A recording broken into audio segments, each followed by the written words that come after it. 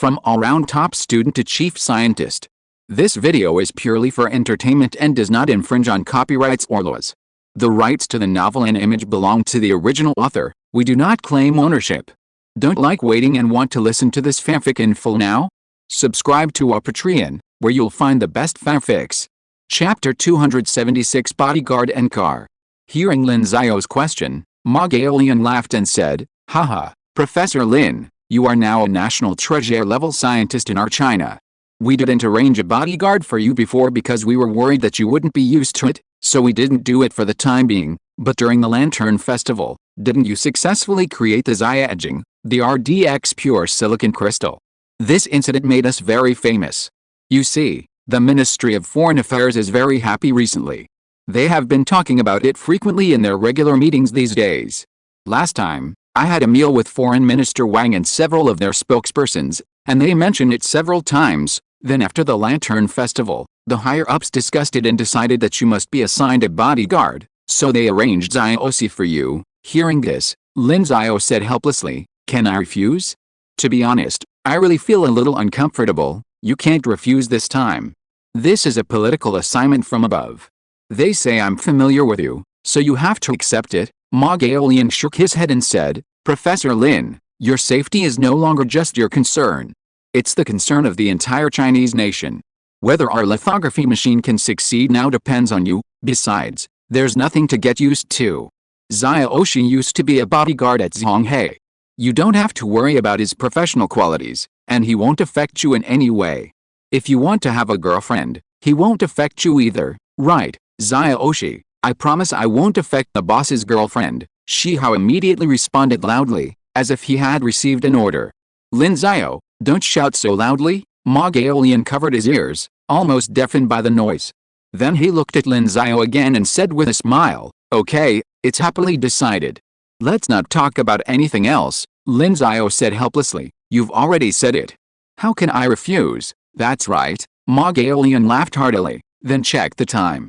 He stood up, patted Shi Hao on the shoulder, and said, "Xiaoxi, Professor Lin's safety is now in your hands. This is probably the most important mission of your life. Do your best." "Yes," Shi Hao replied again, embodying the traditional style of Chinese soldiers. Ma Gaolian nodded, then turned to Lin Xiao and said, "Well, Professor Lin, that's it for now. I have something else to do, so I'll be leaving first. You can talk to Shi Hao about the rest. As for where he'll stay for the night, we've already arranged it. It's across the street from you, so you don't have to worry about any inconveniences." "Okay," Lin Xiao nodded. Then Ma Gaolian left, leaving Lin Xiao and Shi Hao alone in the room. "Shi Hao, oh, have you eaten?" Looking at the soldier, who sat with his back straight, Lin Xiao was at a loss for words, finally offering a polite remark. "I have, leader," Shi Hao said. "You can just call me Little Shi." "How old are you?" 25. "Then you're 3 years older than me." "I'll just call you Old Shi," Lin Xiao said. "Don't call me leader, just call me by my name." Shi Hao replied, "No, you're the leader. I can't call you by your name." Lin Xiao was at a loss for words. Where do leaders get their privileges that others can't even call them by their names? Shi Hao remained straightforward. "Leaders don't have any privileges, but I have to respect you, too." Lin Xiao couldn't resist, so she said, "Then call me Professor Lin. Is that okay?" "Yes, Professor Lin," Shi Hao replied immediately. Lin Xiao breathed a sigh of relief. He couldn't stand being called leader all the time. "Is your place ready?" "Yes." "When was it ready?" "Just now, when Director Ma and I came over." Lin Xiao nodded, then lost for words. After all, this was their first meeting, and Shi Hao wasn't the talkative type, so continuing would only be boring. Suddenly, he remembered he was supposed to go to the research institute, but had almost forgotten about it because of this matter. He then said, "I need to go to the Dingguang Research Institute now. How about you go and finish cleaning up your place?" "No, Professor Lin, I'll go wherever you go." "Okay then." Lin Xiao nodded, saying nothing more. Then, he and Shi Hao went downstairs and tried to get a taxi, as he usually did. But Shi Hao stopped him, saying, "Professor Lin, I'm your driver. You don't need to take a taxi." "I know, but I don't have a car," Lin Xiao said, throwing up his hands. To be honest, he didn't even have a driver's license yet. But Shi Hao then pointed to an Audi parked on the side of the road and said, That's something the higher-ups arranged for you. It's yours now. Lin Xiao was stunned again. Had they even arranged a private car? Come with me, Xiao said, pulling the car keys from his pocket and walking over. Lin Xiao came to his senses and followed, examining the Audi. It was an Audi A8L. The license plate was interesting, Beijing A8 on the front, XR01 on the back. Audis with Beijing A8s are well known in Shanghai, and the XR01 on the back, could it be X-Ray 01? Lin Xiao thought he understood the license plate and sighed inwardly. It was a thoughtful arrangement. It was a bit over the top, though. Shaking his head, he got in the car. Xiao's driving was steady. Whether turning, accelerating, or decelerating, everything was smooth and effortless, with no jerkiness. Combined with the car's excellent performance, Lin Xiao barely noticed anything and headed straight to the research institute. Of course, he didn't have time to dwell on this. Upon arriving at the research institute, he headed directly to the materials lab, where they'd previously been studying RDX pure silicon crystals. The room was already filled with people. In their midst, they gathered around an instrument. The instrument featured a robotic arm holding a gray-black object with a mirror-like surface. The arm rotated continuously, controlling the movement of the gray-black object. This was Xia etching, the RDX pure silicon crystal. Most of the people present had come to observe this miraculous material. Of course, they couldn't see what was happening inside the instrument. Due to the dangers of X-rays, the object was shielded with lead plates. Instead, they were viewing the spectrum measured on a computer. This is truly amazing. Watching the spectrum automatically zoom in and out on the computer, everyone present couldn't help but sigh in admiration. While the B-2 bomber might appear sci-fi in appearance, its technology wasn't. However, this RDX pure silicon crystal, to them, was a true sci-fi creation, capable of creation only with sci-fi technology. It was like an artificial degenerate material. Looking at the crowd inside, Lin Xiao felt both helpless and amused. Was it really that serious? Now he couldn't get in. Professor Lin is here. Suddenly, someone shouted, and everyone turned to look. Seeing Lin Xiao standing at the door, their faces instantly lit up with excitement. Hello, Professor Lin. Hello, Director, Chief Engineer Lin, the crowd shouted, simultaneously making way for Lin Xiao to enter. Lin Xiao smiled back, nodded, and walked over to the instrument. Next to the instrument stood Zhao Sheng. Zhao Sheng looked at Lin Xiao and smiled. You've done your job well, thank you for your hard work. Lin Xiao reached out, patted his shoulder, and offered an encouraging word. Regardless, Zhao Sheng had followed his plan, working overtime during what should have been a holiday, to produce the material. His thank you for your hard work was well deserved. Zhao Sheng shook his head and said, You've worked the hardest. Your theory of electron topological bonding is truly amazing. My little effort pales in comparison. Only after reading the theory did he realize the extent of Lin Xiao's dedication.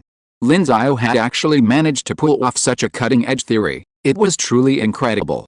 As an expert in computational materials science, he understood the immense significance of this theory. Once a material is designed, computational materials science can use the theory to find a way to synthesize it. Of course, this doesn't mean that possessing the theory of electron topological bonding will make it easy to synthesize new materials. Otherwise, Lin Xiao wouldn't have been able to publish it. The theory is still too abstract and microscopic. Without a solid understanding of it and strong experimental design skills, synthesizing a new substance wouldn't be easy. And Lin Xiao knew publishing it would be even better. Because the current theory of electron topological bonding is just a platform he has built. Through the future research of chemists and materials scientists around the world, the theory will inevitably be further refined, providing further support for their future research and development of new materials. Lin Xiao smiled and said, It's not hard work for me. I just sit at my desk and write some random mathematical formulas. I wake up in the morning and go to sleep when I'm tired at night. It's not like you guys who have to run to the research institute every day. Zhao Sheng, you should just put away your magical powers, just writing some random mathematical formulas. You think you're the creator? You can turn a random mathematical formula into a great theory. Look at how excited everyone in the academic world is right now. Condensed matter physicists, chemists, materials scientists, and even mathematicians have all jumped in to join in the fun, euphemistically claiming that the electron topological bonding theory uses Lin's theorem and that they can handle the math. Of course, It was precisely these mathematicians joining in the fun that reminded the global academic community of something.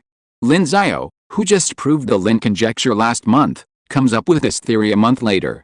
This is outrageous. It's totally unscientific. Chapter 277, the last level.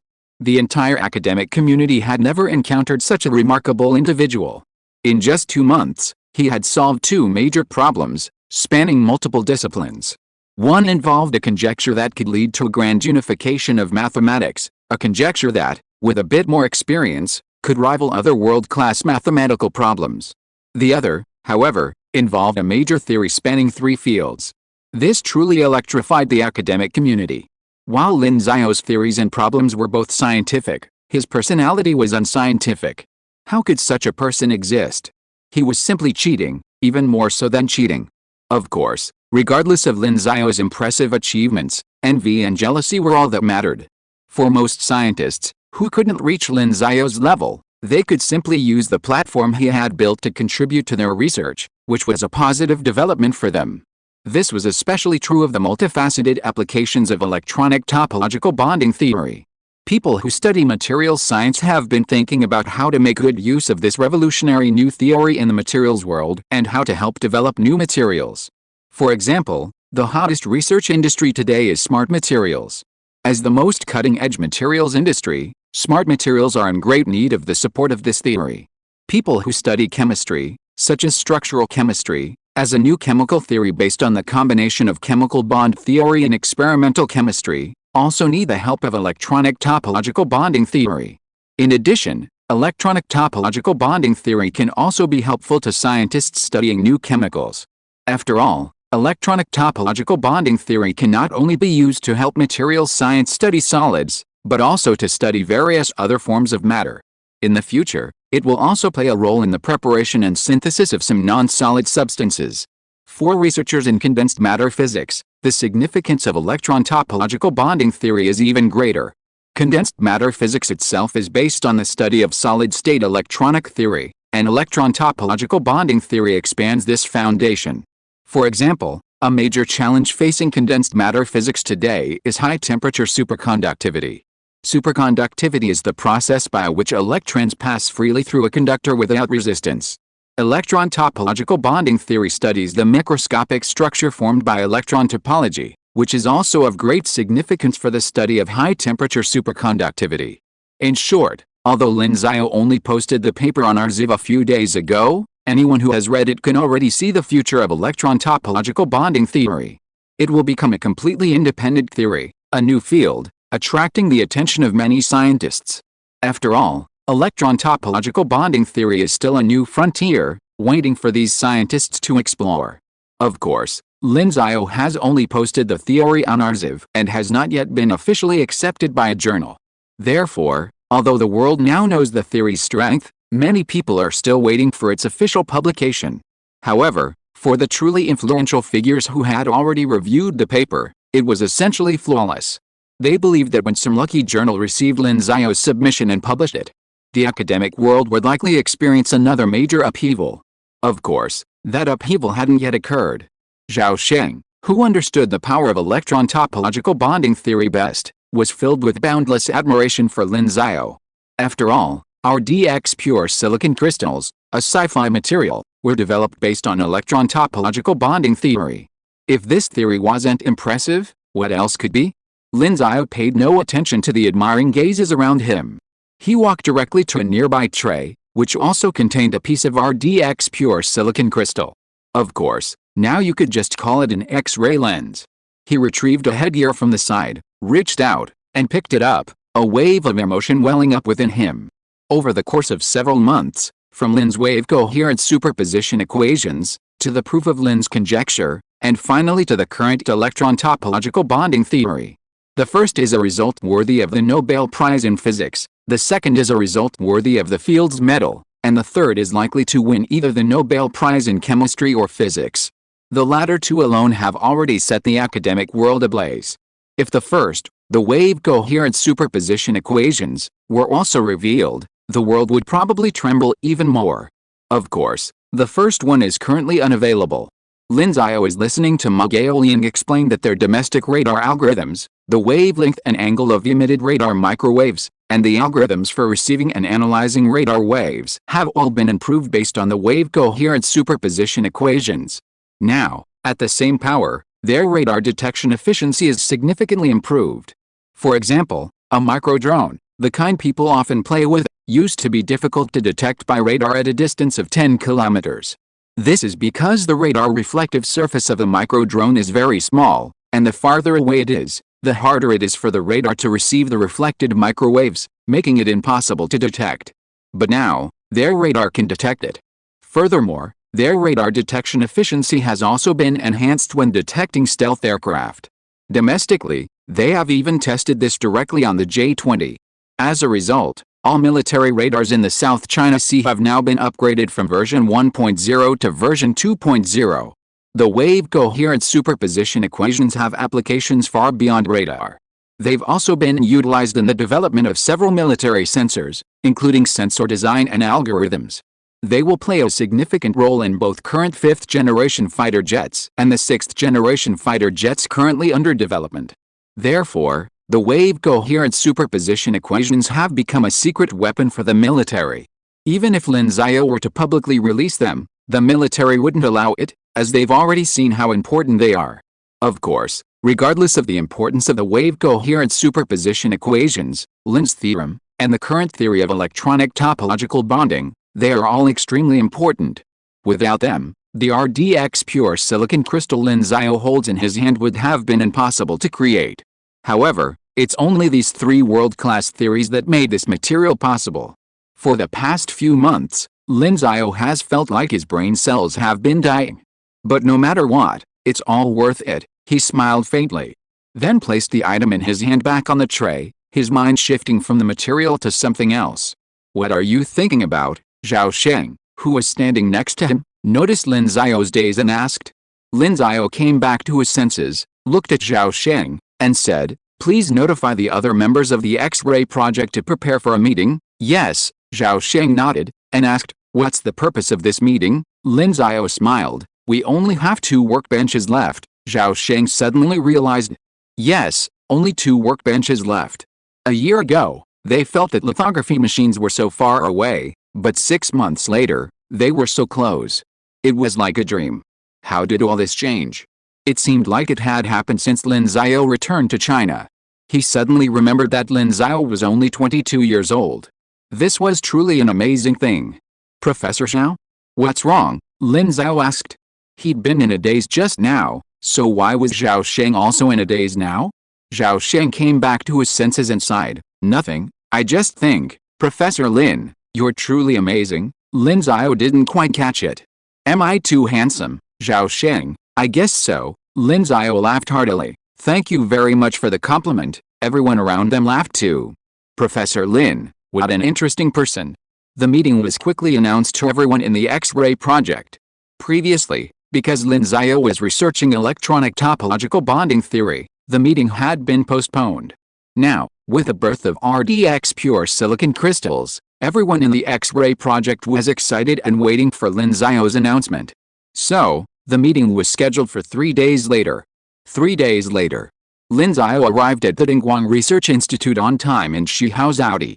The Dingguang Research Institute was now a very well-equipped facility, with all sorts of facilities.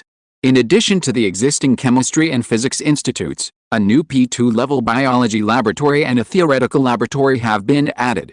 The theoretical laboratory, quite simply, is dedicated to theoretical science research, encompassing mathematics, theoretical physics, theoretical chemistry, and more. Of course, the most crucial aspect is that the dormitories and apartment buildings are almost complete. The dormitories will house interns and assistant researchers, while associate researchers and researchers will live in the apartment buildings. Before the dormitories and apartment buildings were built, Dingguang Institute staff rented nearby, often receiving housing subsidies.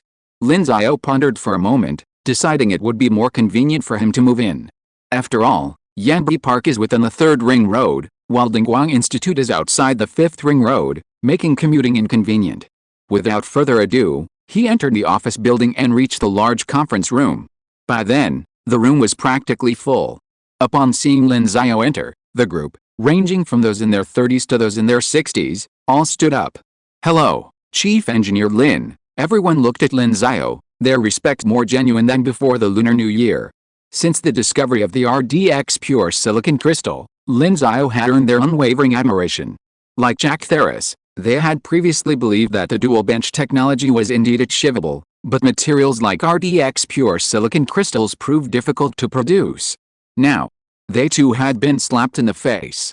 Unlike Jack Tharis, however, they accepted the blow willingly. Lin Xiao was taken aback as he watched them all rise and call out to him. It reminded him of the way students would stand and shout "Hello, teacher" in class.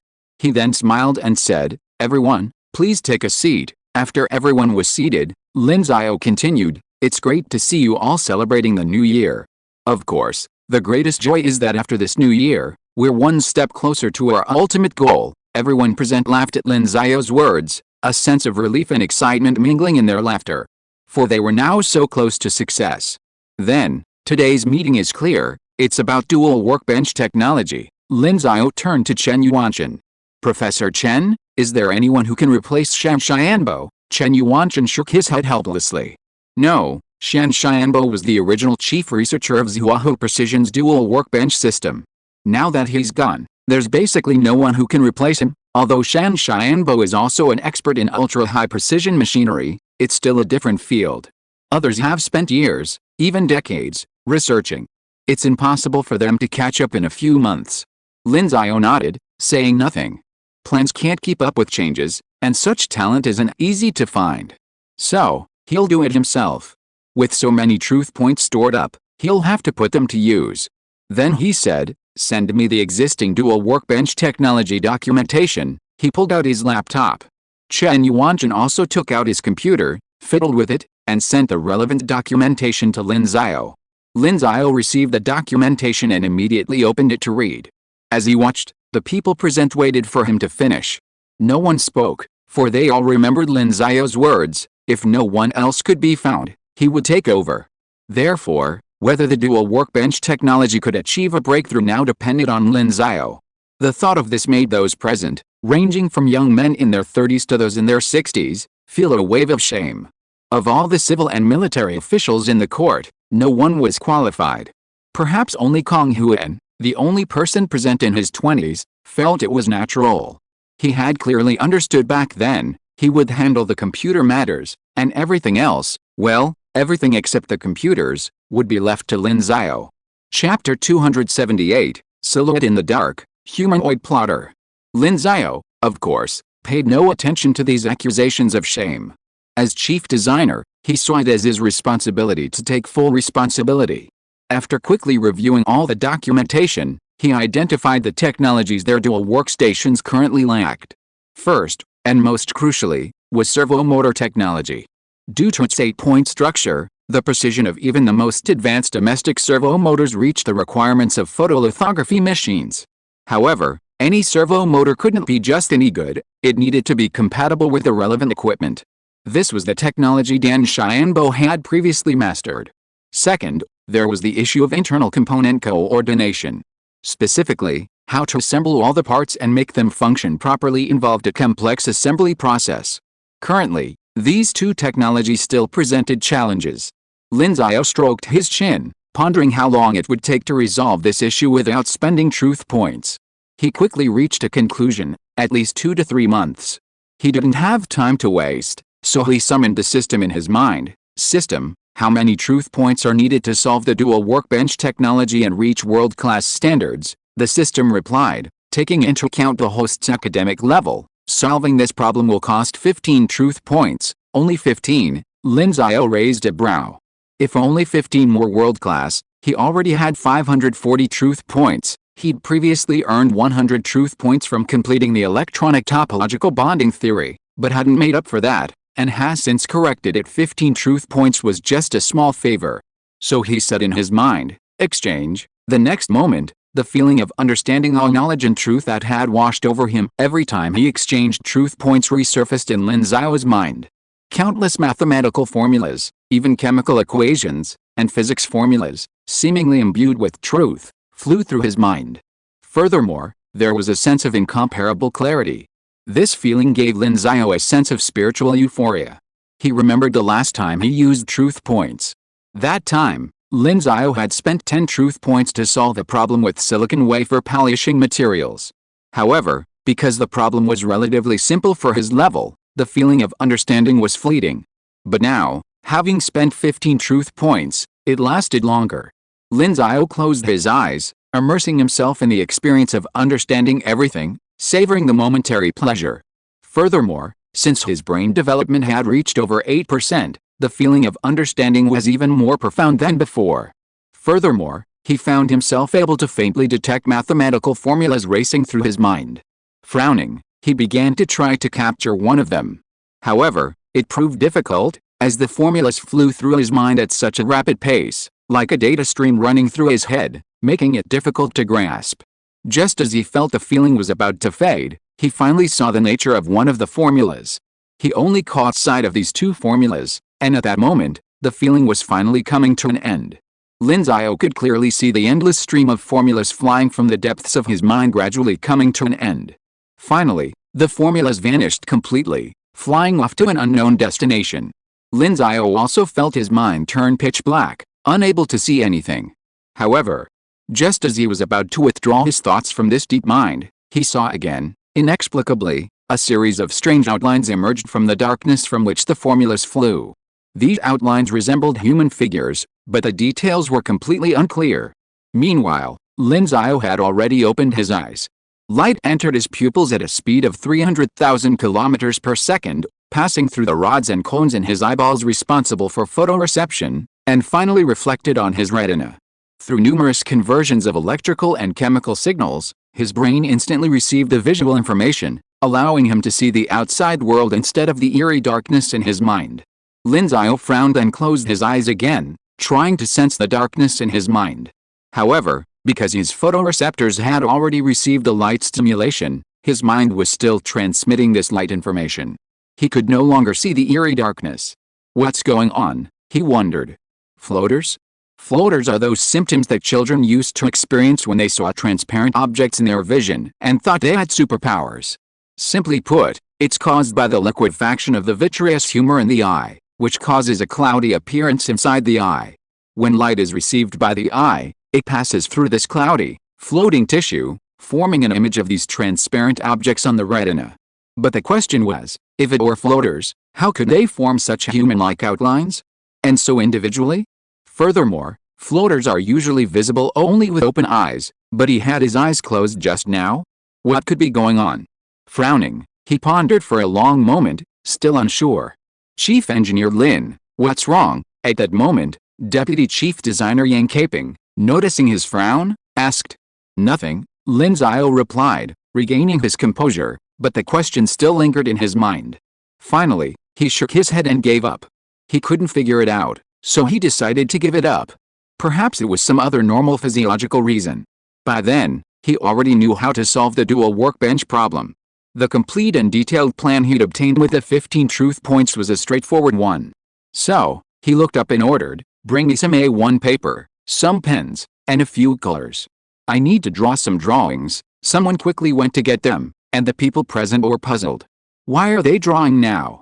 Since Lin Xiao didn't say anything, they didn't ask, waiting quietly for the A1 paper to be brought. A research institute like theirs obviously had plenty of this kind of paper, from A0 to A8. Soon, 10 sheets of A1 paper were brought over, along with 8 different colored pens. Although Lin Xiao hadn't mentioned drawing tools, the errand boy had clearly noticed, so he also brought a set of tools, several large rulers, compasses, and other items. However, what puzzled everyone present was that after Lin Xiao thanked him, he didn't take the tools. Instead, he simply took the paper and pens and told the man to put them aside. How can you draw a drawing without tools? Just draw? But how is that even possible? Would it be straight if you just drew it? Even if it was straight, without a ruler, how could you determine the length, width, and height? Everyone present was curious. Lin Xiao didn't explain, but spread out the A1 paper and placed it on the conference table. A1 paper is quite large, measuring 841 mm x 594 mm. But thankfully the conference table was large enough to accommodate it. Lin Xiao then picked up a black pen, found a spot, and began to draw. He still didn't use a ruler. But as he drew, a straight line appeared, stunning everyone present. Isn't this line too straight? It's practically identical to one drawn with a ruler. Could it be that Lin Xiao, besides being a scientific and technological genius, is also a painterly prodigy?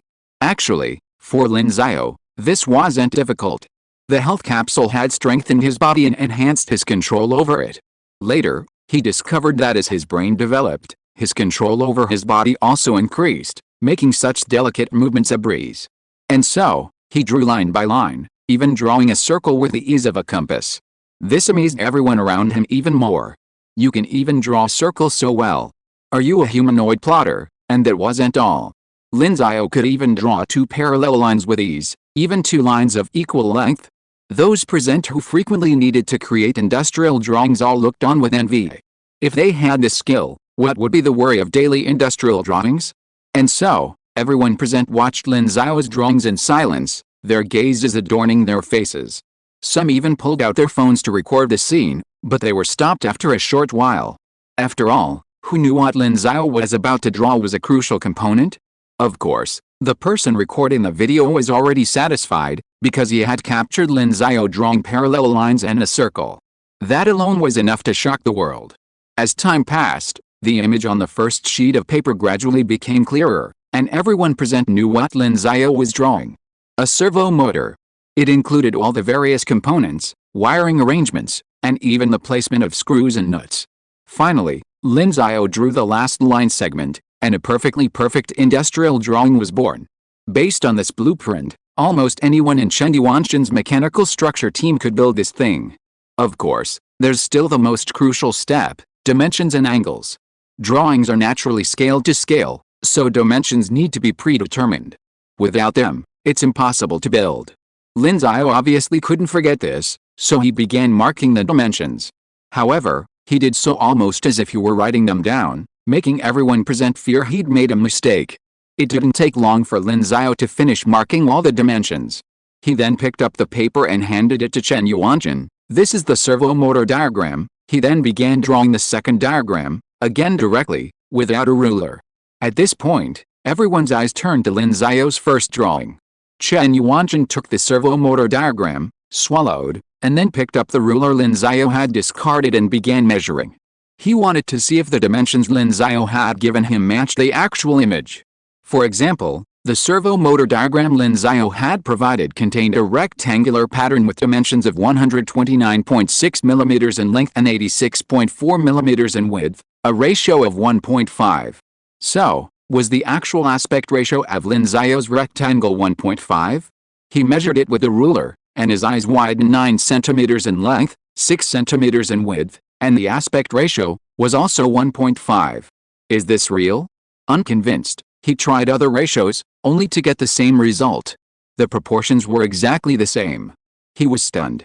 Meanwhile, the people around him saw his measurements and stared at Lin Xiao with their eyes widened in disbelief.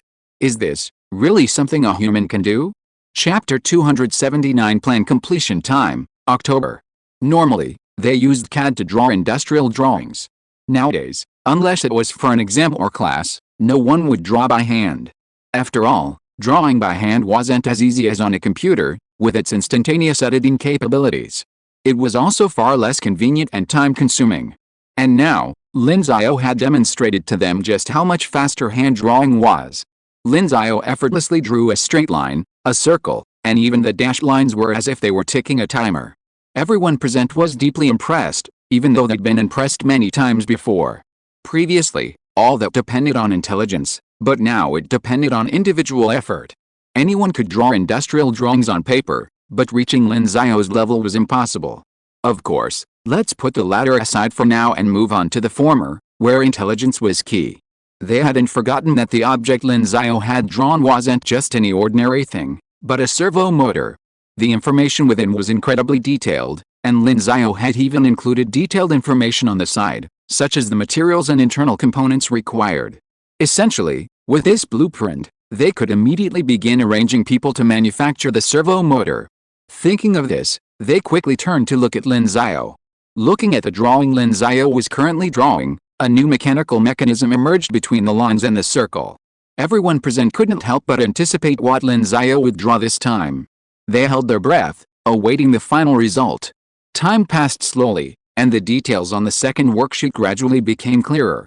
Chen Yuanzhen glanced at it and saw that it was likely the base of the dual workbench. A dual workbench, of course, means two workstations.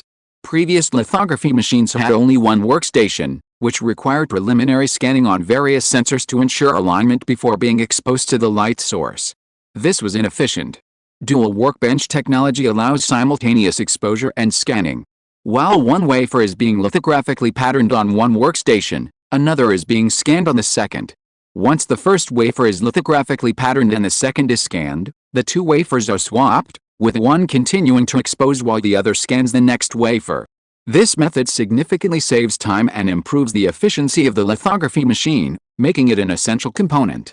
The base of the dual work table is even more crucial, as it utilizes magnetic levitation for movement. This method is stable and prevents wear and tear caused by excessive friction. Naturally, this places high demands on the precision of the magnetic levitation. Magnetic levitation utilizes the effect of rejecting and retaining objects, and achieving precise control places significant demands on the internal structure.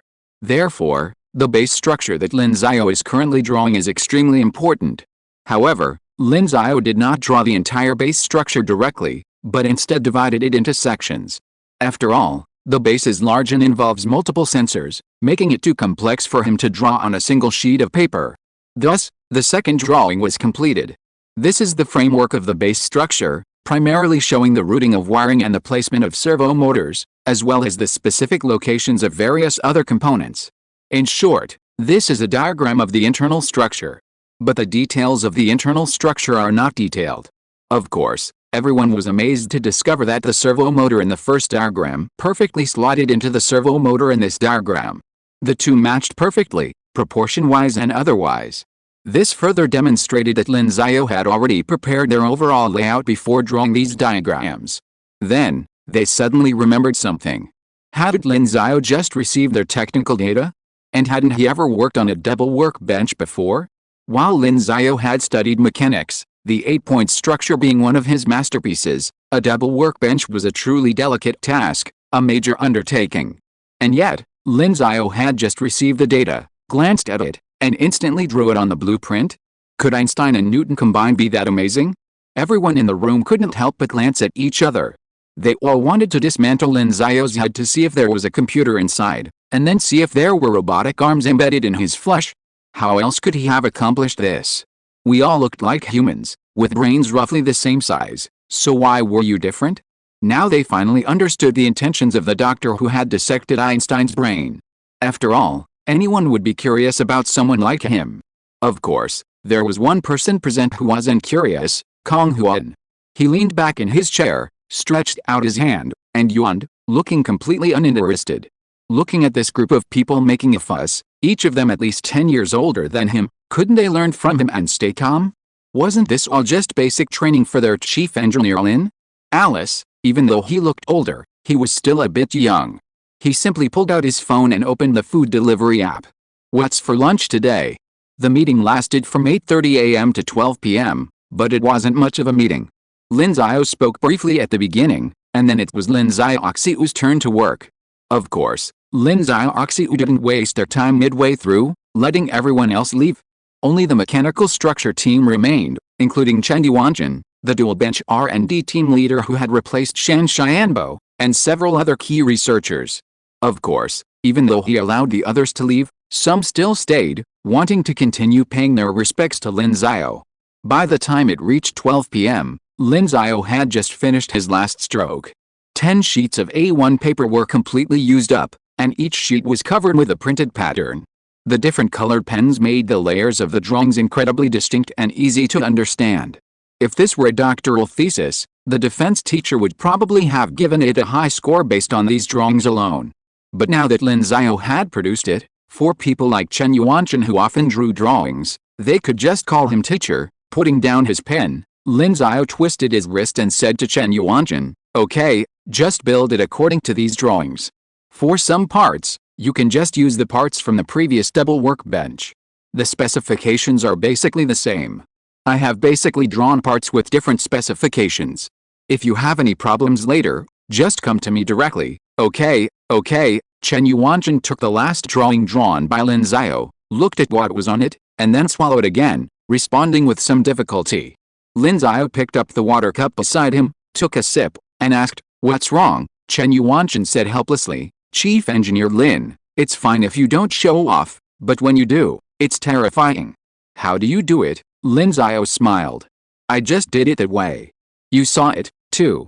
I just made the lines a little straighter and the circles a little rounder." "Chen Yuanzhen, you're quite modest then," Lin Xiao smiled, not taking it too seriously. To him, it was all simple.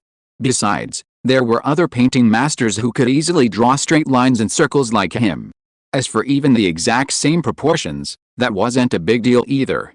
When his brain development reached 6%, he could easily discern the proportions of various objects around him. Now that he's at over 8%, it's even easier. He can even determine the length of a line segment, accurate to the millimeter. In short, if you were on Superbrain, he'd take first place in any project.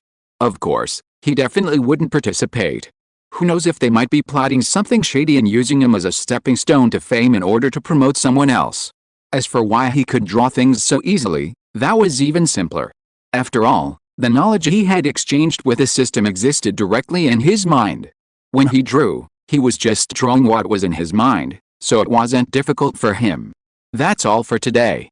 It's time for lunch, so get ready, Lin Xiao said. You'll build according to this plan. You must speed up the process while ensuring quality. We're already 40% complete with all the components. The remaining 30% is on the double workbench, and another 30% is for other parts compatible with the optical system. Now that the RDX pure silicon crystals have been produced, this 30% won't be long either.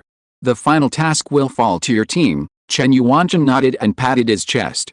Chief Engineer Lin, don't worry. I guarantee we'll have it built within 3 months. Just kidding.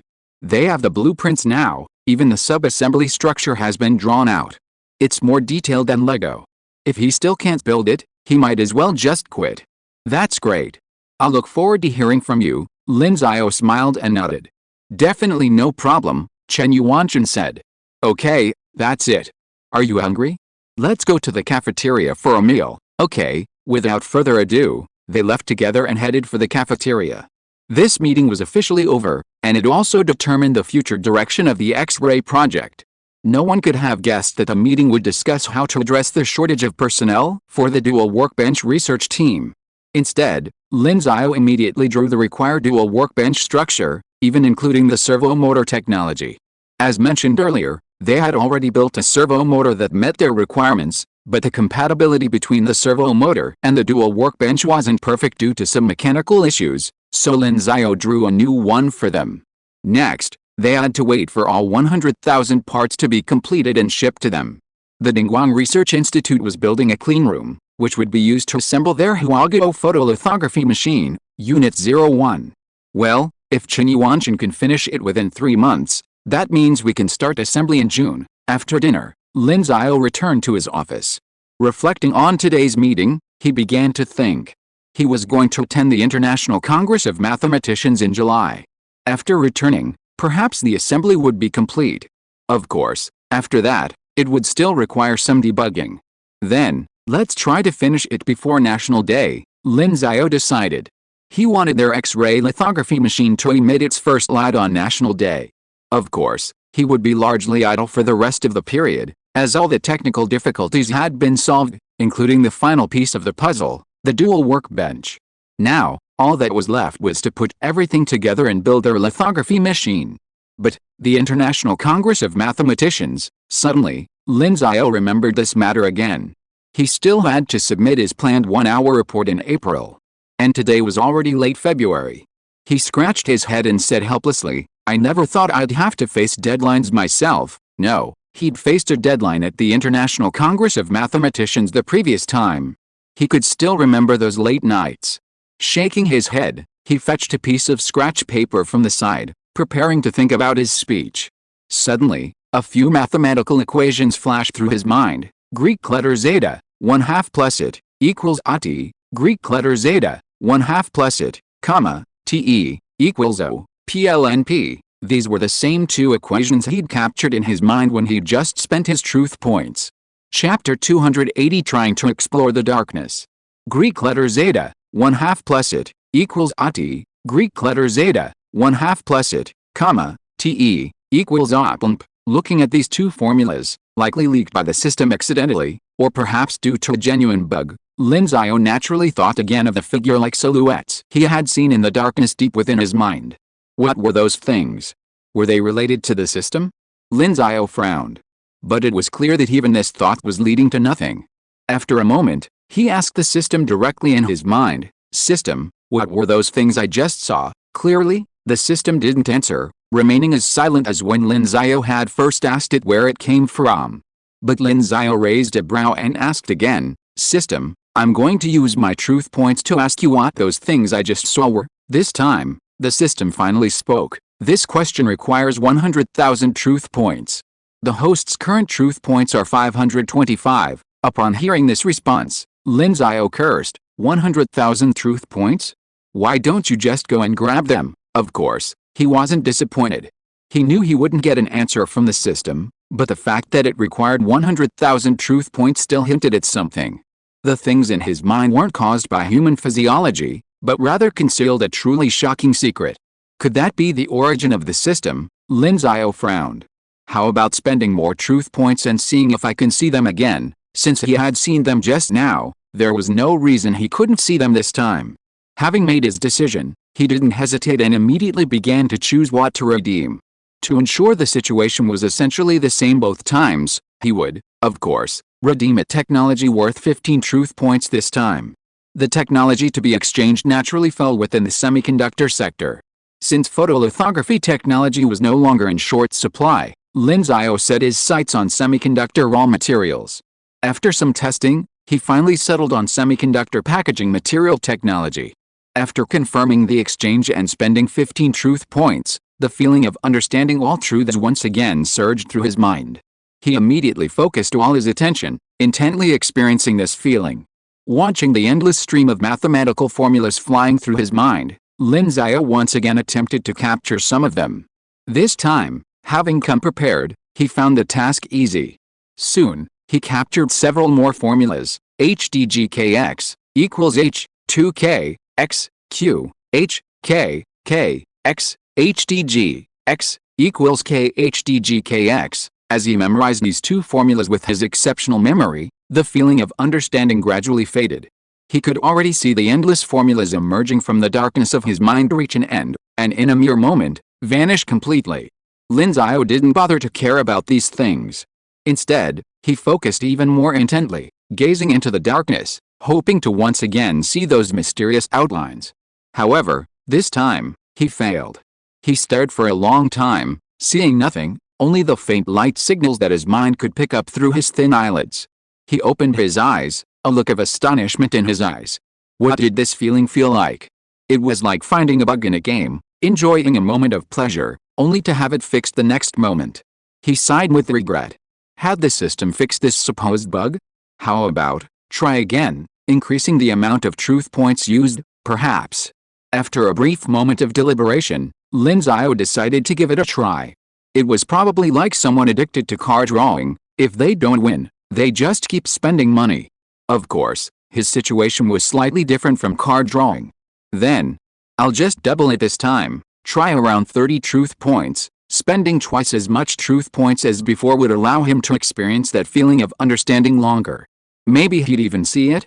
So he began to think about what to redeem this time. His goal, naturally, was still semiconductor technology. As for semiconductor raw materials, virtually no one met the 30 truth point requirement, or even 20. These materials were generally restricted by patents.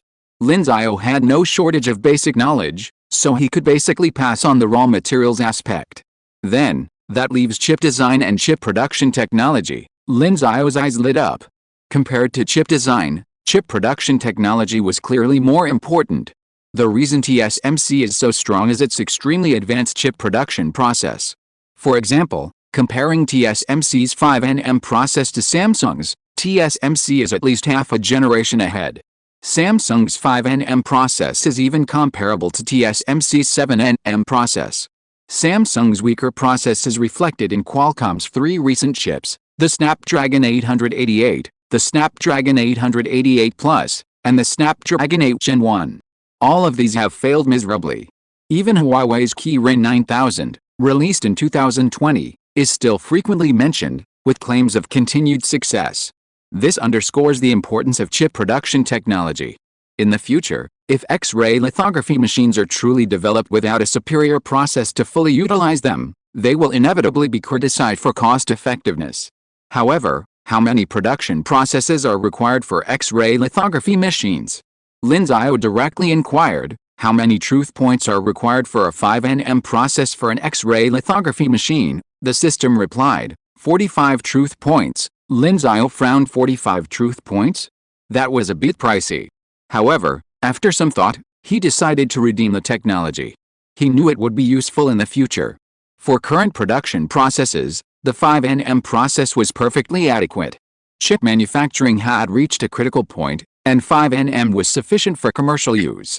Besides, he didn't know how the system's 5nm process compared to TSMC's 5nm process. Without hesitation, he directly spent 45 truth points, and then the familiar feeling returned.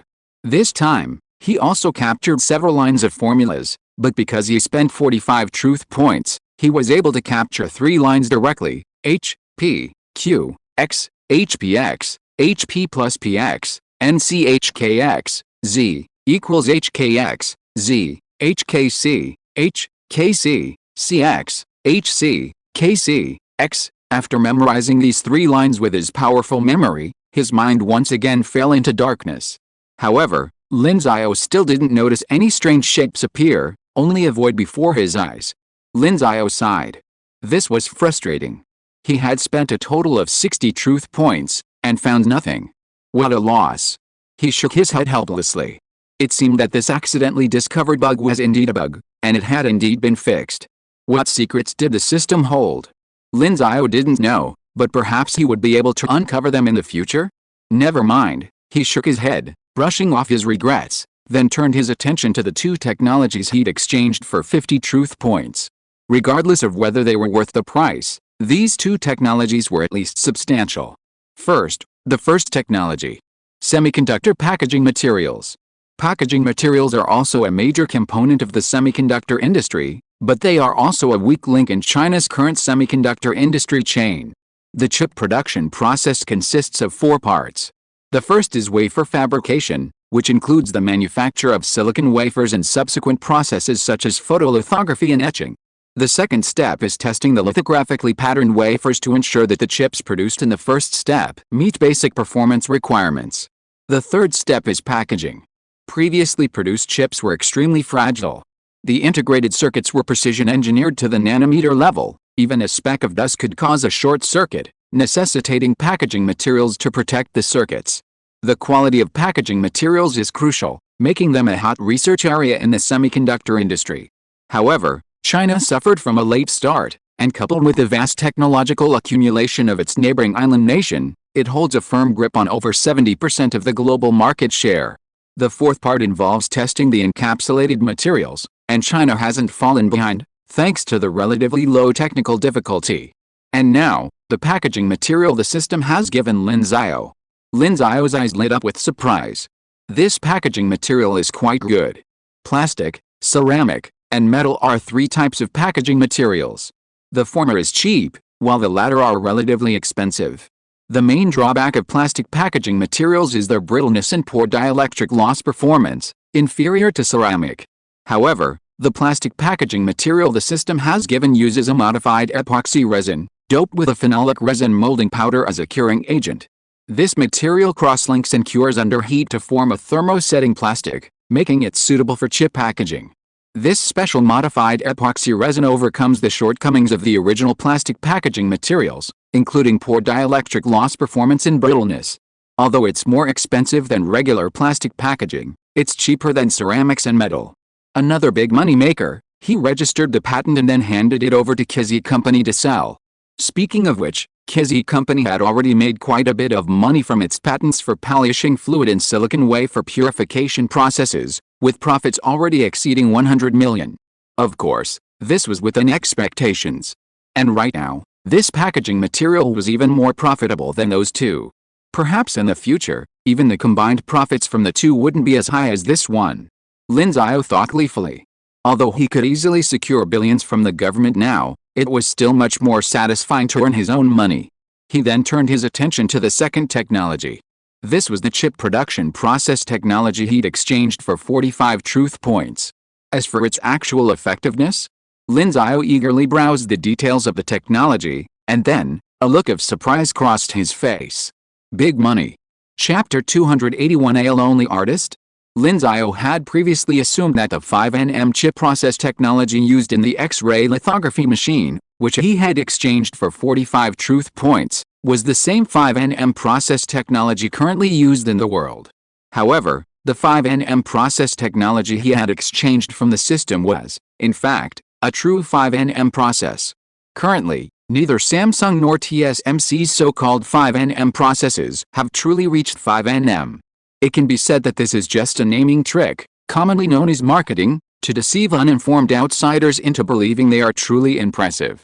Ordinary consumers don't understand the physical limits of chips. If Samsung claims to be at 4nm while TSMC honestly claims to be at 5nm, even if Samsung's 4nm is inferior to TSMC's 5nm, some consumers will inevitably mistakenly believe Samsung's technology is superior. This is why there are reports that TSMC is working on both 3nm and 2nm processes, even though 3nm has already reached its physical limits. Even at the 4nm level, quantum tunneling effects can already occur, affecting actual chip performance. Just like Intel's CPUs are still based on a 10nm or higher process. They know full well that no matter how much you boast about single-digit nanometer processes, in the end, no one else's actual process technology can reach that level. In that case, it's all just a competition of chip design capabilities. Furthermore, Intel has always held the top position in the CPU market. Even though massage parlors have suddenly gained traction in the past 2 years, the gap between them and Intel remains significant, so Intel doesn't mind using process technology marketing to promote its products. Regardless, these situations stem from the fact that their actual technology falls short of what's considered a true process technology. The 5nm process technology Lin Xiao has now acquired is a very realistic 5nm process, meaning the distance between the source and drain of the transistor is 5nm, meaning the gate width is 5nm. This is the most standard definition of a chip process. This means that if they use this process to manufacture chips, they will create the world's most advanced chips. They can cram more transistors per unit area, and it's a virtually foolproof process. Because no matter how other foundries upgrade their production processes, they must first catch up to their 5nm process, because theirs is truly 5nm. Of course, the reason the system gave a true 5nm is definitely related to their X-ray lithography machine. After all, according to Lin Xiao's design, the wavelength of their X-ray lithography machine's light source was ultimately selected to be 3.56 nm X-rays. Compared to the 13.5 nm wavelength of extreme ultraviolet light, this smaller wavelength clearly has an advantage when manufacturing such microprocessed chips. My 45 truth points were well spent, Lin Xiao thought to himself. This is not uncommon. After all, at his current level in various disciplines, a technology that cost 45 truth points to develop should have such an impact. So, even though the 60 truth points spent didn't reveal the secrets of the system that might be involved, the fact that they were able to exchange for these two technologies wasn't a loss. Of course, the packaging material technology will be available soon, but as for the production process, we'll have to wait until the lithography machine is actually built.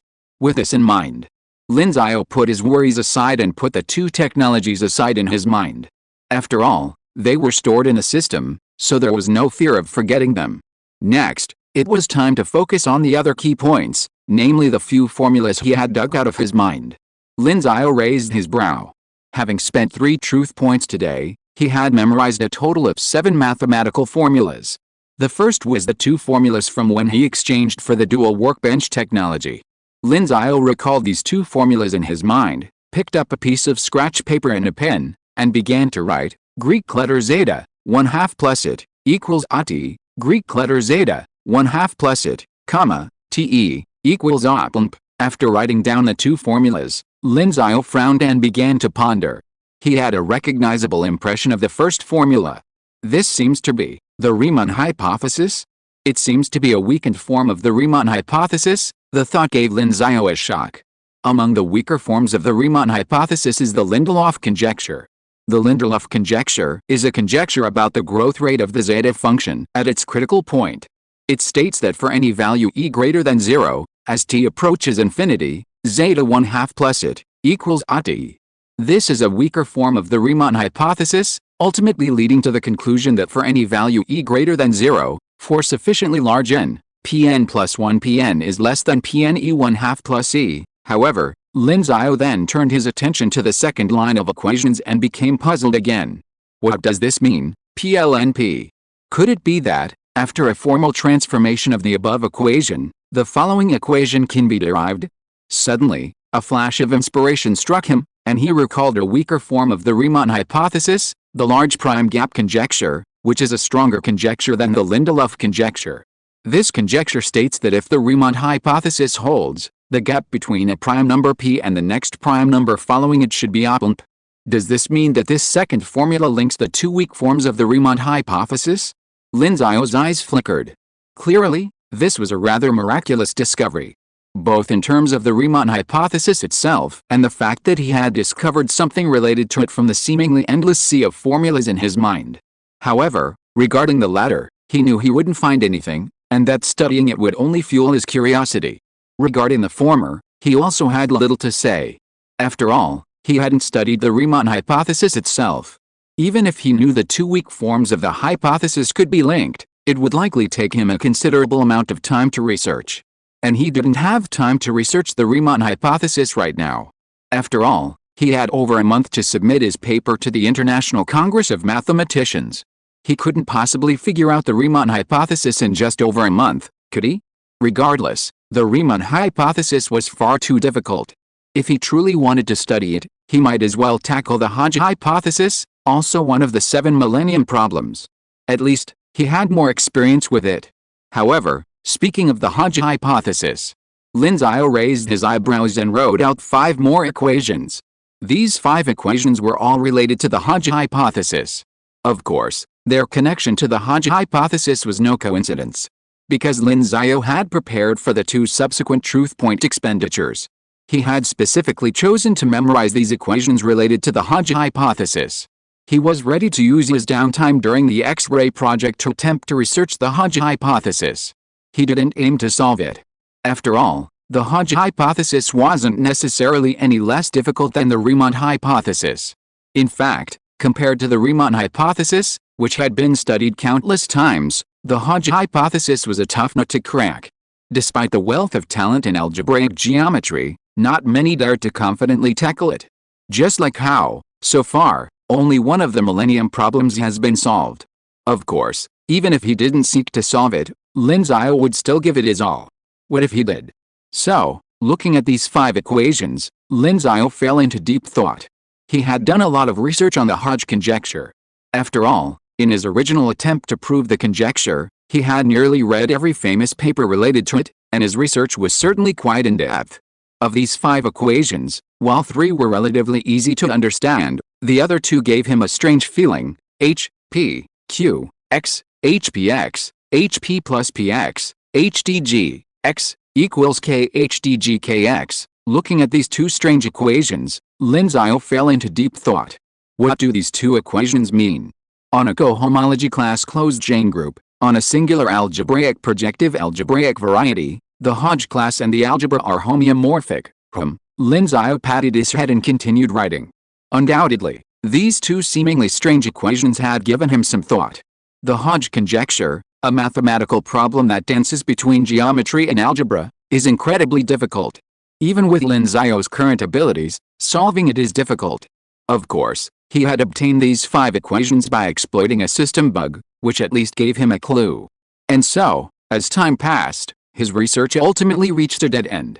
Well, if the Hodge conjecture is integrated over C, will the Fulchau group have a finite rank, smooth projective variety, He pondered for a moment, then turned on his computer and searched for a paper he remembered discussing this point. With his formidable memory, he quickly found the paper. That's the paper, on trajectories of Hodge classes. It's Professor Deline's, isn't it? Lin Xiao was stunned when he saw the author of the paper. It was none other than Pierre Deline. As a leading figure in algebraic geometry, Deline certainly had the courage to challenge the Hodge conjecture. Of course, he hadn't proved it, anyway. Lin Xiao quickly finished reading the paper. Afterward, he couldn't help but sigh. Professor Deline is truly a giant in algebraic geometry. This paper is over 20 years old, yet the content is still so impressive. However, based on the content, if we choose a Color structure on X and then decompose Hx, C, we can use the formal action of C to commutate with a Laplace operator, thereby inducing the special action of C. If we define H2Px, Z, using the Poincare duality theorem, at this thought, Lin Xiao's eyes gradually lit up. This approach seemed feasible. But I do have some questions. Well, why not ask Professor Deline directly? Lin Xiao acted immediately, pulling out his phone and calling Professor Deline, who was far away on the other side of the Pacific. The call went through quickly. Deline's hearty laughter echoed from the other end. Hey, Professor Lin. How come you have time to call me today? Lin Xiao smiled. Professor Deline, long time no see. Yes, it has been a while, but maybe we can see each other again at this year's International Congress of Mathematicians, of course, Lin Xiao said with a smile. That's great, Deline said. I'm really looking forward to you winning a Fields Medal this year. Lin Xiao laughed. That's not decided yet. I can't say for sure. As for anticipation, he certainly was. After all, if he didn't win it this time, he'd have to wait another 4 years. Haha, if you still can't get it, it'll be the International Mathematical Union that'll be embarrassed. We old guys are all waiting to drink your champagne. Deline smiled, then said, well, I'm sure you've come to me for something, right? Tell me. Indeed, there's something. It's about a mathematical problem. Oh? A lone artist, even asking me questions. Lonely artist? What's that? Lin Xiao was stunned. When did he get such a title? You? Deline smiled. Look at all the problems you've solved. Almost every one of them wasn't researched by you alone. In our mathematical community, most problems are solved through collaboration. People like you who work alone and always come up with something. Aren't you a lone artist? Is that so? Lin Xiao touched his nose. Or maybe, a lone hero? Well, better not be a child. Skipping the subject, he talked about the purpose of his visit to Deline. After telling him about Deline's paper and his ideas, Deline fell into deep thought. Wait a moment. Let's define H2Px, Z, using the Poincare duality theorem. Hearing the sound of writing coming from Deline, Lin Xiao didn't wait and began to think as well. When two people work together on a mathematical problem, it's like sharing inspiration, which is very meaningful for mathematicians, especially when two top mathematicians collaborate. Chapter 282 The shock caused by the publication of the paper. As time slowly slipped by, the two world-class mathematicians lost track of time in their contemplation. More than 10 minutes had passed before Deline's voice finally rang out again. Do you know the block conjecture? Lin Xiao paused for a moment before replying. Yes, the block conjecture, or Bloch's conjecture, was a reference to the Xiao hypothesis, and upon hearing Deline mention it, Lin Xiao understood what he meant. According to the Bloch conjecture, if X is a smooth projective surface on C and is Xiao trivial, then H1, X, equals 0 equals Pgx. Yes, Deline smiled, feeling deeply moved. Lin Xiao, so young, possessed such a profound knowledge and aptitude, able to grasp even the smallest nuances of knowledge. Even he, for his part, had accumulated decades of experience to achieve this. It was no wonder Lin Xiao had achieved such proficiency. But Lin Xiao didn't stop there. He continued, that's right.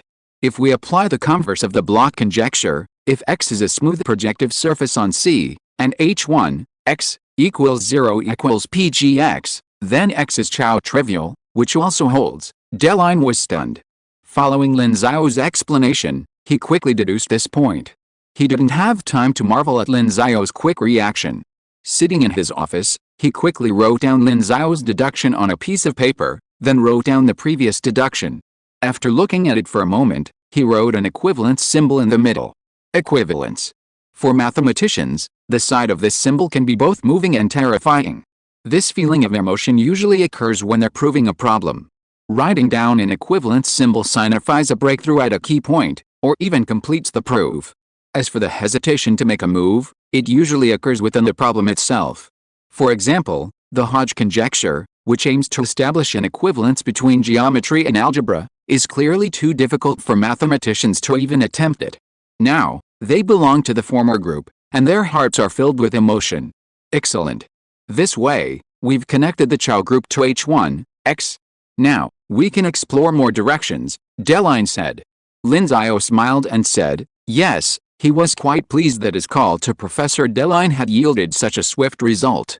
So where do you plan to start? Lin Xiao thought for a moment and said, I think we should start with inhomogeneous cohomology. Inhomogeneous cohomology, Lin thought for a moment, then said helplessly, it seems my thinking still can't keep up with you. I'm reminded of the Poincaré conjecture. Professor Perelman's proof of the Poincaré conjecture is somewhat related to the Hodge conjecture. A closed three-dimensional manifold must be homeomorphic to a three-dimensional sphere. His solution to the geometrization conjecture may give you some inspiration. As he spoke, he sighed, the more I understand this, the more I discover the extraordinary unity of mathematics. Perhaps we can also develop a standard model in mathematics, and integrate everything into it like physics. Lin Xiao smiled, perhaps.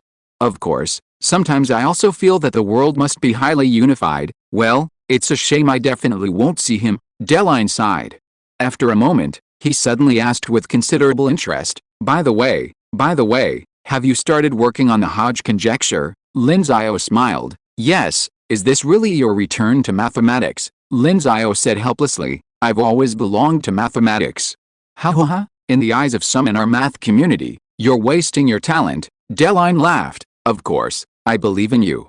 Solve the Hodge conjecture and show them that even if you waste your talent, you can easily master mathematics. I'm embarrassed to say that. All I can say is, just give it a try, then I'll wait for your good news. Okay, Lin Xiao smiled, then said nothing more and hung up. After hanging up, he found himself with a barrage of text messages from his phone company. They were all notifications that his phone had been shut down due to overdue payments. He was speechless. Over 100 yuan worth of phone credit had gone down in less than 20 minutes. I heard that international long-distance calls are charged at 80 cents per 6 seconds, so 20 minutes would be equivalent to 160 yuan. I should have used email earlier. He shook his head, then immediately called him sinister. Finally, he dutifully topped up his phone credit and continued to focus on the draft paper in front of him. Although the call cost over 100 yuan, the result was not bad. At least, he knew which direction to approach the Hodge conjecture next. That is, starting with the inhomogeneous cohomology he had just mentioned. Of course, Lin's suggestion also gave him a direction. Using the proof of the Poincaré conjecture might also provide him with some unexpected help. At least, there is a certain relationship between the Poincaré conjecture and the Hodge conjecture. One studies the equivalence between geometry and geometry, while the other studies the equivalence between geometry and algebra. And as Lin said, the more you understand, the more you feel that mathematics is deeply unified. Perhaps finding this unified relationship between the two will help improve the Hodge conjecture? The office fell silent, broken only by the rustling of typing. Time slipped by. The earth wouldn't stop spinning for anyone, unless its inhabitants decided to wander the earth. And March arrived. March was a pleasant month. Though still chilly and freezing, spring had already begun to return. Of course, this wasn't the case everywhere. In academia, only climatologists and geoscientists were likely paying attention to seasonal changes. For the majority of scientists, the focus was on whether any worthwhile papers had appeared this month. As a matter of course, almost everyone, except mathematicians, would routinely scan the indexes of Science or Nature to see if there were any worthwhile papers. Mathematicians, on the other hand, flipped open the Annals of Mathematics, published earlier this month. Then, a single paper in both Nature and Annals of Mathematics caught people's attention. And surprisingly, both papers had the same author. The fact that two world-class journals, published at the same time, had the same author was probably incredible. Of course, since the news hadn't spread yet, the public remained unaware of the situation. However, upon seeing the author's name, Xiao Lin, These scholars felt a sense of trust and involuntarily opened the paper. After all, this person was the originator of multidimensional field theory, now as renowned as relativity and quantum mechanics. Such a high-level theory is something everyone would love to learn about. However, when condensed matter physicists, chemists, and materials scientists read the paper, titled Electron Topological Bonding Theory, published in Nature, they were stunned. Following the development of Lin's bonding mechanism, Lin had developed another important theory describing this bonding mechanism. And unlike the previous Lin bonding mechanism, which only described a few elements, this theory could describe all elements. Thus, the electron topological bonding theory, already a major academic sensation, was once again, and this time even more so. Because Lin Xiao's previous paper was only published on arXiv, it attracted limited attention, and not everyone paid attention to arXiv. After all, it was a preprint, a paper that had not yet been peer-reviewed, and the quality of the paper varied greatly. Now that Nature has published Lin Xiao's paper, it means that Nature has reviewed it, which essentially proves that the paper is trustworthy. Consequently, this paper, a groundbreaking, innovative, and revolutionary achievement for all three disciplines, has caused a stir in the academic community. Condensed matter physics is particularly well researched, arguably the most researched field in the world.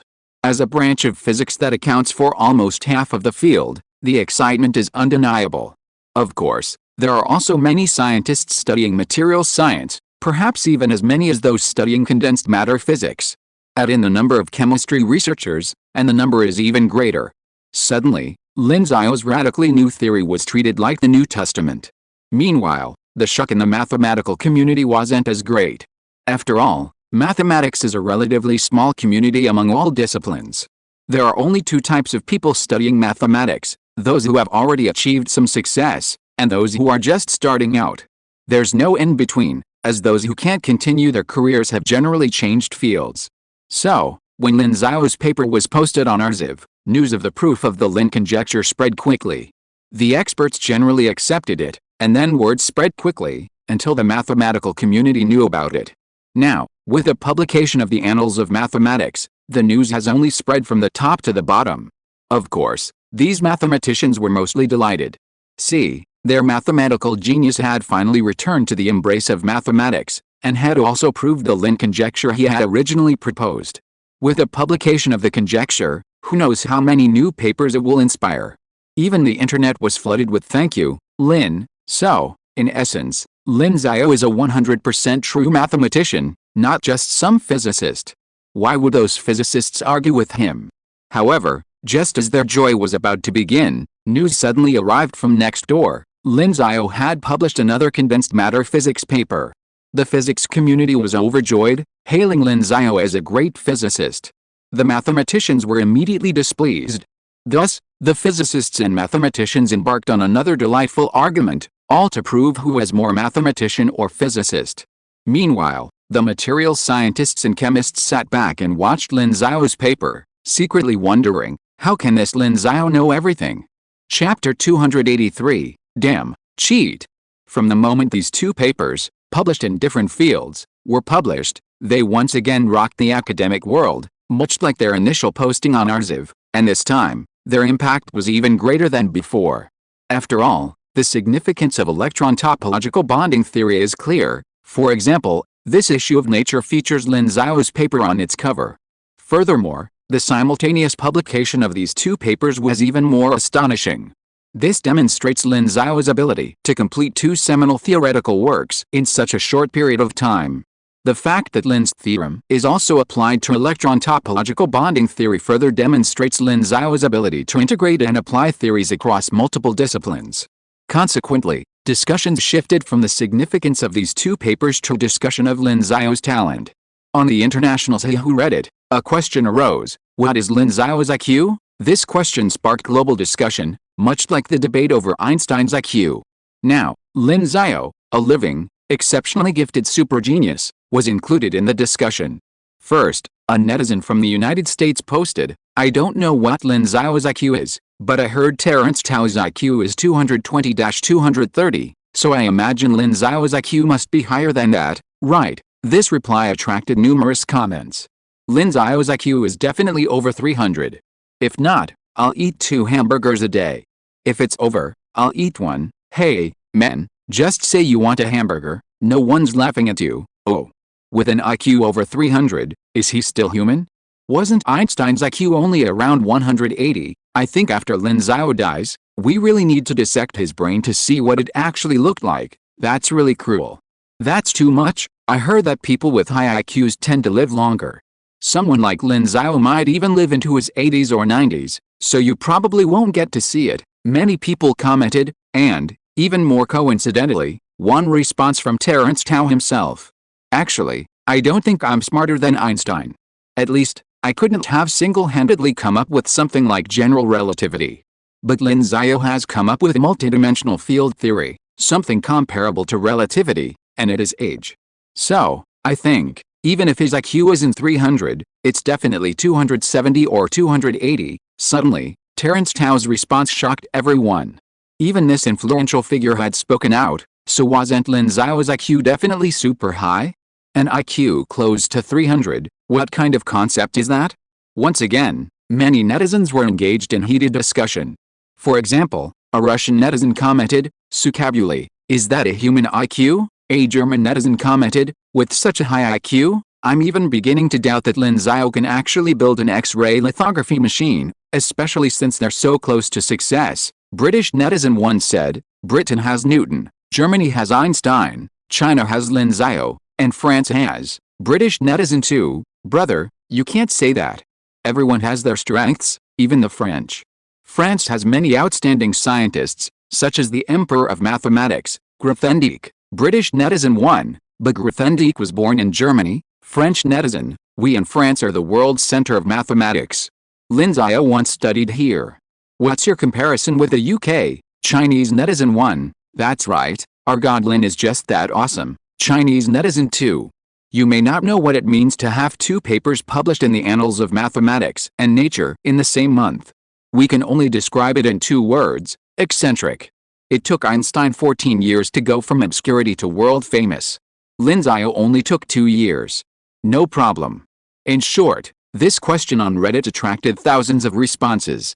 Of course, these discussions were international, but the domestic debate was even more heated. On various platforms, everyone, regardless of whether they were fans of Lin Xiao or not, was discussing this matter, which had also garnered significant attention abroad. Meanwhile, a video suddenly surfaced. It was short, less than 20 seconds long, and the protagonist was none other than Lin Xiao.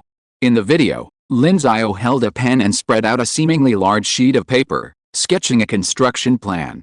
The subject was unclear, but that wasn't the main point. The highlight was Lin Xiao's incredible drawing method. No ruler, no set square, no compass, he simply drew a perfectly straight line, a perfectly round circle? What kind of feat was this? Even the most knowledgeable netizens were stunned by the sight. But there was more to it. The video went on to show Lin Xiao drawing parallel lines and concentric circles, which left netizens even more speechless. While drawing straight lines and circles was understandable, drawing parallel lines and concentric circles without any tools was completely outrageous. As for the former, if you're a fine arts major, it's not impossible. Even for those with plenty of experience, drawing straight lines isn't impossible with practice. Drawing circles is a bit more challenging, but for someone with years of practice, it's not a problem. However, casually drawing parallel lines and concentric circles is obviously much more challenging.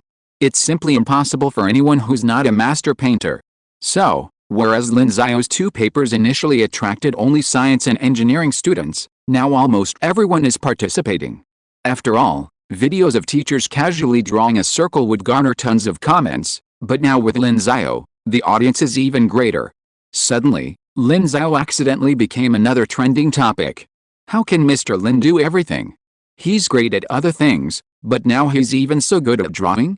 If I had that skill, would I have failed my engineering drawing exam last semester? What a coincidence. I failed my engineering drawing exam last semester, too. It's too hard. Holy crap, holy crap. Cheats. I'm so awesome, holy crap. Awesome, brothers, I said last time that Lin Xiao had a system. There was a little accident last time, but this time I'm serious. Look, to be able to draw like this, Lin Xiao really has a system. Are you still here, brother? Did something unexpected happen again? At Lin Xiao, Master Lin, You still say you don't have a system. I'm from northern mainland China. What is that thing Master Lin drew?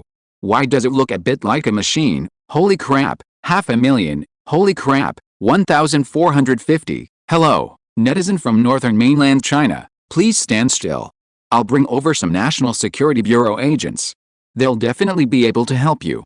Amidst the sea of wacky comments, an art blogger finally appeared. Finally, Lin Xiao has done something I can appreciate. I've been painting for 10 years. I won't go into detail about Lin Xiao's straight lines and circles, I can do those, too. But the technique for drawing parallel lines and concentric circles is something I can only barely match. It requires extremely precise eyesight and careful control of brush placement. Without over a decade of immersion, it's practically impossible to achieve this. Yet, Lin Xiao's brushstrokes are completely careless. I've only seen this level of skill from my teacher, Professor Zhang Zhengke of the Central Academy of Fine Arts. Given Lin Xiao's ability, I imagine if you were to learn to paint, he might become a genius. This painting blogger? I remember you were the one painting R18 on Pornhub. Hey blogger, how much is a custom copy? Doghead, hey blogger, you don't want your teacher to know you have an account on Pornhub, right? So give me a custom copy? Hey Japanese netizen, please calm down. The internet is not a lawless place, doghead. And so, an hour later, the art blogger's comments disappeared. Of course, the art blogger's Weibo account was still attacked, and as for the final outcome, no one knows. The heated online discussion naturally affected Lin Xiao.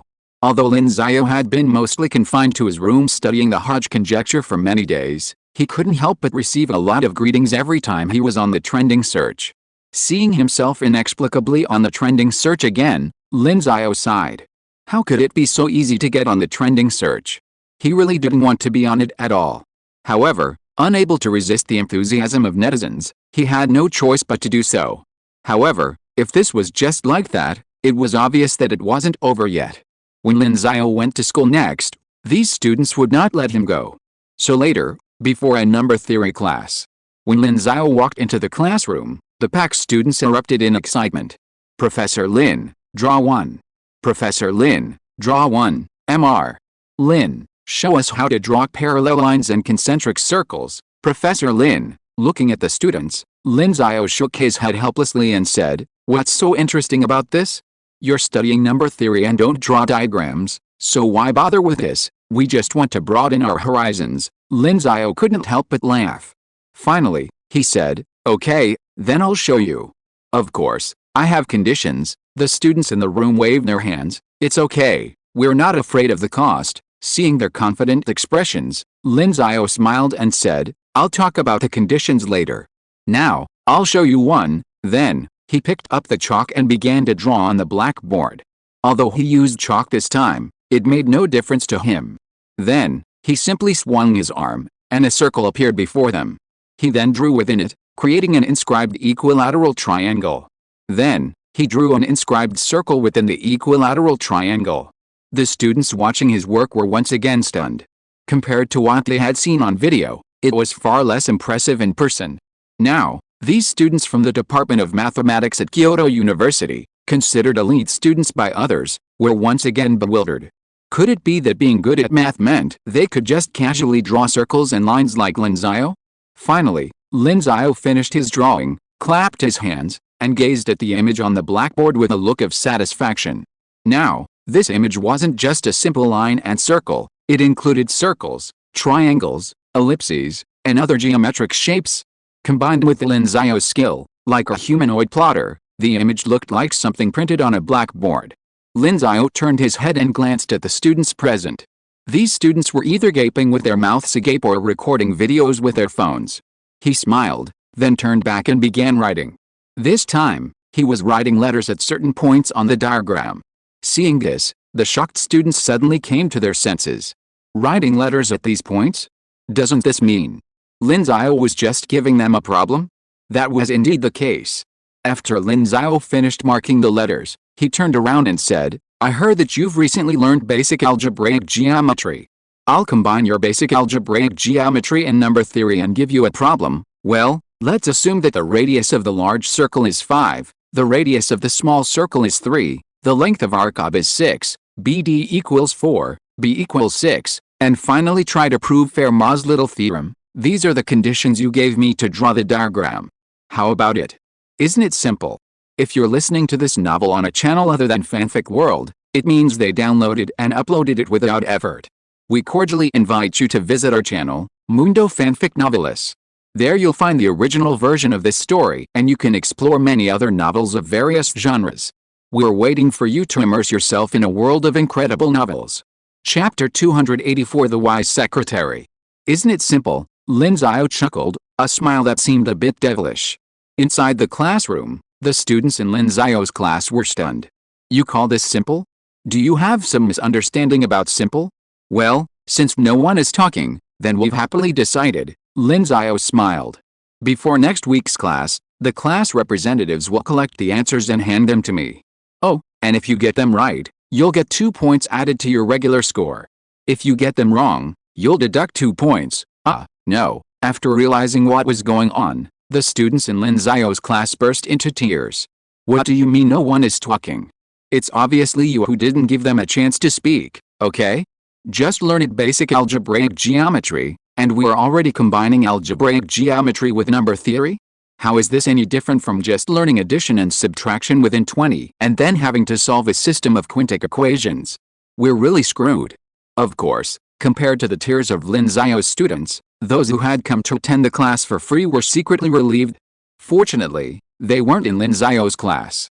Just looking at the diagram Lin Xiao had given them was outrageous. If the geometry problem on the Gaokao had been a diagram like that, half of them, who usually scored 150 on the Gaokao, would probably not even get 150.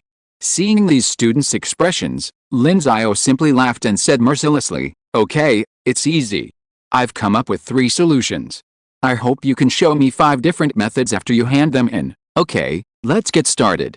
This class will cover Fermat's last theorem. Clearly, Lin Xiao's in-class diagram had made a deep impression on these students, but that didn't stop them from posting the process online again. Furthermore, this time, the students measured Lin Xiao's diagram and, like the X-ray project, discovered that the proportions of the line segments were remarkably consistent with the length ratios Lin Xiao had given. Now, people realized that Lin Xiao hadn't just drawn a picture with straight lines, round circles, and smooth curves, he'd created a picture that was perfectly proportioned. When the students uploaded the video online, it once again sparked admiration. Even the proportions are so precise.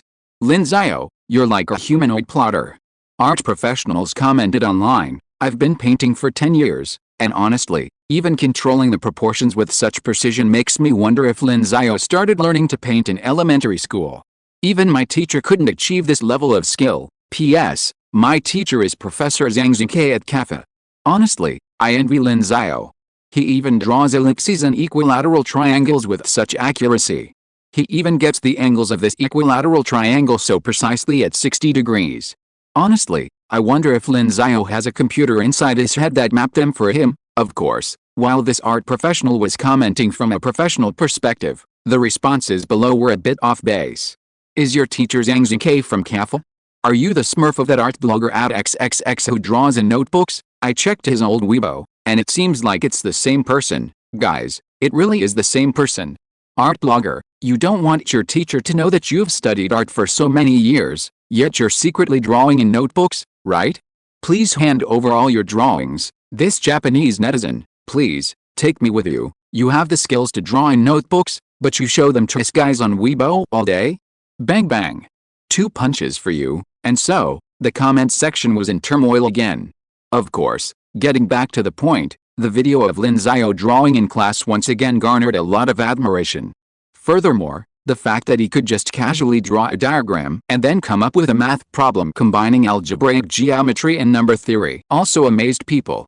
Lin Xiao was able to figure out such a complex diagram, and such a mathematically demanding problem, on the spot.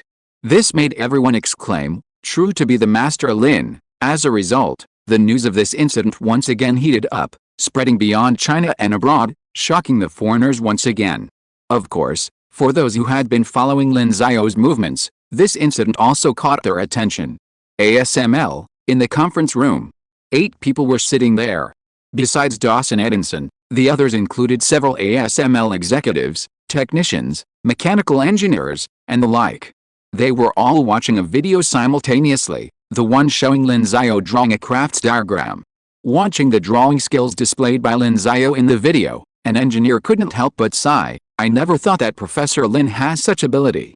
It's incredible. Oh, if Zuckerberg is a robot, then I think Lin Xiao is even more like a robot than him, another person said solemnly. Maybe, under his flesh and blood, there is a robot hidden, and when his chest opens, there is a hydrogen fuel cell that is many years ahead of our current technology. Any one of them can cause a huge explosion. Okay, Ron, we know you are a fan of Terminator, but don't bring the movie into reality, okay? You are so boring. What if Lin Xiao really is? Ron curled his lips, expressing his dissatisfaction with them interrupting his imagination. At this point, Dawson Edison said, alright, unless Lin Xiao dies someday, forget about dissecting him. Also, don't forget the purpose of today's meeting. Look at this drawing Lin Xiao drew. What exactly is it? At this point, Dawson Edison froze the camera on the clearest frame of the work plan in front of Lin Xiao. The technicians present began to think. Lin Xiao had already drawn a basic outline, along with some circles. While the information they could glean wasn't enough, it wasn't a problem for experienced people like them. Someone quickly said, it could be a servo motor. The others suddenly realized, saying, yes, it could be a servo motor. Servo motor. Dawson Edison raised his eyebrows. Then turned to a man in the corner and said, Mr. Shen, hasn't your X-ray project mastered servo motor technology yet? You were the one who led this work, weren't you? The others also looked over, gazing at the Chinese man. It was none other than Shen Xianbo. Shen Xianbo just said, Edison, the agreement we signed did not say that I need to disclose the details of the X-ray plan. I also stated that I would not disclose anything in the X-ray plan, so you'd better not worry about it. Dawson Edison frowned and said in a cold voice, Mr. Shen, you are not willing to provide even a little information. Shen Xianbo also snorted coldly, I only do the work on the agreement. Thank you, very good, Mr. Shen. Dawson Edison's tone became indifferent. Have you forgotten that your son still needs our help to treat him? Shen Xianbo's body stiffened, lowered his head, clenched his teeth tightly, and his heart was full of torment. But after a while, he suddenly raised his head, looked directly at Dawson Edison, and said angrily, if you think you can always use this matter to control me, then you are wrong. Alport syndrome is not fatal. I can just take my child back to China. Now I am sitting here, and I have helped you to restrict the X-ray plan, so don't think about using me to do anything else. Dawson Edison's voice faltered, his gaze growing even colder, but his tone softened. Alright, Mr. Shen, don't worry. I was inconsiderate. How about you step out for a moment? Shen Xianbo snorted coldly, stood up, and left. Seeing this, no one said anything. While exploiting Shen Xianbo's son's condition was somewhat despicable, who had their conflict of interest with China? Dawson Edison withdrew his gaze, turning back to the experts present. Alright, everyone, let's get back to the topic. Are you sure this is a servo motor? Almost confirmed. Dawson Edison nodded. Does this mean Lin Xiao is trying to address their dual workbench technology? The experts present thought for a moment and nodded. It's highly likely. According to the information, the X-ray project currently lacks dual workbench technology, and servo motors and dual workbench technology are closely related. Dawson Edison frowned. Analyzing this incident would help them understand the dynamics of the X-ray project. After all, this X-ray project had been causing them immense anxiety. Could it be that Lin Xiao's start of drawing this blueprint meant they had found a way to break through the dual table technology? The servo motor was the key to dual table technology, which made him think this way. If Lin Xiao truly solved this problem, it would be a disaster for them. After all, they all knew that the only thing missing from the X-ray project was dual table technology.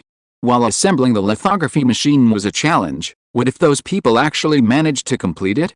Suddenly, the secretary next to him said, President, why do you think they leaked this video? Hearing the secretary's words, Dawson Edison said casually, this video doesn't reveal their key technology, so it's not a leak.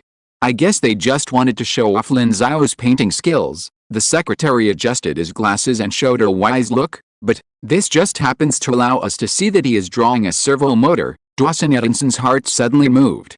Yes, why did this leaked video allow them to see that this thing is a servo motor? The secretary raised his lips and said, then there must be only one truth. They are guilty. Oh? Why? Dawson Edison said with a move of his eyes.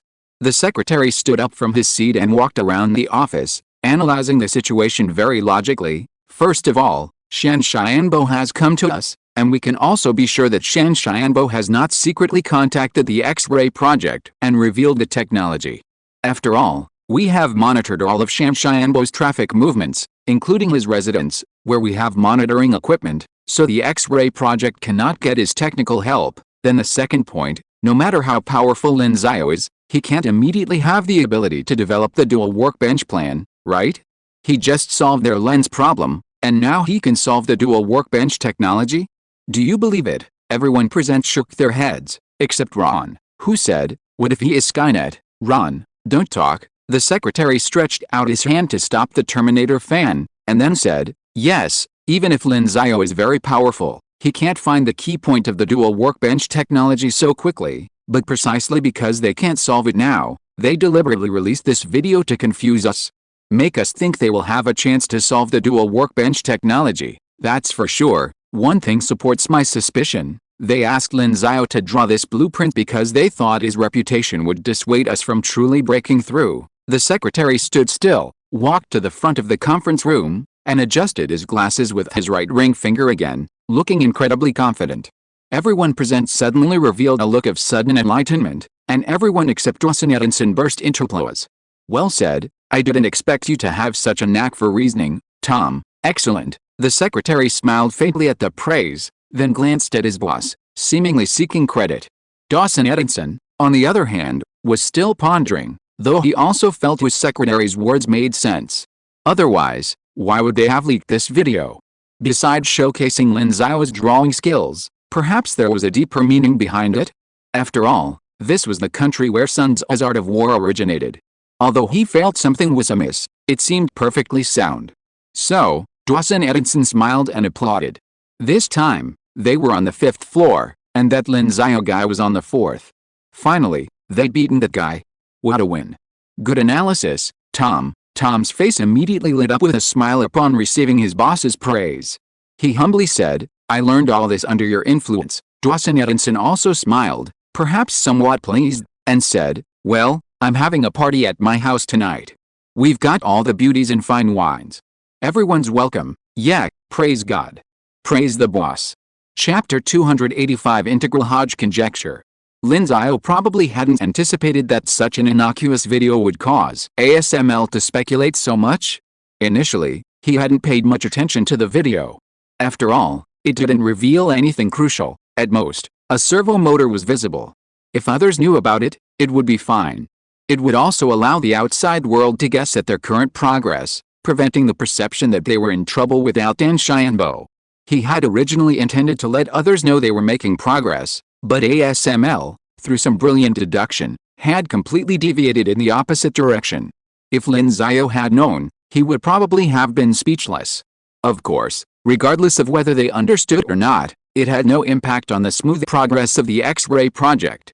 Lin Xiao had never played tricks or played any tricks with them, just as he had never concealed their technological progress. Upon achieving a breakthrough, he would directly publicize it. To Lin Xiao, any other tricks were merely side hustles. Simply building their lithography machine was the true plan, the open strategy. And so, time passed quickly. The buzz surrounding Lin Xiao's painting of the craftsman's diagram quickly faded. For most, it was merely an anecdote, a mere trending topic. However, the influence of Lin Xiao's 2 papers has grown immensely. His electron topological bonding theory, in particular, has increasingly attracted research from scholars, including those who previously studied Lin's bonding mechanism. Many have now devoted their attention to studying this theory. After all, the Lin bonding mechanism is only a symptom of the theory, while the latter is its essence, naturally attracting more people to devote their time to its study. Of course, many continue to study Lin's bonding mechanism, and many have even joined the research effort. The goal is to use this theory to decipher the Lin bonding mechanism for other elements. If they do, they could create a top-tier paper. Therefore, facing such a treasure, no one is immune to excitement. Of course, electronic topological bonding theory is of great significance to the academic community, and the proof of Lin's conjecture is equally significant to the mathematical community. Since Lin Xiao's paper had already been widely recognized by the mathematical community after it was published on Arxiv, the significance of its publication lies in the fact that people can now cite it. Previously, it couldn't be published because this crucial paper hadn't been published, and thus, they couldn't cite it. Without citation, they couldn't use the conclusion that all functions are layers. As for why Lin Xiao was able to use his proof in electronic topological bonding theory, it's because he simplified the entire proof to just a dozen pages and included it in this paper, which then made it possible to use it. While there are suspicions of self-plagiarism, given Lin Xiao's reputation and the significance of his two papers, the academic community simply dismissed it as Lin Xiao's haste to publish the papers, and dismissed it as a matter of course. Some even thanked Lin Xiao for publishing the papers so quickly, allowing the academic community to devote more time to research. For example, scholars eager to cite his work, such as Zhang Ronger's parents, are among those eager to cite. Professor Lin, thank you so much. Our paper has been sent to Science and is entering the peer review stage. It should be published soon. Hearing Zhang Cheng's voice from the other end, Lin Xiao smiled and said, "That's good. Congratulations." "Hey, what's there to congratulate?" "Congratulations should go to you, Professor Lin. Having two papers published in world-class journals at the same time is something we're so envious of." Lin Xiao laughed. "It's nothing. We just happened to meet at the same time. Well, next time we're back in Beijing, we'll definitely treat you to dinner." "Professor Lin, don't refuse." "Of course, no problem." After a few more pleasantries, Lin Xiao hung up the phone and returned his attention to the draft paper on his desk. Now, about 2 weeks later, his research on the Hodge conjecture had become even more in-depth. Of course, he couldn't completely solve the problem, but at least he had a clearer idea of what he wanted to tackle. If equations 1 and 2 in section 4 are algebraic, their motives on C form a semisimple abelian category with a tensor product, and are the representation category of a prenormalized group scheme. In that case, the relationship between the Hodge conjecture and motive theory must be very close. Lin Xiao pinched his chin, lost in thought. Motive theory is an idea proposed by Grothendieck at the age of 32. Its goal is to find a unified theory that can serve as a bridge between algebraic geometry and various cohomology theories, and to serve as the motivation behind all cohomology tools. Cohomology is an extremely difficult topic in mathematics.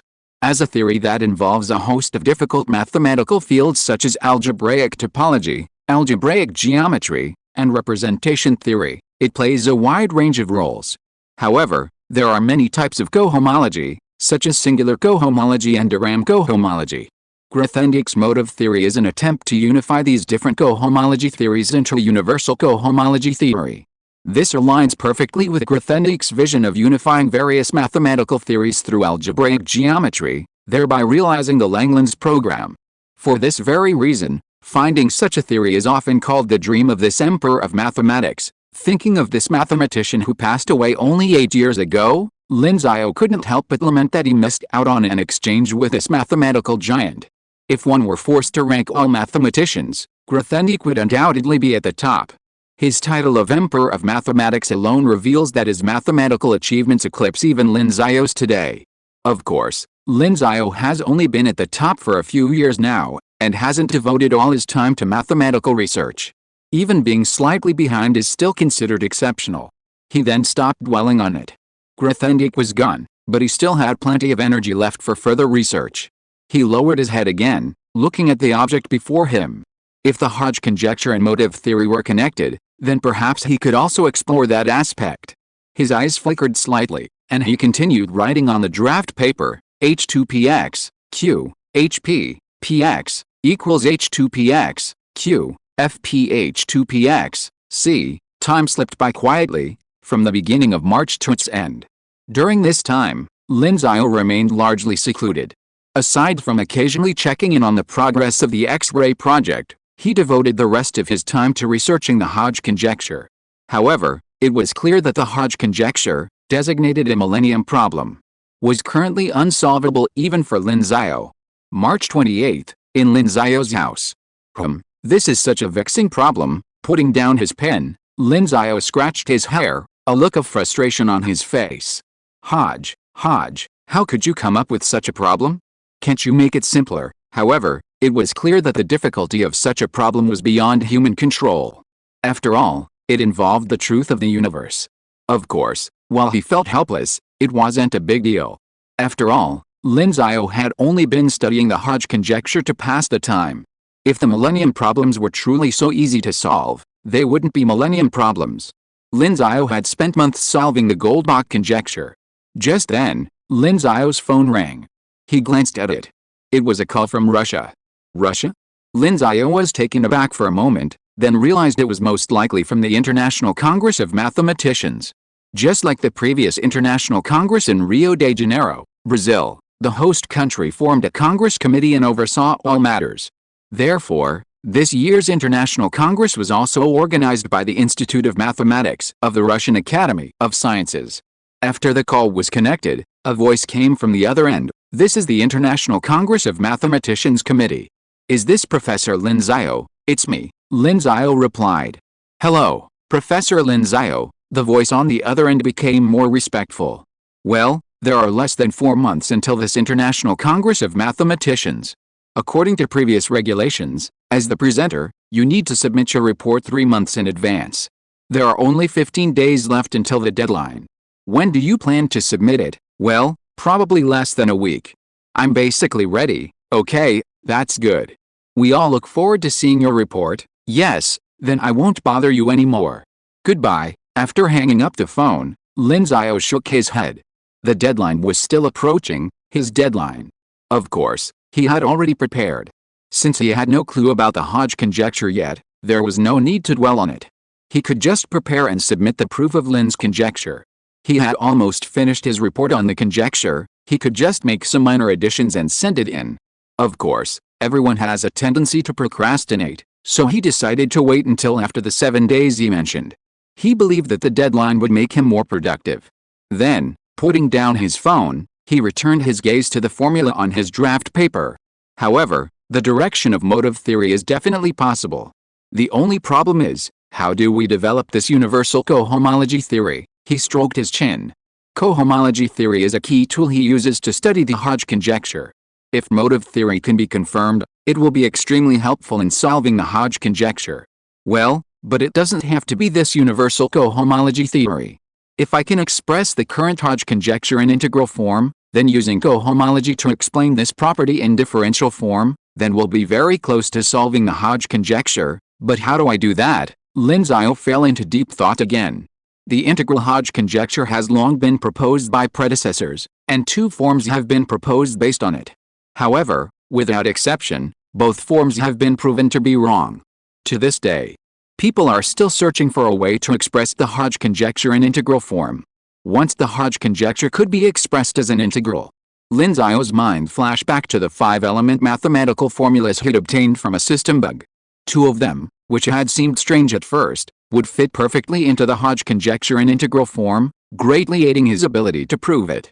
However, after pondering for a long time, Lin Xiao finally sighed helplessly. Alice, nothing came to mind.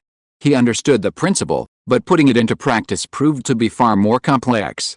He shook his head and checked the time. He had another class this afternoon, so it was time to prepare for Kyoto University. He packed up his things and headed for Kyoto University. Lin Xiao's class started on time that afternoon. Classmates, do you still want me to draw a diagram today? Lin Xiao smiled as he arrived.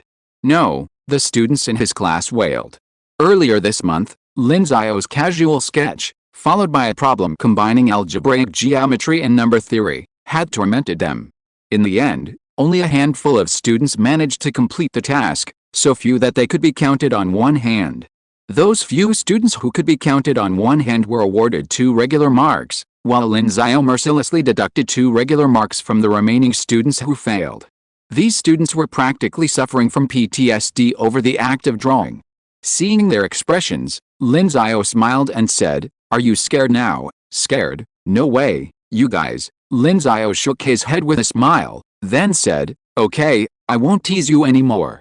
This class, we're going to talk about O-adic theory. P-adic is a topic in algebraic number theory. We've already discussed the close relationship between algebraic number theory and algebraic geometry. Chapter 286. Can we change the subject? P-adic theory, or what you might call P-adic number theory, is a fundamental and important theory in number theory. It also integrates well with other areas of mathematics and could even be a research direction for you in your graduate studies. At this point, Lin Xiao smiled. At the last International Congress of Mathematicians, a 31-year-old Fields medalist named Peter Schultz studied p-adic theory.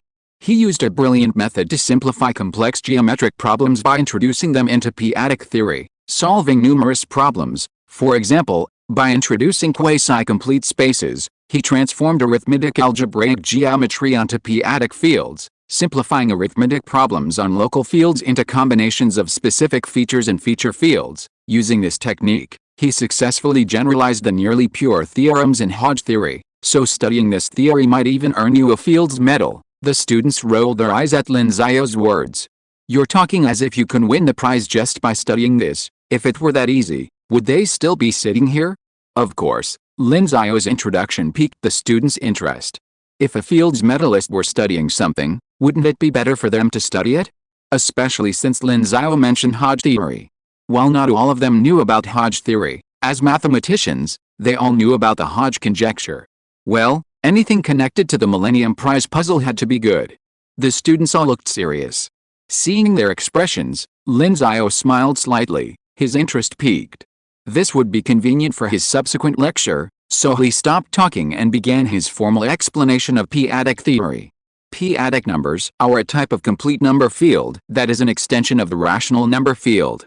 This extension differs from the more common extension of the rational number field to the real number field in that it defines the concept of distance, which we generally represent as QP. As the class began, the students present began to ponder seriously. Although most of the students present had previously studied, it was common for math students to find themselves unable to understand even the textbooks. Naturally, p-adic theory proved difficult for many students to grasp. Compared to the classic theorems of number theory they had previously learned, p-adic theory, with its somewhat strange name, was still a challenge for them to grasp. This was, of course, the teacher's turn to help. As Lin Xiao explained the details, these top math students gradually began to understand. Thus, in the first 30 minutes of the class, Lin Xiao guided the students through their understanding of p-adic theory. By now, everyone should have a basic understanding of what p-adic numbers are. P-adic numbers have two main properties. The first is an algebraic property. In algebra, QP is a field of fractions of ZP. More precisely, QP equals ZP1/P. Everyone, remember, in our field of number theory, the algebraic properties of p-adic numbers are quite important. Everyone should study this knowledge carefully after you go back and consolidate your knowledge. It will be on the exam. At this, Lin Xiao smiled faintly. Seeing his smile, the students present shuddered and quickly picked up their pens to write this down. Everyone present knew that whenever Lin Xiao mentioned a topic that might be tested on the exam, their fate was in jeopardy. This was because Lin Xiao would often give a final question on this topic. While it wouldn't be as difficult as the previous one, the score rate would definitely not be high. Watching them taking notes, Lin Xiao smiled and comforted them. Don't be nervous, I'm not a devil after all. However, every student present didn't believe it and rolled their eyes. Then they added an emphasis mark at this place and wrote the words "very important by the way," so as not to overlook it during the review later. Seeing no one believed him, Lin Xiao shrugged and continued his lecture. Then it's the second property, the topological property. Topological properties aren't the main point. As I have said before, specializing in one area is best when studying mathematics today. If you're interested in pursuing topology, you can research it. But for now, I'll just give a brief overview. The topological property of p-adic is primarily manifested in its norm on QP. P is an ultrametric norm. It not only satisfies the triangle inequality, but also an even stronger relationship. This means that if you imagine QP as a geometric space, the length of one side of a triangle is always less than or equal to the longer of the other two sides, meaning that all triangles are acute-angled isosceles. This is completely different from real Euclidean geometry. Therefore, QP and R have completely different topological properties. At this point, Lin Xiao's brows furrowed, and he stopped. The students present were puzzled when Lin Xiao said, and fell silent. What was going on?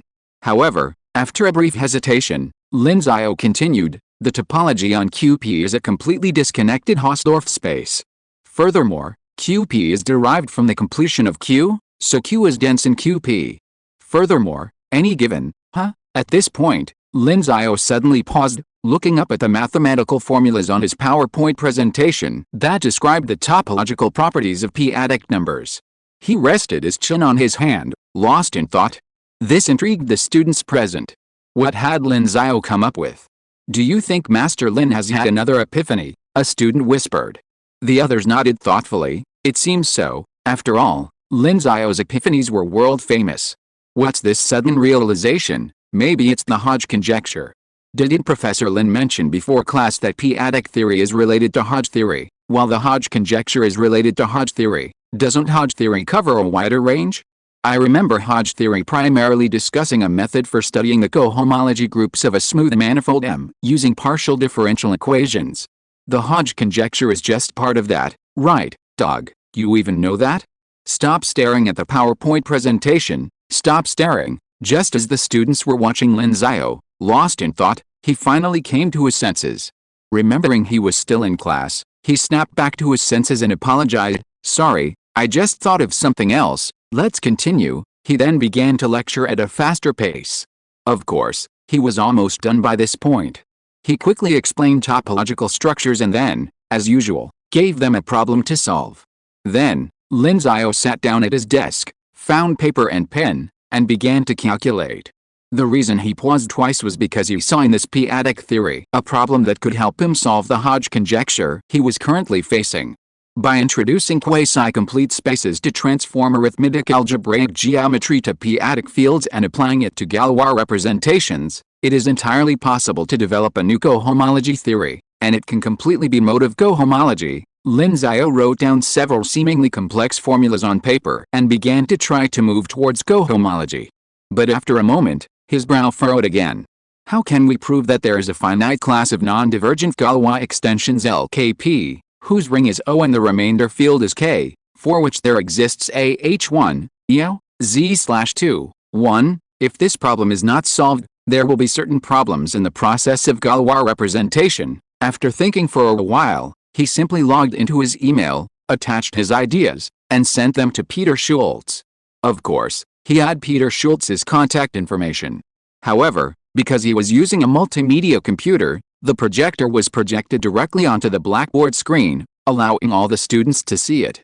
When they saw Lin Xiao attach his ideas, they were completely bewildered. What the hell was this? They knew nothing about the term except for the initial p-adic. Furthermore, since Lin Xiao was addressing Peter Schultz, his email was entirely in English, further confusing the students. So, was this what top mathematicians usually research? But that wasn't the end of it. When they saw Peter Schultz's name attached at the end, they were even more stunned. Lin Xiao had actually sent this email to a Fields medalist? What the heck was a connection? That was a connection. For the time being, none of this concerned them. They could only bow their heads and continue to toil away at their problems. Time flew by. The bell rang, and 10 minutes later, the bell rang again, and Lin Xiao resumed his lecture. As the class drew to a close, Lin Xiao allowed the students some time for self-study. He then checked his email and was surprised to see Peter Schultz had replied so quickly. He opened the email and found a direct attachment from Peter Schultz. He downloaded it and began to read. "Hello, Professor Lin. I'm delighted to hear from you. I didn't expect you'd be interested in my earlier research. After reading your letter, I imagine you're currently working on the Hodge conjecture, right? Regarding your question about proving this problem regarding Galois representations, I recently came across this question while researching Hodge theory. First, note that a H1, Z/2, 1, can be said as the class of H1 EAT, Z/2. Since it is reversible in the remainder field, this group parameterizes Z/2 on E. BRS, 2, BRSKP, 2, equals Z/2. At this point, we need to continue to classify it as being in the p-adic field and then use number theory to solve it. I believe that no one knows more about this problem than Professor Lin. In fact, in the process of studying Hodge theory, I also thought about the Hodge conjecture. I wonder if you have read the 2016 paper by Andreas Rasmussen. There are conjectures on how to obtain the correct integral Hodge conjecture. I recommend you to read it. In short, cohomology and the Hodge conjecture are closely related. Perhaps motive is the most critical factor in solving the Hodge conjecture. After reading this reply, Peter Schultz basically did not hide anything and gave Lin Xiao a lot of inspiration. Lin Xiao had naturally read the paper Schultz recommended. Now, he had the confidence to truly solve the Hodge conjecture.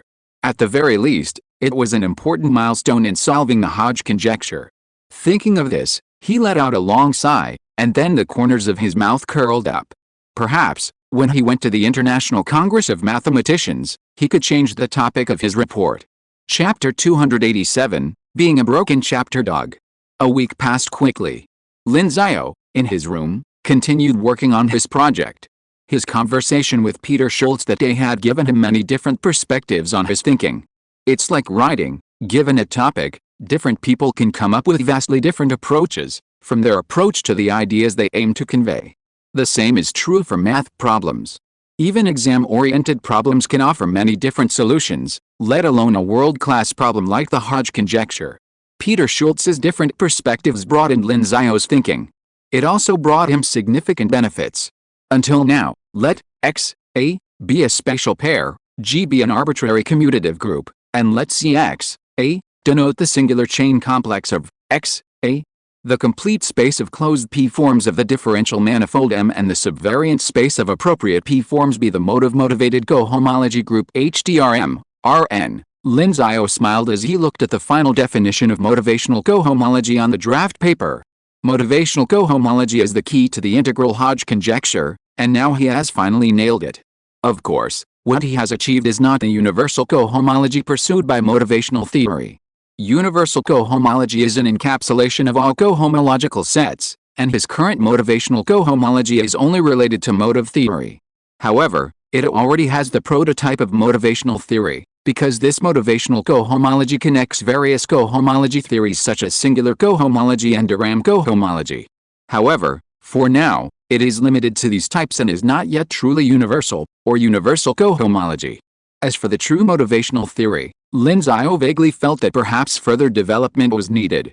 So, for the time being, should I call it Lin's motivational cohomology? With a slight smile, Lin Xiao picked up his pen and added the word Lin before the name of motivational cohomology. He nodded in satisfaction, then put down his pen. He was one step closer to having the name Lin permeate the mathematical world. He just hoped his future students wouldn't blame him. But thinking back, multidimensional field theory and physics must have been giving countless students a headache. Some university textbooks had reportedly already incorporated some of this into their material, especially for particle physics students. After all, the standard model, based on multidimensional field theory, had replaced the previous standard model, and the mathematical requirements for the standard model were rapidly increasing, which naturally made life difficult for physics students. Of course, none of this concerned Lin Xiao.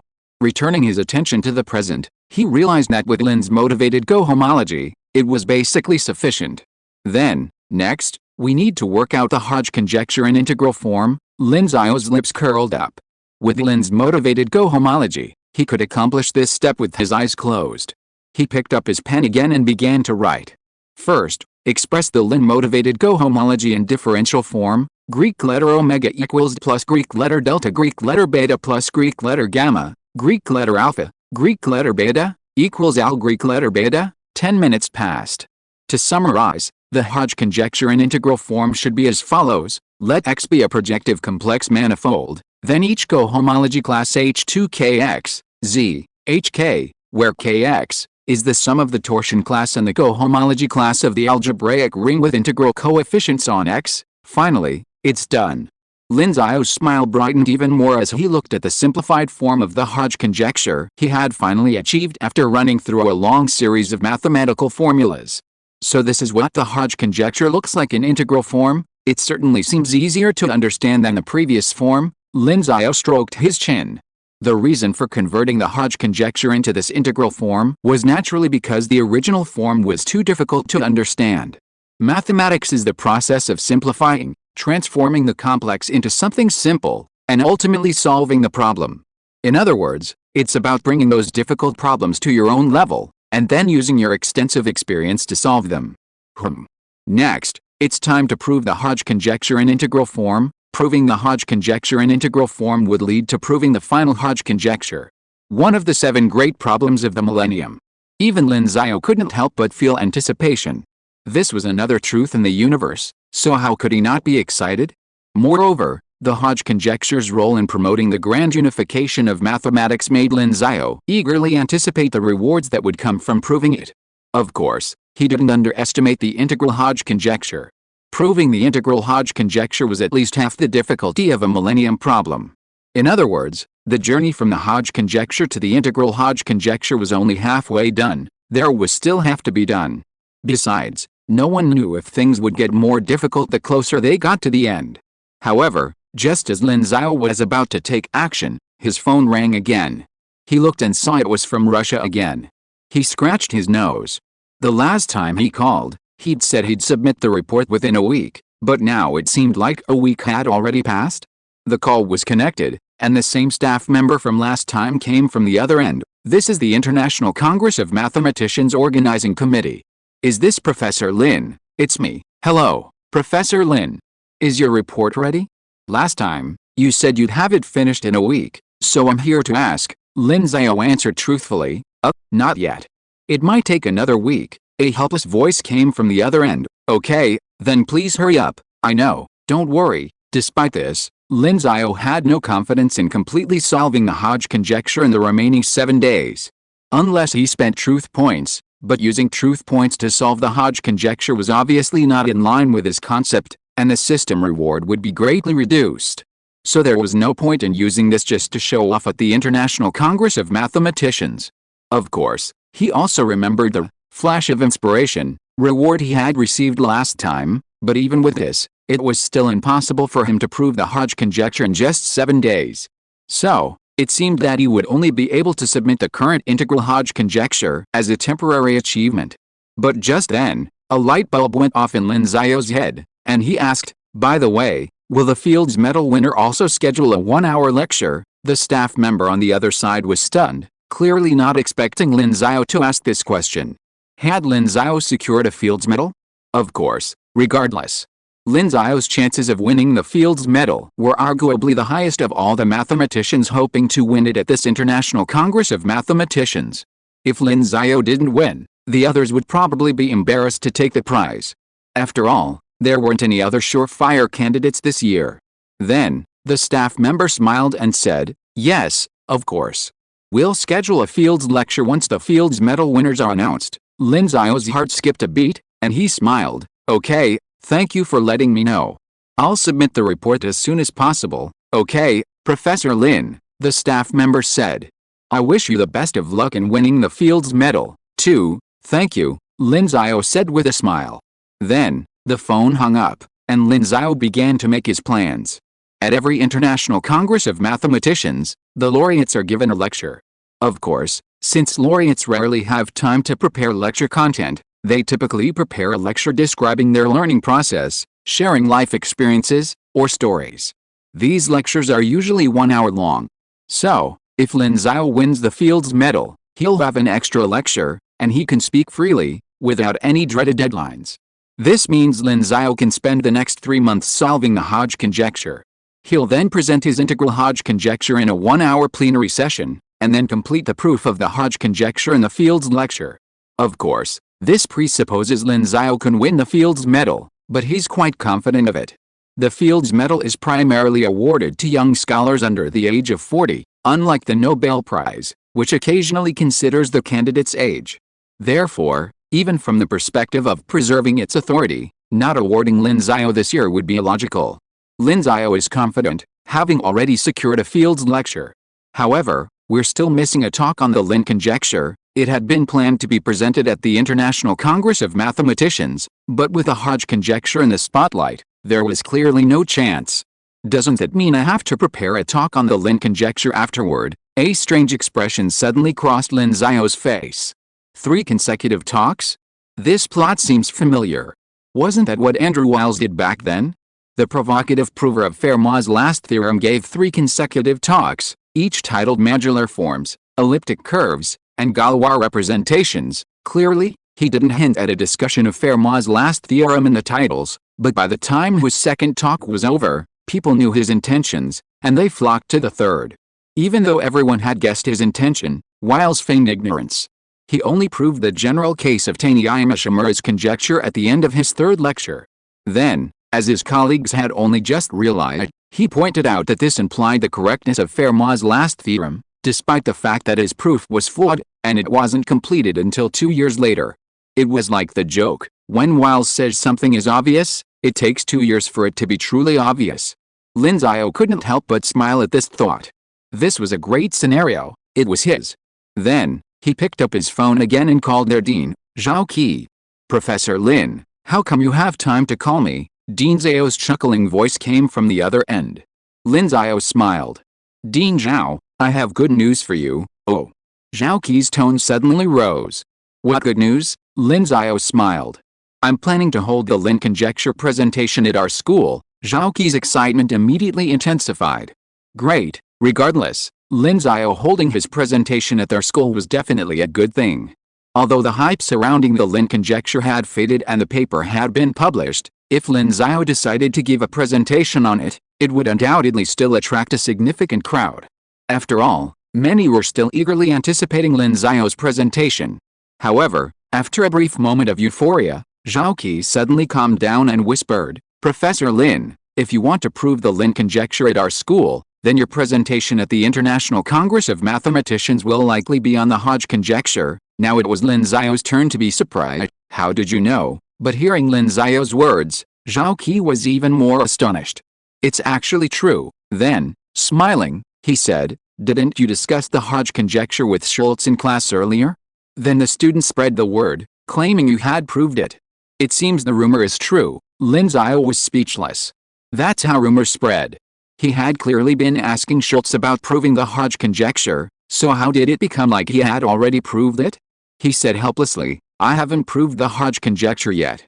This is all just nonsense, no proof. Zhao Qi was stunned, but quickly realized, but since you plan to give a talk on the Hodge conjecture at the International Congress of Mathematicians, that should mean you've made significant progress, right? Yes, then I'm really looking forward to the news then, Zhao Qi said with a smile.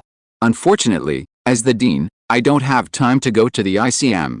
Otherwise, I would definitely go see your talk. You can also watch it online later, Lin Xiao said with a smile. Yes, Zhao Qi said, then I wish you a successful proof. Haha, that's a good wish, Lin Xiao said with a smile of gratitude. Afterwards, they discussed the timing of Lin's subsequent presentation on the conjecture. The academic presentation was decided to be held at the end of June, just about a week before the ICM, which began in early July. This way, mathematicians from all over the world could come here to listen to his talk and then travel directly to Russia for the ICM. After the discussion, Lin Xiao hung up the phone and returned his attention to the integral Hodge conjecture. Next, he needed to finish the report as quickly as possible. Of course, to ensure a coherent presentation among the 3 reports, he would have to fragment the report submitted to the International Congress of Mathematicians. Well, being a fragmentation dog wasn't bad either. Chapter 288 It has to be Professor Lin Xiao. There's a certain skill to being a good imitant parrot. And Lin Xiao was now going to be doing that in a math presentation. First up was the presentation on Lin's conjecture at the end of June. Lin's theorem was clearly related to the Hodge conjecture. Lin Xiao had used Lin's theorem in his work on Lin's motivated cohomology. This made the connection easy. All he needed to do was, in the concluding remarks of his presentation, to explain how Lin's theorem could aid in the study of motivated cohomology. Then, he could demonstrate the significance of motivated cohomology for the integral Hodge conjecture, which would surely attract the attention of many mathematicians. So, how would his presentation to the International Congress of Mathematicians connect to his field's lectures? Lin Xiao raised his eyebrows, a brilliant idea already forming in his mind. He smiled faintly at the thought. He was already looking forward to the excitement among mathematicians. Of course, before his ideas could be realized, there was still one crucial thing, to actually prove the Hodge conjecture. He took a deep breath. Now came the crucial battle. But he was prepared. Without giving it any more thought, he began writing his report. Perhaps because there were still 7 days left, he typed extraordinarily fast. Time flew by. One day before the deadline, Lin Xiao finally submitted his report.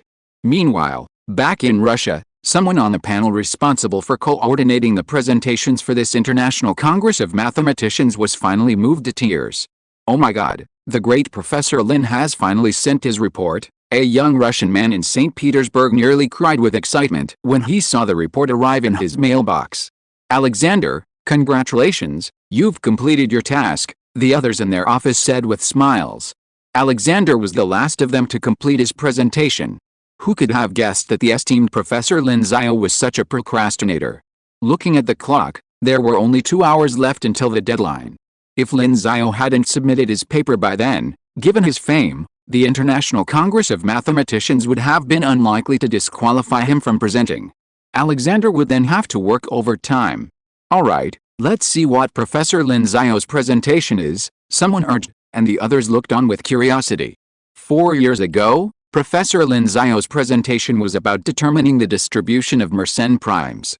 I wonder what he'll be presenting this year. HMPH, I guess only the Millennium Problem can stop Professor Lin Xiao, right? Hey, maybe in a few years, we'll see news that Professor Lin Xiao has solved the Millennium Problem. The staff chatted cheerfully, all gathered around Alexander's computer, waiting for him to open the report. By then, Alexander had already clicked on the report, and after it downloaded, the entire report appeared before them.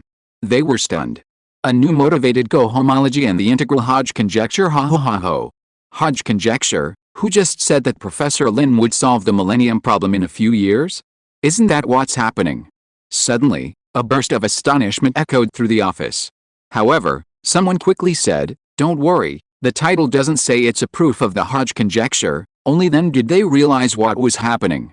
It only mentioned the integral Hodge conjecture. Not that it was actually proved. However, at this point, a researcher in algebraic topology and algebraic geometry said, "But it's the integral Hodge conjecture." Previous research on the integral Hodge conjecture has largely failed. The integral Hodge conjecture is very meaningful for truly solving the Hodge conjecture, and that new motivated cohomology in the title is very likely what Professor Lin Xiao is talking about in this report. And it's motivated cohomology. Very few people are researching this right now. Hearing this colleague's words, the others couldn't help but feel a sense of awe. The Hodge conjecture alone was enough to impress these young people, who were only in their 20s, some of whom were still graduate students in mathematics. Moreover, for these mathematicians living in St. Petersburg, proving the Millennium Prize was a matter of great honor. This was because Perelman, who had proved the Poincaré conjecture, also lived in St. Petersburg. However, Perelman had apparently taken his reclusive lifestyle to an extreme.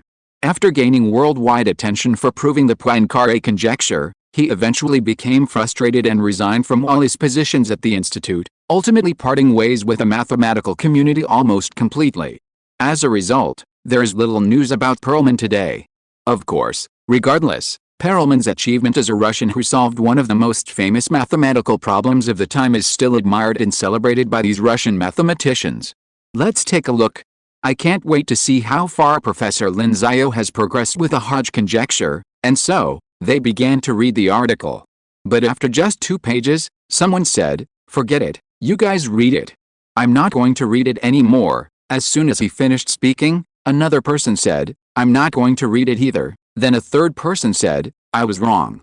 I couldn't even understand the proof of the Poincaré conjecture from 20 years ago, let alone the Hodge conjecture today. Wow, this is too hard." And so, only the person who had studied algebraic geometry and algebraic topology and Alexander were left. "Can you guys do this?" Alexander said helplessly. "I still need to look at the format, then you two can take your time with it. We're leaving now." With that, the others ran off. Alexander rolled his eyes, then looked at the only colleague left and said, "Belek, thank goodness you're still here. Please stay with me." Belek said, "They've all left, right? Huh?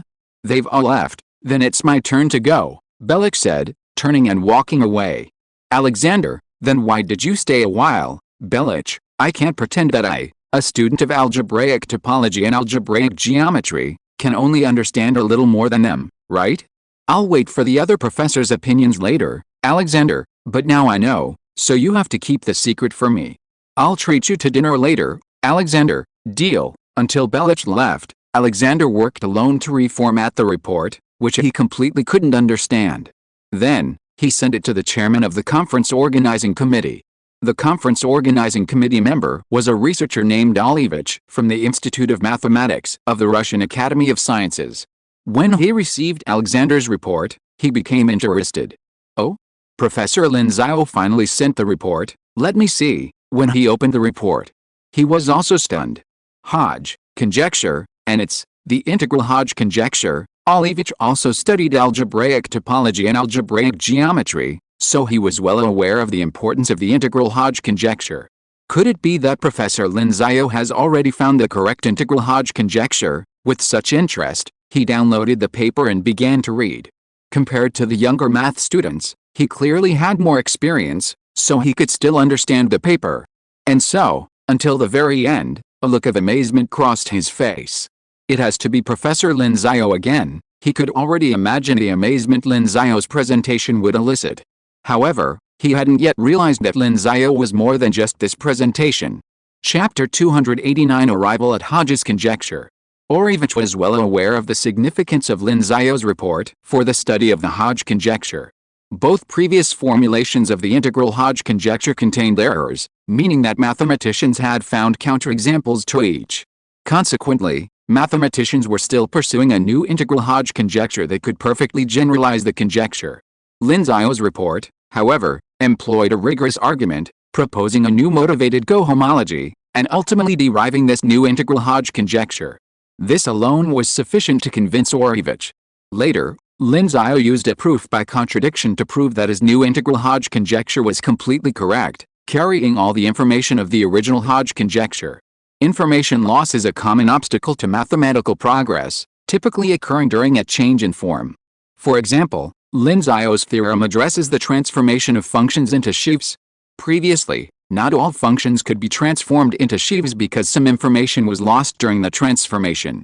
Incomplete information naturally affects the process of solving mathematical problems, and solving this problem requires the development of new tools. Lin's theorem is a tool for achieving lossless conversion between functions and layers.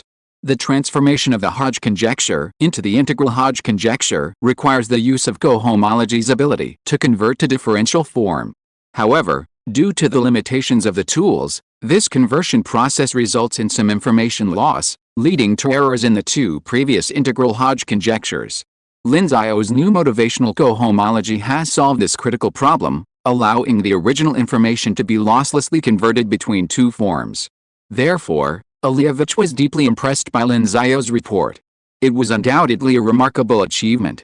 The importance of this report is self-evident. "I'm really looking forward to Professor Lin's talk." Shaking his head, Olivich glanced at the end of the report and was suddenly stunned. There were several more lines of mathematical formulas at the end. Huh? Why is there something at the end? Professor Lin hasn't finished yet. He glanced at it a few more times, a hint of confusion. After a moment, his gaze suddenly darkened. Is this Professor Lin actually about to start proving this conjecture? These final steps were the beginning of a proof of the integral Hodge conjecture. Though simple, they were enough to pique the imagination of mathematicians like Olivich. Following the steps Lin Xiao had outlined, if they continued, perhaps they could produce some important interim results.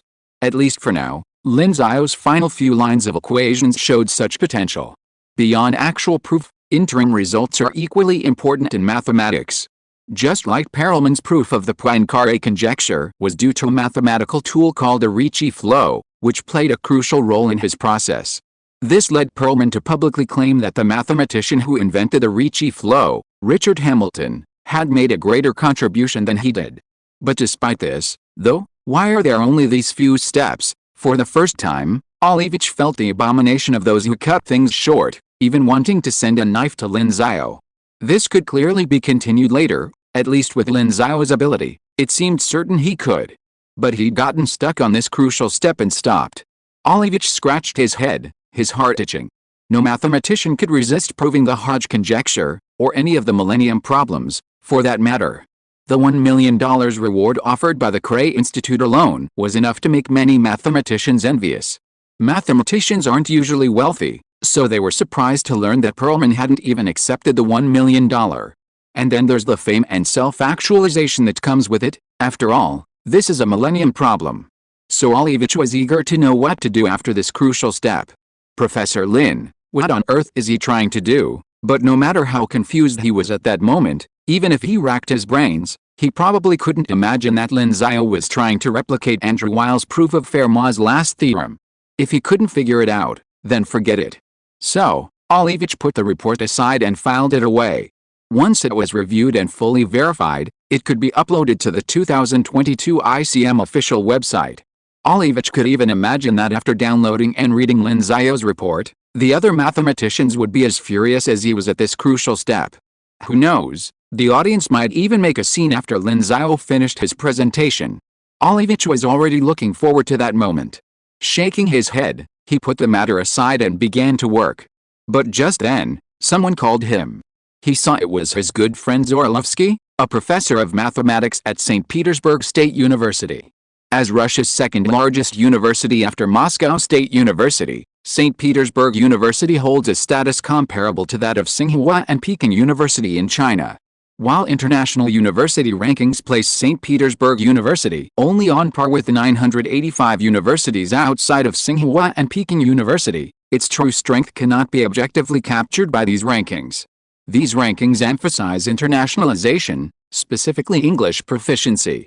Consequently, English-speaking universities typically rank highly in the QS university rankings. This demonstrates St. Petersburg University's strength. Russia also boasts a strong foundation in basic mathematics, a legacy naturally inherited by St. Petersburg University. Even Perlman graduated from St. Petersburg University. This is precisely why Zorilovsky holds a prominent position in the mathematical community. After the call was connected, he smiled and said, "Hey, men, what brings you to the mood to call me?" Zorilovsky on the other end didn't exchange pleasantries. Instead, he said, "Did you know? Lin Xiao from China has decided to give a lecture on the proof of Lin's conjecture at their Shangjing University. Are you planning to go?" Olivich was stunned. The proof of Lin's conjecture, he was certainly interested in the subject. As a researcher in algebraic geometry, he was undoubtedly familiar with Lin's theorem. He had been using it in some of his recent research. But then he said helplessly, "I'm currently in charge of the International Congress of Mathematicians. I probably won't be able to go, is that so?" "That's true," Zorilovsky said. "The lecture isn't scheduled for June 30th, so I guess you really don't have time." Wait, you said June 30th, Olivich suddenly sat up. Hearing Zorilovsky say that Lin Xiao planned to give his lecture on June 30th, he immediately sensed something was amiss. A week after June 30th, the International Congress of Mathematicians would be held, and Lin Xiao would be giving a 1-hour lecture. So what was Lin Xiao planning? 2 lectures in 10 days? No, there would also be a Fields lecture. Although he, as the chairman of the organizing committee, couldn't comment on the Fields medal, as that was determined by the International Mathematical Union, he still had some information. The probability of Lin Xiao winning the Fields medal was very high. This fueled his imagination even more. Lin's conjecture? The integral Hodge conjecture? And the steps Lin Xiao would outline at the end of his report to try to prove the Hodge conjecture. Olivich had a feeling Lin Xiao was up to something big. "It's June 30th, what's going on?" a friend asked from the other end of the line. Olivich came back to his senses and smiled. "Nothing. I just think this year's mathematics world might be extraordinary." Zorilovsky smiled and said, "In January, Professor Lin proved his own Lin conjecture. That alone is enough to make this year's mathematics world extraordinary." Olivich shrugged. "Well, what I'm saying is that this year's conference shouldn't be ordinary, really." "Then I'm looking forward to it." "Yes, I'm looking forward to it," Olivich said. "I'm looking forward to it too." Time flew by. April and May passed uneventfully, and June arrived on time. In Lin Xiao's room. After nearly 3 months of seclusion, Lin Xiao's hair now reached his eyebrows, his collar, and his ears. He even had a beard. The once young man of 22 had transformed into a slovenly older man. Of course, this was also because his classes at school had finished before the 9th week of the semester, so he hadn't left the house. However, despite such a long period of seclusion, he still hadn't completed the final proof of the Hodge conjecture. Just one last step. He rested his chin on the table with one hand, thoughts racing through his mind. He hadn't used flash of inspiration yet, because he hadn't grasped this final and crucial step. Convert a shape into small integral pieces, then perform topological transformations on them, and then how to describe its homeomorphism using polynomials. Lin Xiao scratched his head, the thick feel of his heart telling him, His hair was still there, still thick, if a little longer. He let out a long breath, then stood up, twisting his body to relax a little. Then he checked the time. It's already June 15th, there was still 2 weeks until the report on June 30th, and just under a month until the speech at the International Congress of Mathematicians. He shook his head. This wouldn't work. It seemed that working in isolation was not going to solve the Hodge conjecture. Let's go for a walk around campus. It's been ages. Thinking this, he stopped hesitating. He'd been staying in his room for so long he was getting moldy, so it was time to get out for a walk. He left the house and called over to Xiao, who lived across the street. Xiao drove him to Kyoto University. Let's find a parking lot and walk around the campus, Lin Xiao said as they entered. Okay, Professor Lin, Xiao replied. They quickly found a parking lot, parked the car, and the two of them got out and began to wander around the campus. Because it had rained that afternoon, and it was already evening, the temperature had cooled, making it a perfect time for a stroll. Lin Xiao, looking like a scruffy old man, was lucky enough not to be called out by students all the way down to the first floor, giving him some free time. They walked all the way to the shore of Weiming Lake.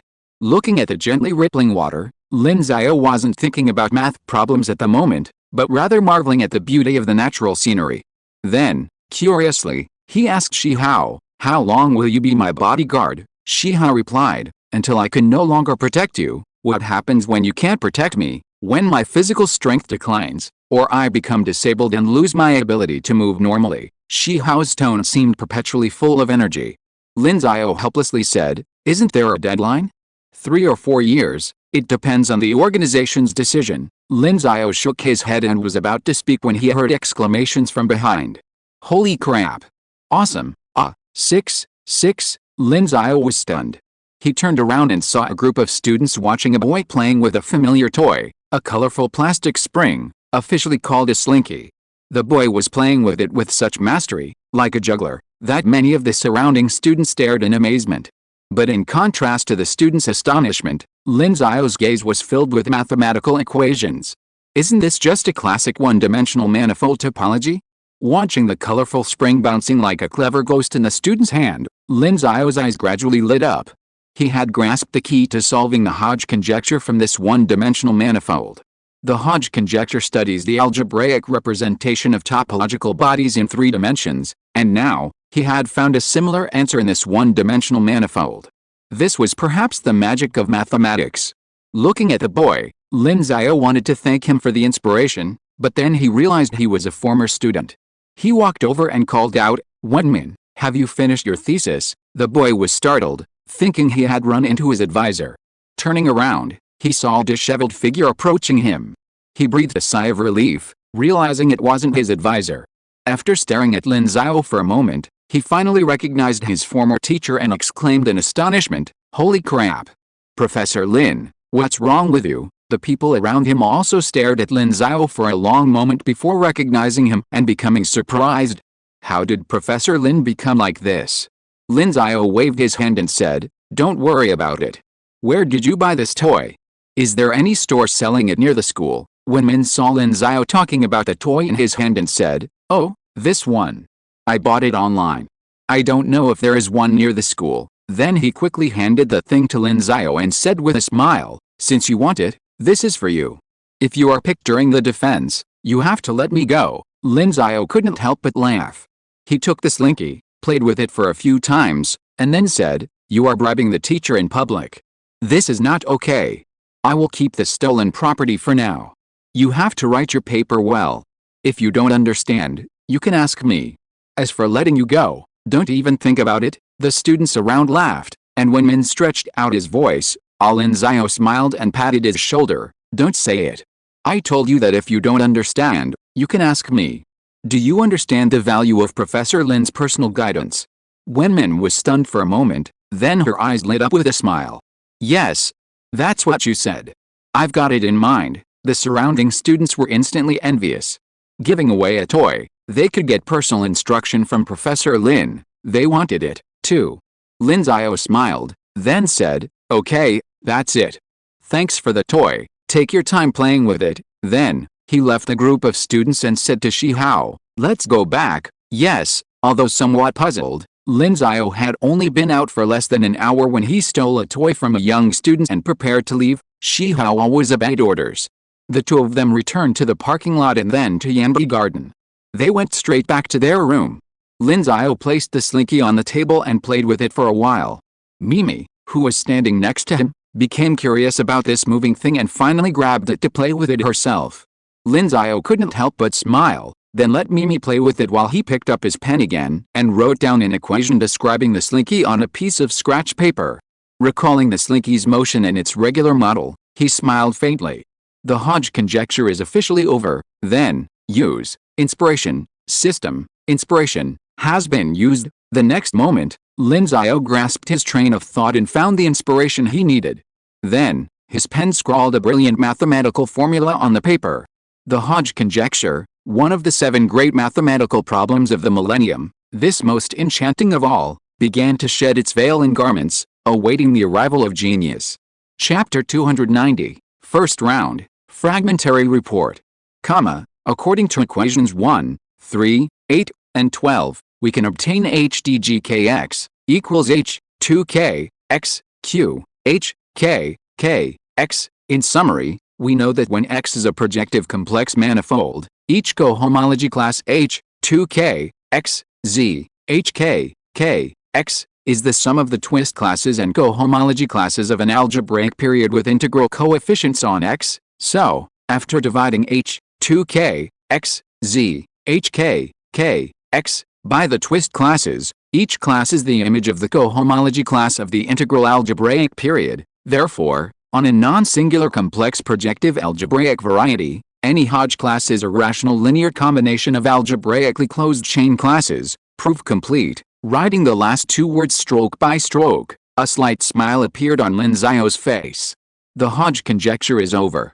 The proponent of the Hodge conjecture, William Valence Douglas Hodge, discovered this possible conjecture during his work between 1930 and 1940. However, it received little attention until 1950. It wasn't until Hodge mentioned the conjecture in his speech at the International Congress of Mathematicians in 1950 that people were surprised to discover its profound mathematical significance, particularly for algebraic geometry and algebraic topology. With Grothendieck's subsequent significant developments in algebraic geometry, his single-handed expansion of cohomology groups into an important mathematical tool, and the subsequent development of the Langlands program, the Hodge conjecture, with its potential to unify the 2 distinct disciplines of algebraic geometry and topology, naturally became a major mathematical problem that people scrambled to solve. For this reason, when the Clay Institute organized a group of mathematicians to select a millennium problem, the Hodge conjecture was selected, and it has since become a problem that countless mathematicians have remembered. And today, it finally came to an end at the hands of a 22-year-old mathematical genius.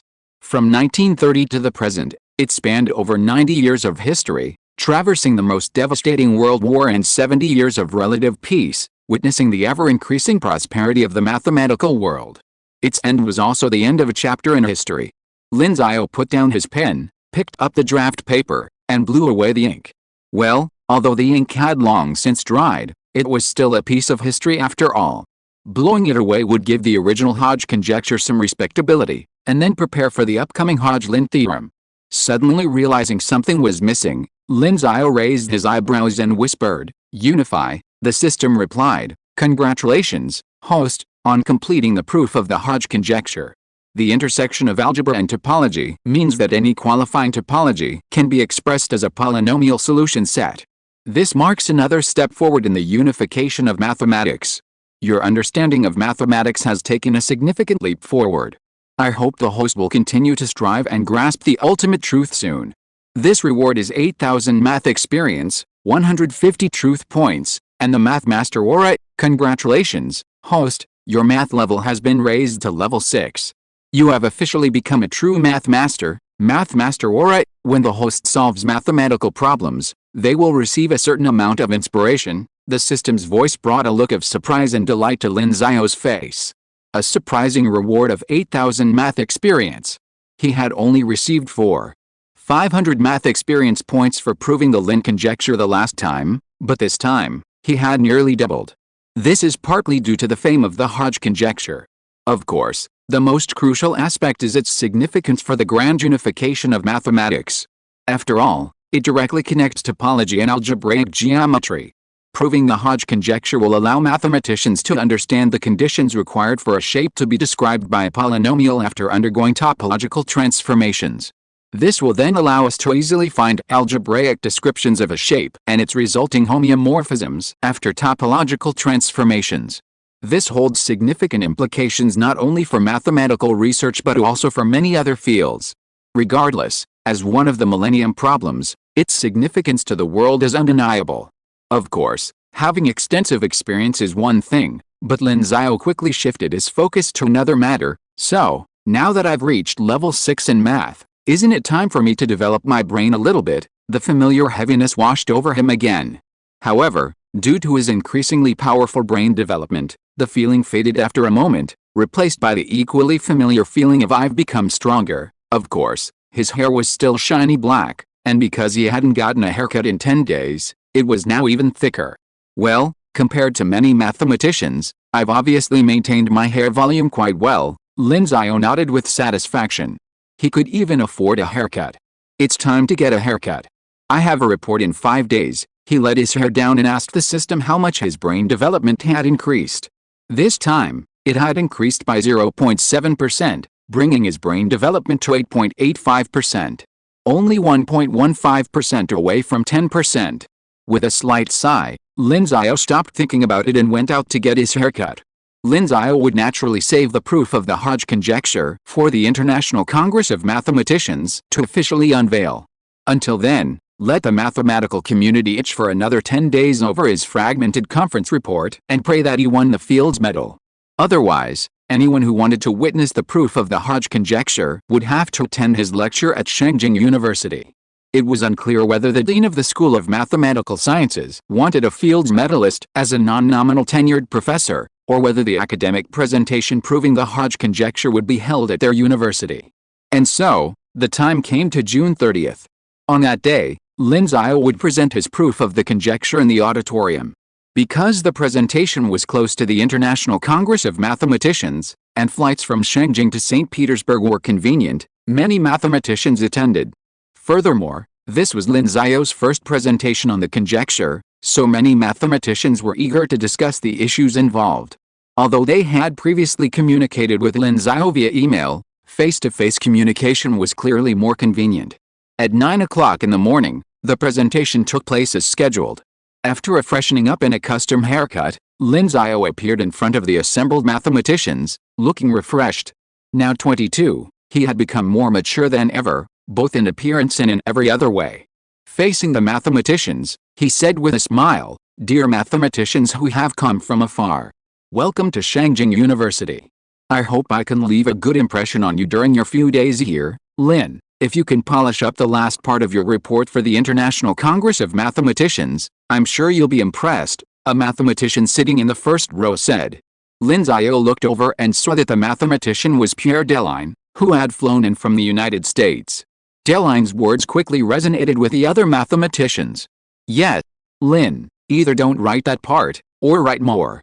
You're making us so uncomfortable, Lin, you're driving me crazy." Seeing that at least 6 or 7 mathematicians, many of whom he knew well, had expressed their opinions, Lin Xiao was at a loss for words. Then, he said with a smile, "You'll get a satisfactory answer when the time comes. You said it, we'll all remember it." Of course, Lin Xiao gave an okay sign. So, the mathematicians forgot him for the moment and listened to his presentation. Since the proof of Lin's conjecture had already been approved by the annals of mathematics, there were naturally no problems. Lin Xiao's academic presentation could be considered a mere formality, primarily intended to facilitate subsequent discussion. Therefore, Lin Xiao spoke quickly, finishing his paper in just over 20 minutes. Next came the question and answer session. Lin Xiao left ample time to discuss the proof of Lin's theorem and its applications with the mathematicians present.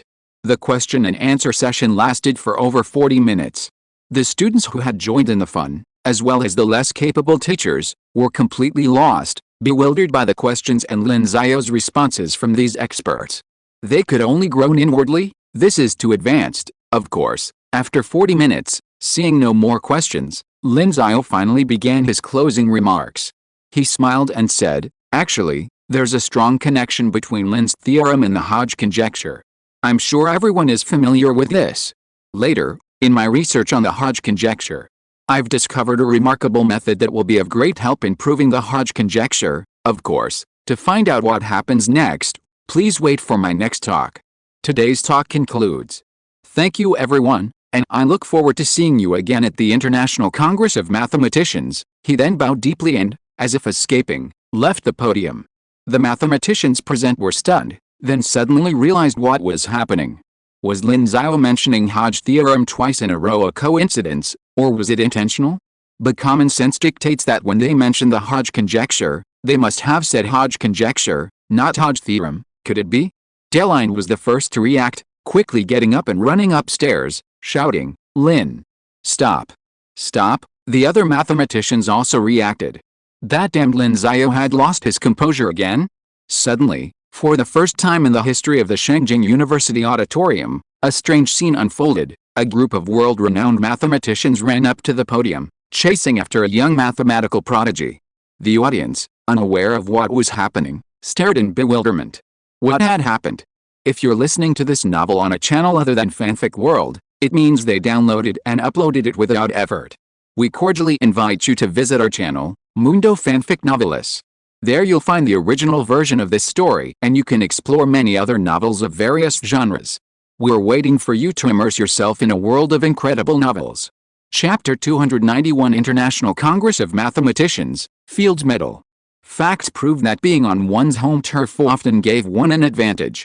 Thus, Lin Xiao ultimately managed to evade the mathematicians' hunt. After his presentation, he simply went into hiding, sending a message to the mathematicians who had traveled from afar. If they were to meet, they should wait until the International Congress of Mathematicians.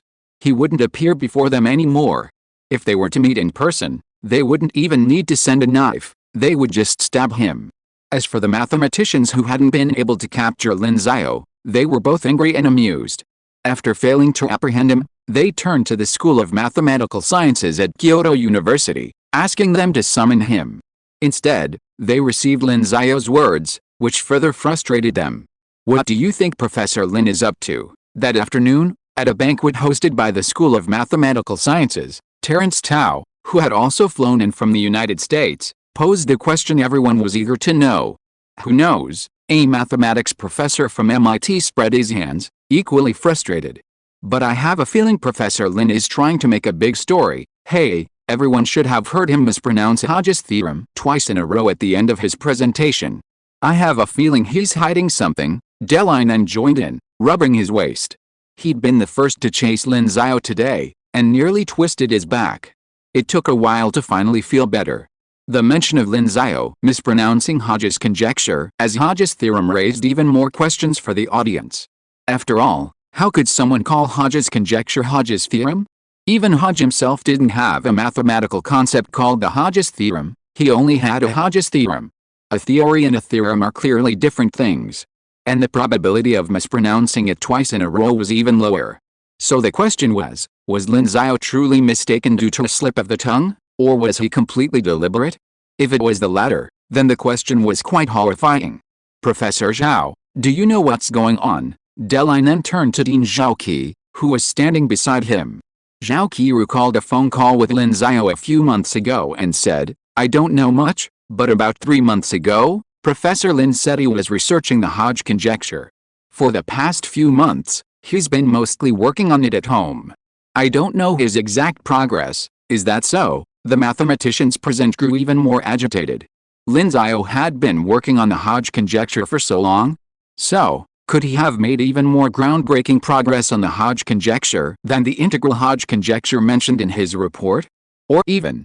These mathematicians felt their excitement grow even stronger, wishing they could just grab Lin Xiao and ask him directly. At this moment, Terence Tao suddenly asked, have you all read the original text of Professor Lin's presentation for the International Congress of Mathematicians? Of course we have. The mathematicians present generally nodded. For a presentation by a mathematician of Lin Xiao's stature, they would naturally download it from the official website in advance, carefully review it, and then ask questions during the presentation. Furthermore, The fact that the topic of Lin Xiao's presentation was related to the Hodge conjecture only intensified their interest. After reading the presentation, many of the mathematicians who studied algebraic geometry and those who had studied the Hodge conjecture in depth were thrilled. A complete solution to the Hodge conjecture for integrals reduced it to a simplified scope, giving them hope of completely resolving it. However, Lin Xiao's final tactic at the end of his presentation had the mathematicians completely choked. Several of them had originally planned to ask Lin Xiao questions directly at the International Congress of Mathematicians, but they couldn't wait any longer and had come to listen to his talk, hoping to have a proper discussion with him over the next few days. But now, Lin Xiao had run away, and any further meetings would have to wait until that day. Seeing everyone nod, Terence Tao said, "Have you noticed that Professor Lin's talk today seems to flow seamlessly with his talk at the International Congress? In fact, the two talks could even be presented together without any discord." Everyone nodded in agreement, believing the two talks could indeed be combined into a single paper. This realization further perplexed them. Lin Xiao's talk was scheduled for July 7th, followed by another on June 30th. How could the two talks be combined? Ahem, haven't you figured it out yet? Just as the mathematicians present were puzzled, one who had been eating finally stopped and said with a chuckle. Everyone turned to look and saw Andrew Wiles wiping his mouth with a piece of paper. It looked like he had enjoyed the meal the best. "What did you figure out?" Andrew Wiles smiled and picked up his glass again, slowly taking a sip of the red wine. "That's easy to guess." "You don't know," Deline said angrily. "Andrew, stop keeping us in suspense and tell us now." "Hey, Deline, you're not the same person you used to be." "I remember you used to be so patient," Andrew Wiles said, still looking calm. "Deline, you have to understand, that's the Hodge conjecture. Ever since solving the wheel conjecture, I've spent a lot of time studying it. Even the Clay Institute's problem statement regarding the Hodge conjecture was written by me." Andrew Wiles was stunned. Indeed, if the wheel conjecture, solved by Deline, is one of the most important mathematical conjectures in algebraic geometry, then the Hodge conjecture holds an even greater position in algebraic geometry. For Deline, this was not only a continuation of his teacher Grothendieck's legacy, but also his life's pursuit. "So," Andrew Wiles said, "well, this is certainly something I didn't expect, but trust me, Lin Xiao will definitely surprise you." "Why do you say that?" Deline asked. "Because Lin Xiao is now my confidant, so I trust him." Andrew Wiles smiled with emotion. Lin Xiao had learned this routine from him, he was incredibly familiar with it. So, of course, Lin Xiao was now his confidant. Of course, he hoped that Lin Xiao wouldn't be like him, needing to wait 2 years for the truth to become obvious. The others, listening to Wiles' words, were still a little puzzled, but when they saw him pick up his chopsticks again and begin to pick up food, they put aside their questions, wondering, how did Wiles even know how to use chopsticks? A few days passed quickly.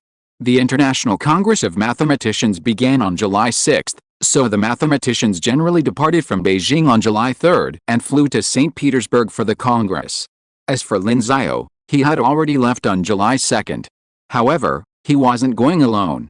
He was also traveling with 4 others, 4 Zhonghe bodyguards, including Shi Hao. Even though this trip was to Russia, the necessary protection was still required. Furthermore, the Russian government treated Lin Xiao's arrival with great respect and would provide him with adequate protection, assigning him 3 armed bodyguards. In other words, Lin Xiao had the personal protection of 7 bodyguards. This left him feeling helpless. While this represented the shared importance of both governments, for him, the mere presence of Shi Hao as a bodyguard was enough to make him uncomfortable, let alone 7. Of course, this was also for his own safety, so he didn't have much to say. It was only for about 10 days. However, after arriving, he didn't run around and simply check into the hotel. He feared being discovered by other mathematicians and then unable to escape. So, he quietly stayed in the hotel for 4 days, adjusting to the time difference, until July 6. On July 6, the International Congress of Mathematicians officially began. At 8:30 a.m. Russian time, a crowd streamed into the entrance of the St. Petersburg State Opera House. Meanwhile, Lin Xiao, closely guarded by 7 bodyguards, arrived. Seeing the entrance to the opera house, just like the previous International Congress, a group of amateur scientists gathered, trying to get in, clutching various papers. He couldn't help but laugh and shook his head.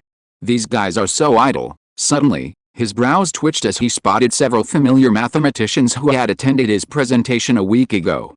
He quickly covered his face and hurried into the conference hall. Of course, once inside, the 7 bodyguards could no longer follow him. 2 bodyguards were assigned to sit beside him, and would later sit beside him. The other 5 stood at the back of the room, ready to respond to any emergencies. Soon, 9 o'clock arrived. All the attendees were seated. Over 3,000 mathematicians and math enthusiasts from around the world awaited the official start of the conference. Finally, someone stepped up to the podium. Professor Olivich, chairman of the organizing committee, opened the meeting with a welcome speech.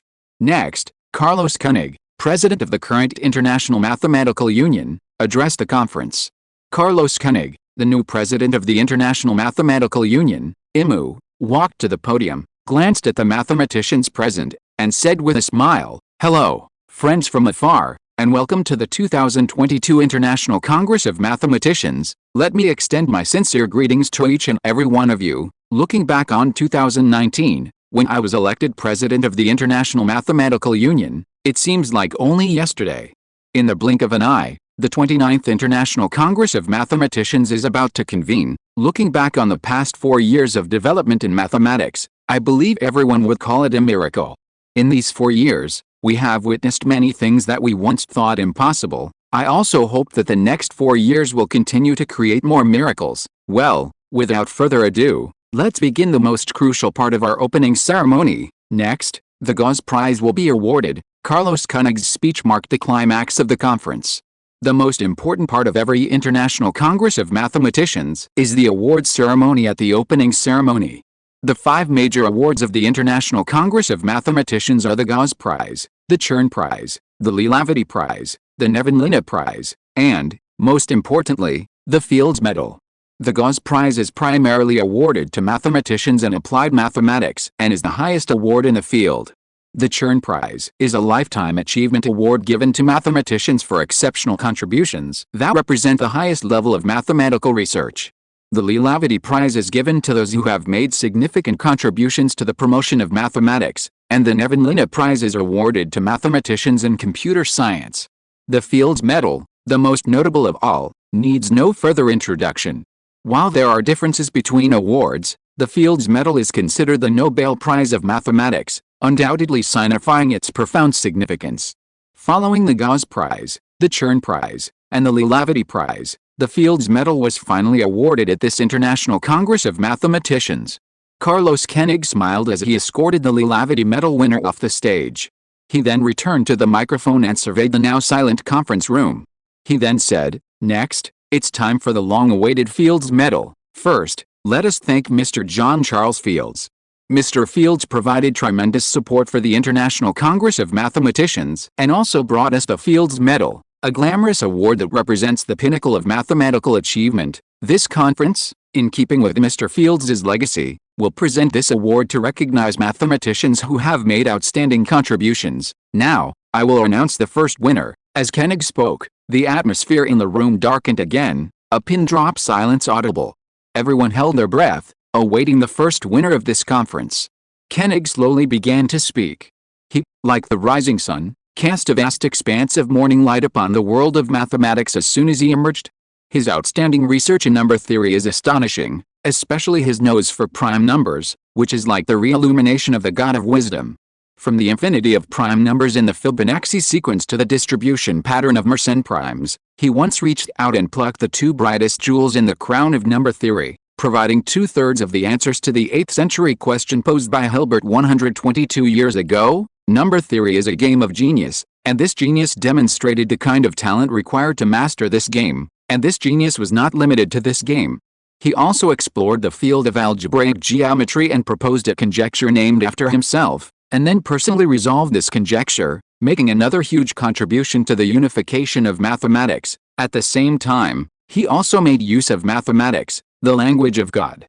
As a mathematician, he made huge contributions to the fields of physics, materials science, and chemistry. So, if someone asks me who has the best chance of solving the Riemann hypothesis this century, I would definitely answer, Lin Xiao. Congratulations to Professor Lin Xiao for winning the first Fields Medal of this International Congress of Mathematicians. Chapter 292 Second Report. Congratulations to Professor Lin Xiao on receiving the first Fields Medal of this International Congress of Mathematicians. As Koenig announced the name, the entire audience erupted in applause. None of the mathematicians present had any doubts about this winner. If Lin Xiao hadn't won the Fields Medal, they would likely all question its fairness. Even the winner would have felt embarrassed to accept the award. Amidst the applause, Koenig smiled and said, "Now, please invite Professor Lin Xiao to the stage to receive your award." Suddenly, everyone's eyes turned to the center, searching for the young figure. Simultaneously, all the media reporters in the venue were also searching for him, including the CCTV reporters. China, a country with a strong sense of collective honor, and these reporters, who had traveled from afar, were equally thrilled by Lin Xiao's award. This was the first Chinese national to win this world-class mathematics award. And he's such a brilliant talent. Just as the award speech from Carlos Koenig, president of the International Mathematical Union, just now, demonstrated Lin Xiao's immense talent. Reporter Zhang Xin tapped the cameraman nearby and said, "Old Zhao, make sure you film the whole thing. We'll definitely need it when we get back." Old Zhao patted his chest and said, "Don't worry. I used to work on a football field. I can even keep up with a ball, let alone a human." Zhang Xin smiled, then turned and called their CCTV boss to share the good news. "Director Zhang, Professor Lin has truly won the Fields Medal." He was confident that this news would send shockwaves back home. As the entire audience reeled in the excitement of this first laureate, Lin Xiao, sitting in his seat, couldn't help but feel a surge of excitement. The Fields Medal, the highest award in mathematics, is the Nobel Prize of Mathematics. In some ways, winning the Fields Medal is even more difficult than winning the Nobel Prize. After all, the age limit of being under 40 already makes winning the Fields Medal extremely difficult, not to mention the sheer difficulty of mathematics itself. Lin Xiao's love for mathematics is undeniable. Even before acquiring the system, his math scores were among the best in his class, and now, he has solved countless problems using mathematics. Therefore, winning the Fields Medal is a culmination of all his past achievements. Of course, his powerful brain allowed him to quickly control his excitement, and he finally stood up from his seat under the gaze of the crowd. Finally, the crowd had found their target, their eyes turning to him, and the applause intensified. Mathematicians who had never won a Fields Medal cast envious glances at him. Lin Xiao had undisputedly won this coveted award. Many of them were already stuck at the age of 40, and could only hope that one of the next spots would be theirs. Otherwise, they would forever miss out on this lifelong honor. Mathematics enthusiasts, on the other hand, cast adoring and respectful glances at Lin Xiao. Everyone admires the strong, and Lin Xiao undoubtedly fell into that category. Furthermore, most of these math enthusiasts were young, still in school. The huge gap between them and Lin Xiao, who was practically their same age, meant they couldn't feel any envy, and naturally, their respect for him was even greater. Amidst these gazes, Lin Xiao walked to the podium. "Congratulations, young mathematical genius," Carlos Koenig said with a smile as he watched Lin Xiao approach. "Thank you," Lin Xiao replied with a smile. Carlos Koenig smiled and nodded. He then took a golden medal from a nearby tray and said to Lin Xiao, "Then, this medal is yours. It's a great honor, one even I long for. Unfortunately, I'm already 70 years old, but I believe that awarding you the Fields Medal is truly an honor worthy of the Fields Medal. No mathematics award could deny a mathematician who solved the twin prime conjecture and the Goldbach conjecture. As I said in my opening speech, these past 4 years in mathematics have been filled with miracles, and these miracles are all made possible by your achievements. The mathematics world is fortunate to have you. Mathematics is also fortunate to have you." Carlos Koenig, already 70 years old, spoke with such sincerity that even Lin Xiao was moved. "Thank you," he thanked him again. Carlos Koenig smiled, then took the medal's ribbon and motioned for Lin Xiao to put it on him. Lin Xiao understood and bowed slightly, allowing Carlos Koenig to place the light yet profoundly significant medal on his fingertips. He then picked it up and examined it. The medal was designed by Canadian sculptor Robert Tate Mackenzie. Fields' idea was to use Latin and Greek inscriptions to highlight the medal's international character. The obverse features a portrait of the ancient Greek scientist Archimedes. Next to the portrait is inscribed the Greek inscription Greek letter Chi, Greek letter Delta, Greek letter Sigma, meaning, head of, Archimedes. Additionally, a Latin phrase is engraved around the medal's rim, meaning beyond his, Archimedes, mind, he mastered the world. The reverse is inscribed with another Latin phrase, meaning mathematicians from around the world gather to award, for outstanding work. The background in the foreground features laurel branches, woven into laurel wreaths in ancient Greece and Rome for victors. The back depicts a sphere inscribed in a cylinder, the result Archimedes was most pleased with, and he commissioned it to be engraved on his tombstone. The edge of the back is also engraved with the winner's name. The entire medal is exquisite and beautiful. How is it? Carlos Koenig asked with a smile upon seeing Lin Xiao's actions.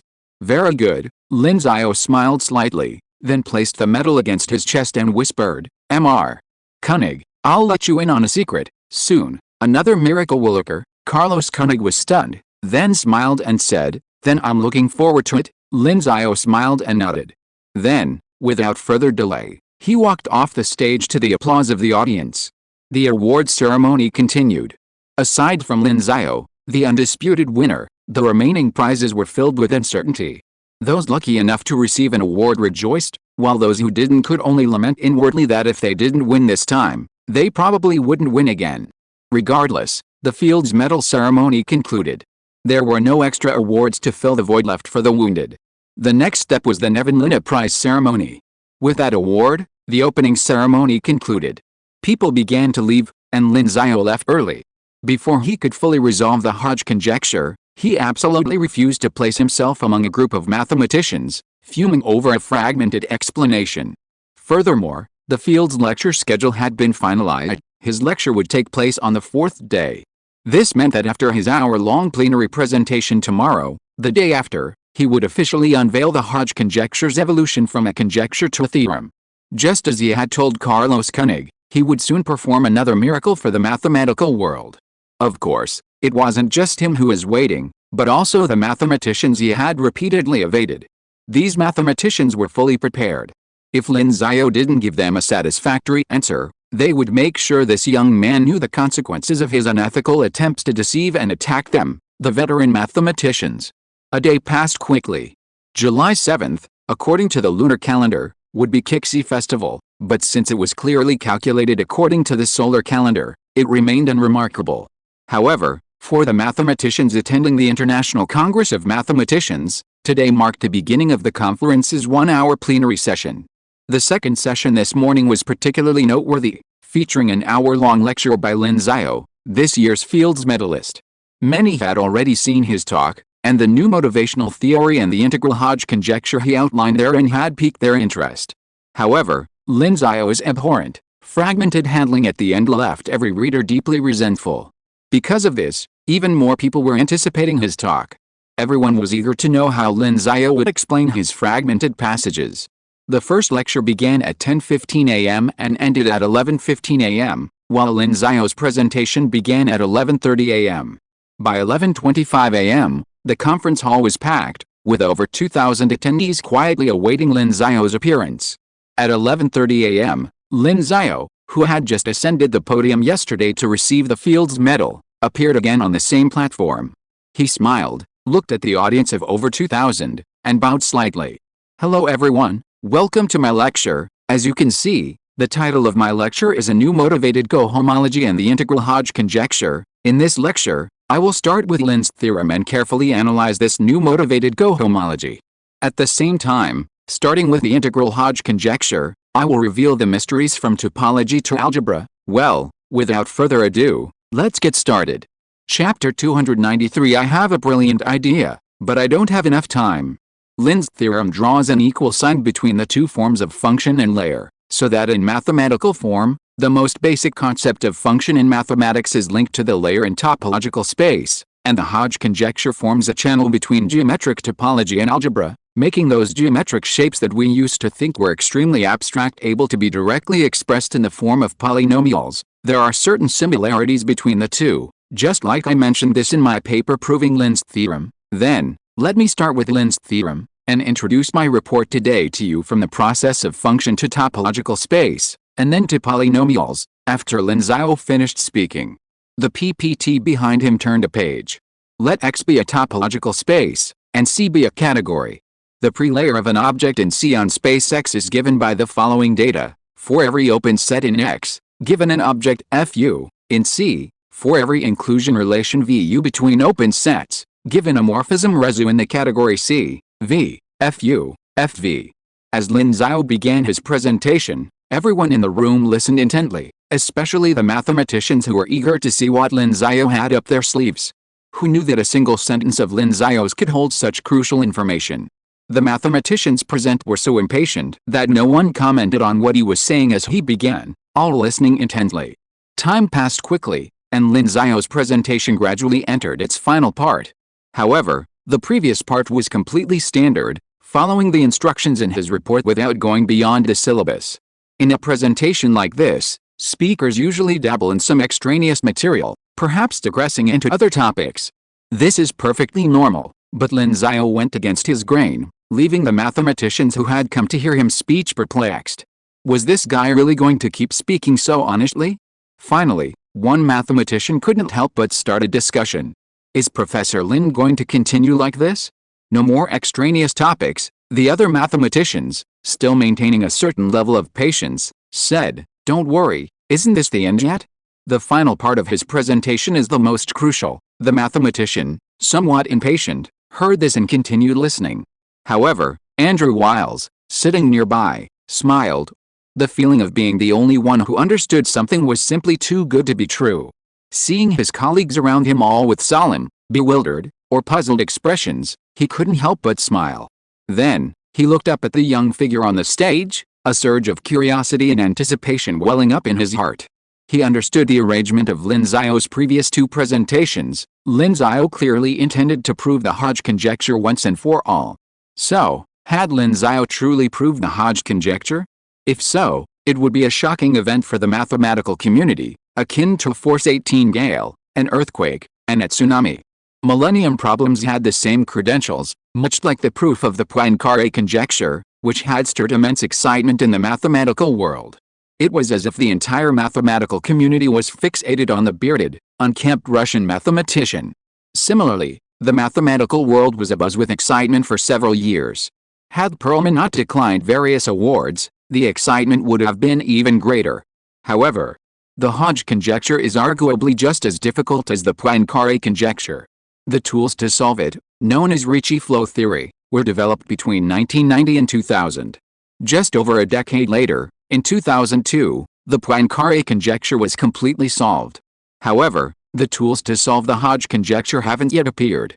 This means that to solve the Hodge conjecture, one must first find the tools to solve it. So, has Lin Xiao found them? Andrew Wiles's expression grew even more curious, and he felt an itch to rush over and ask Lin Xiao directly if he'd proven the Hodge conjecture. But as soon as he thought of this, he quickly shook his head. He couldn't sit still like the others. At that moment, he suddenly heard two more voices talking nearby. "Koenig, I remember Professor Lin whispering something to you yesterday after he accepted the Fields Medal." "What did he say?" "Oh, he said another miracle will happen soon in our mathematical community." "Miracle? What's that?" "I don't know." "Of course, since Professor Lin said so, we should just look forward to it." "Okay." Andrew Wiles raised a brow upon hearing this conversation. Miracle, it seemed his guess was right.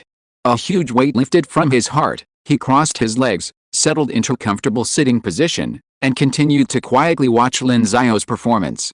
Meanwhile, Lin Xiao, unconcerned with the audience's thoughts, calmly delivered his presentation.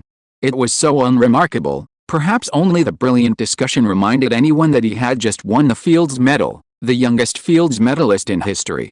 He flipped to the fifth to last slide of his presentation and said, "So, finally, we have the correct statement of the integral Hodge conjecture, that is, when X is a projective complex manifold, every cohomology class H, 2K, X, Z, HK, K, X, is the sum of the torsion and cohomology classes of an algebraic period with integral coefficients on X. With this, we have the correct integral Hodge conjecture. Now, geometric problems have been completely brought into the realm of numbers, even into the relatively simple realm of differential calculus, no longer what they were before." Hearing Lin Xiao's words, the mathematicians in the audience nodded in agreement. Regardless, this report was of high quality, at least ranking among the top reports this time. Once proposed, the integral Hodge conjecture was enough to spark a new wave of research into the Hodge conjecture in the mathematical community. Of course, That was assuming that the report ended there and Lin Xiao didn't add those few lines of equations at the end. Naturally, Lin Xiao's next step was to discuss the following lines of equations that had most of the mathematicians present tantalizingly excited. The mathematician sat up straight, eagerly awaiting Lin Xiao's next words. However, Lin Xiao walked to the side unhurriedly, first picking up the cup of water on the podium and taking a sip to moisten his throat. Only when the mathematicians below were starting to get anxious did he put the cup down, then returned to the front of the stage and said with a smile, "Originally, proposing the integral Hodge conjecture would have been the perfect end to my normal presentation. Nonsense." Every mathematician who wanted to send Lin Xiao a knife rolled their eyes. But, however, Lin Xiao changed the subject and said with a smile, "Since I've come up with the integral Hodge conjecture, I naturally wanted to prove it. To this end, I've put in a lot of effort and work, and ultimately," at this point, Lin Xiao stopped abruptly, leaving the mathematicians, who had been listening intently, puzzled. Then they realized what was happening. Lin Xiao was deliberately teasing them again. Just as they were about to get anxious, Lin Xiao pulled something out of his pocket. A colorful object. The people in the audience were stunned by this scene. What was this? A toy? A toy that was a global phenomenon, recognized by many. Those who didn't know the name called it a colorful spring, while those who did know the official name also said slinky. But why was Lin Xiao bringing this thing out now? Of course, the mathematicians in the audience finally let out a look of finally. Lin Xiao, after all, had come up with something a little different. So, what was Lin Xiao going to say when he pulled out this spring toy? Everyone in the room waited in anticipation. Meanwhile, Lin Xiao on the stage, looking at the slinky in his hand, a smile spread across his face. Who could have guessed that this seemingly magical, yet fun-to-play toy would inspire his proof of the Hodge conjecture? Looking up again, he smiled and said, "This is a very interesting toy." He fiddled with it for a moment. Of course, due to his lack of skill, he accidentally dropped it while swinging it, and it landed on the ground, drawing laughter from the audience. "Sorry, it seems I still can't handle this kind of toy." Lin Xiao quickly picked it up again and said with a smile. However, he then added, "Of course, to most people, this is just a toy, but to me, and to all my topology friends, this is a classic one-dimensional topological homeomorph. Now, let's try to describe it numerically." As Lin Xiao spoke, the PowerPoint slides turned, revealing a mathematical description of the geometric shape known as the slinky. Then he said, "The Hodge conjecture studies the polynomial solutions of topological homeomorphisms in various dimensions. The Hodge conjecture for the 1, class was proved by Lefschetz in 1924, which means that the Hodge conjecture holds for H2. Hodge proposed this conjecture based on Lefschetz's proof. Then, this toy in my hand, as a one-dimensional manifold, obviously holds for the Hodge conjecture, but how can we extend it to higher dimensions?" Lin Xiao's question caused everyone in the room to think. Yes, how can we extend it to higher dimensions? At this time, Lin Xiao smiled, and turned the page of the PPT again, returning to the last few lines of equations in his report. H2, S2, Z/2, 1, H2 S2, C, Z/2, 1. Now, everyone, please look at these lines of equations. The mathematicians in the room suddenly showed a look of enlightenment. These equations, don't they start with the H2 case? If so, all the mathematicians were suddenly struck by a thrill, looking at Lin Xiao excitedly. Does this mean that the proof of the Hodge conjecture is not far off? So, is Lin Xiao's next move going to be to surpass this miracle? They all looked at Lin Xiao, anticipating his next words. But just then, the PowerPoint flipped to another page. This page displayed a large real-time clock. 12 hours, 25 minutes, and 21 seconds, less than 5 minutes until the end of the presentation. Furthermore, below the real-time clock, there was a line of text. Everyone narrowed their eyes at the text. "I now have a brilliant method to extend the low-dimensional case to higher dimensions. But due to time constraints, I will.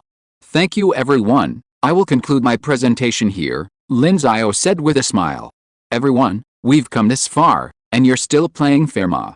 Do you know that if Fermat hadn't had the inconvenience of transportation, he would have been beaten too?" Andrew Wiles, sitting in the audience, was also stunned, then gave Lin Xiao a thumbs up. "Wow, this guy's got more tricks than him. He even pulled Fermat's tricks." But didn't Lin Xiao say he'd give everyone an answer at this conference? Now that your presentation is over, this is your answer? This is even more tantalizing than the original presentation. But just before the crowd got excited, Lin Xiao smiled calmly and said, if you're still interested in what's next, you're welcome to attend my Fields lecture the day after tomorrow. I'll continue the story. A Fields lecture the day after tomorrow? Everyone was stunned again, then suddenly realized that Lin Xiao had taken this into consideration. But then, didn't that mean Lin Xiao had already planned for the Fields lecture? Everyone marveled. Perhaps only Lin Xiao could be so confident in preparing for the Fields lecture in advance? Okay, now you can ask questions. Time is limited, so I'll just answer one question. Please understand, Lin Xiao said with a smile. Soon, rows of hands went up, and in the end, Lin Xiao chose Pierre Deline, who sat in the front row. Under everyone's gaze, Deline stood up and looked at Lin Xiao. Then, he slowly asked, Lin, since you said you've found a brilliant method to extend low-dimensional situations to high dimensions, is this high-dimensional in the broadest sense? Lin Xiao looked at Deline and nodded earnestly. Deline smiled with satisfaction. Then I look forward to the answer you'll give us the day after tomorrow. Chapter 294. He wants to prove the Hodge conjecture. After Deline's words fell, he sat back down calmly. Lin Xiao smiled and said, well, this lecture concludes. Thank you everyone, and see you the day after tomorrow. He then gathered his things and left the stage. Those in the audience who hadn't been able to ask questions looked disappointed. Of course, they couldn't argue with Deline, so they could only put their questions aside for the time being. However, when they recalled Deline's question and Lin Xiao's answer, they were suddenly stunned. Was Lin Xiao trying to extend the Hodge conjecture, which holds true in low dimensions, to a wide range of higher dimensions? Currently, mathematicians have only studied the Hodge conjecture up to the fifth dimension, and most of these dimensions require numerous assumptions, or so-called preconditions, to hold true. Even the validity of the Hodge conjecture in 4 dimensions remains unsolved. So, Lin Xiao is now trying to address the wide range of higher dimensions? Doesn't this mean Lin Xiao is trying to completely resolve the Hodge conjecture? The mathematicians, having regained their composure, were filled with shock. Oh my! Holy crap! He's going to prove the Hodge conjecture. This is simply too unbelievable. I thought he was talking about extending this to higher dimensions to solve the problem of the Hodge conjecture being true in 4 dimensions, but now he's telling me he's going to solve the complete Hodge conjecture. Is this Professor Lin? These mathematicians, who hadn't previously guessed what Lin Xiao was up to, were filled with shock. Wasn't this too sudden? The Hodge conjecture, one of the 7 great problems of the millennium, was now on the verge of being completely solved. Mathematicians like Deline, who had already guessed what Lin Xiao was up to, were filled with endless amazement. Sure enough, Lin Xiao was aiming for the complete Hodge conjecture. While they didn't know if Lin Xiao could pull it off, recalling his past achievements, they were convinced. Of course, after thinking about this, they all picked up their phones and began calling their friends who hadn't been to the Congress, asking, hey, you want to miss the historic moment of the Hodge conjecture being proved? Clearly, no one wanted to miss such a significant moment. As one of the greatest conjectures in algebraic geometry, one of the greatest conjectures in mathematics, and one of the most significant problems that could make a significant contribution to the unification of mathematics, the Hodge conjecture proof conference was a true feast for the mathematical community. Regardless of whether they were studying algebraic geometry or algebraic topology, no mathematician would want to miss such an occasion. Just like when Andrew Wiles proved Fermat's last theorem, his 3rd lecture was packed to the brim. As a result, these mathematicians called on their friends, and those who hadn't originally been in attendance naturally booked their flights and began to make the journey. Meanwhile, Carlos Koenig, president of the International Mathematical Union, was wide-eyed, his heart filled with excitement. Professor Lin. Professor Lin. He's going to solve the Hodge conjecture? Is this the miracle he told me about? He was, of course, the most excited about this. He was actually witnessing the historic proof of such an important conjecture while serving as president of the International Mathematical Union. How could he not be thrilled? However, perhaps from excessive excitement, his face suddenly turned pale, and he gasped for breath. The person next to him hurriedly patted him on the back and asked in shock, "What's wrong with you?" Carlos Koenig took a moment to calm down, finally feeling a little better. He said, "Nothing, just a little health problem." Then he realized something and said, Go and see if you can give Professor Lin more time for his lecture the day after tomorrow. He must have more time. This is the Hodge conjecture.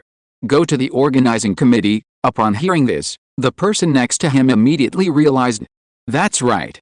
This is the proof of the Hodge conjecture. The field's lecture is only 1 hour long, and how could a 1-hour lecture be worthy of proving the Hodge conjecture? It would take at least 2 or 3 hours. After all, the question and answer session alone would likely take quite a while. So, they quickly confirmed the timeline for Lin Xiao's field's lecture, which would be from 6 o'clock to 7 p.m. This meant it could be extended by a few hours, or even all night if the mathematicians didn't mind. Then, within less than an hour, the organizing committee of this conference issued an announcement. Given that Professor Lin Xiao will be giving an important presentation on the Hodge conjecture at the field's lecture the day after tomorrow, the organizing committee has decided to extend Professor Lin Xiao's field's lecture by 1 hour. It is now scheduled for 6 o'clock to 8 p.m. on July 9th. Interested participants are welcome to attend. However, shortly after this announcement, the organizing committee issued another. The date of Professor Lin Xiao's field's lecture has been changed to 9 a.m. on July 10th. July 10th was originally scheduled to be a free day, meaning there were no plans for it, giving all participants a day off. The ICM schedule is incredibly tight, so a free day like this is usually a given. However, they postponed Lin Xiao's talk to this day because so many mathematicians had emailed, saying they wanted to attend the talk and asked the organizing committee to adjust their schedule. Otherwise, with only 1 day to spare, it would have been inconvenient for them to attend. So the organizing committee consulted with Lin Xiao and postponed the date by 1 day. This happened to be a free day, with everyone at their most alert in the morning, making it the perfect time for Lin Xiao to deliver his talk. This makes Lin Xiao perhaps the only person to have the organizing committee adjust the time of his talk specifically at both ICMs. At the 2018 ICM, Lin Xiao's 45-minute talk was shortened to a 1-hour presentation, and the 2022 field's lecture was adjusted to a presentation lasting at least 2 hours. He was neither amused nor embarrassed by this. Of course, all he needed to do was to keep his spirits high and prepare for the report he would give in a few days. In the following days, word of this news spread rapidly, and the entire mathematical community was stunned. What?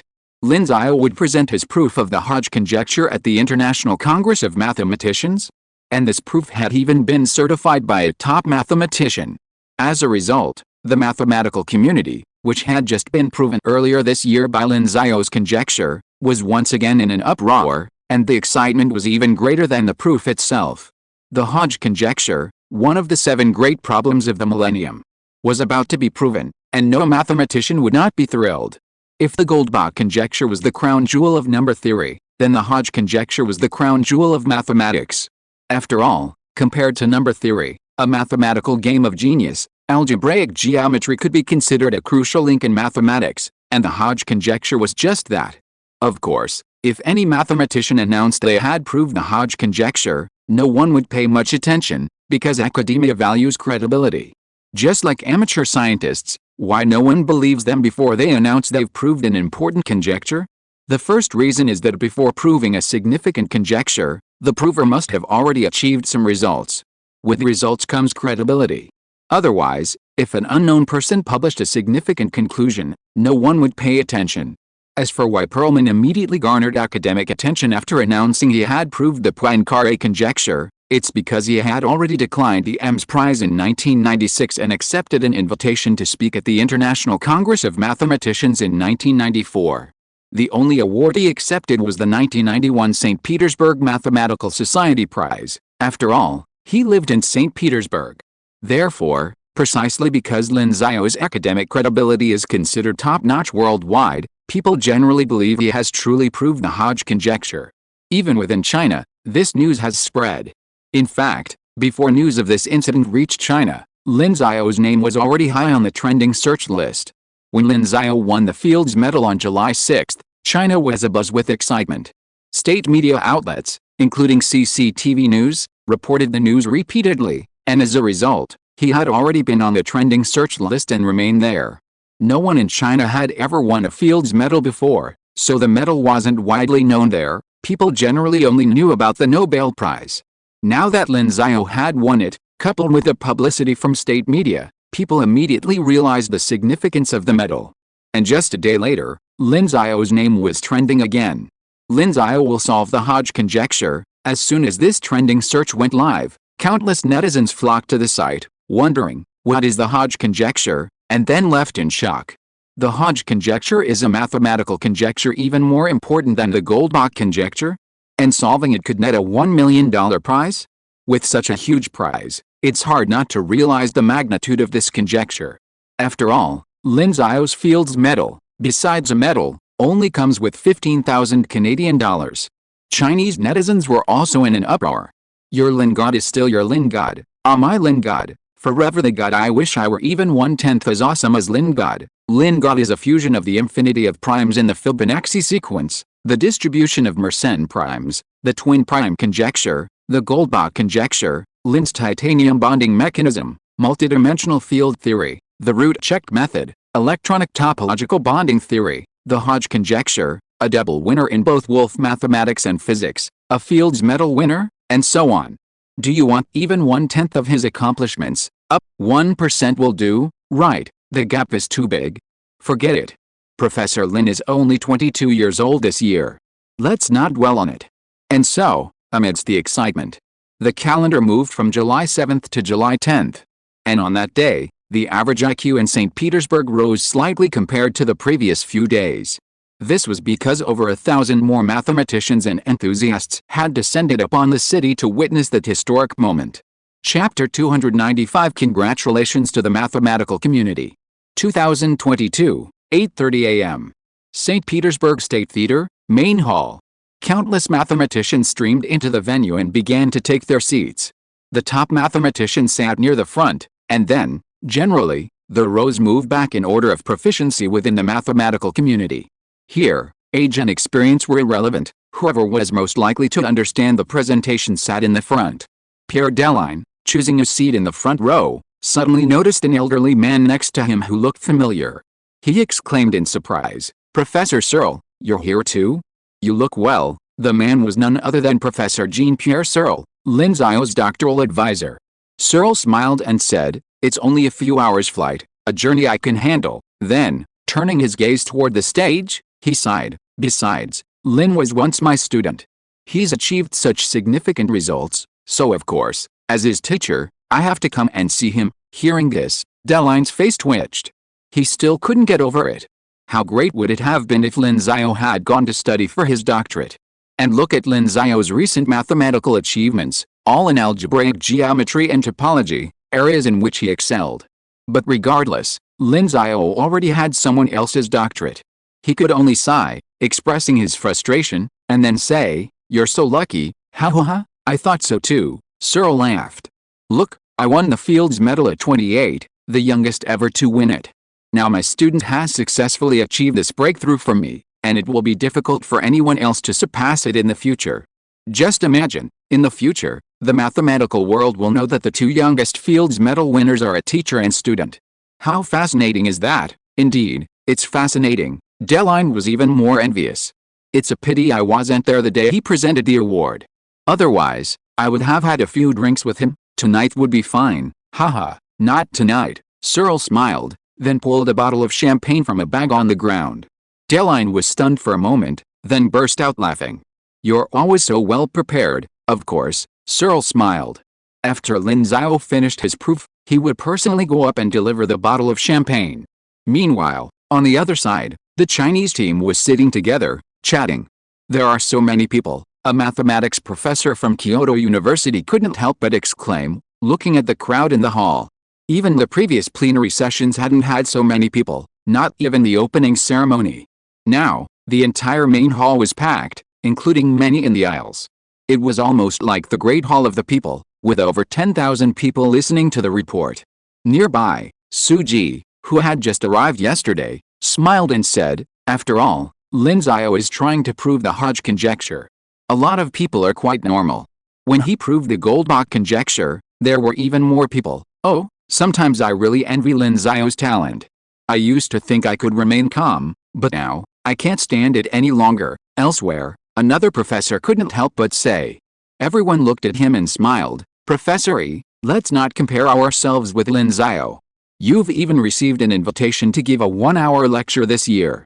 That's already made history for China. Professor Yinan, an academician of the Chinese Academy of Sciences, was a renowned figure in the Chinese mathematical community.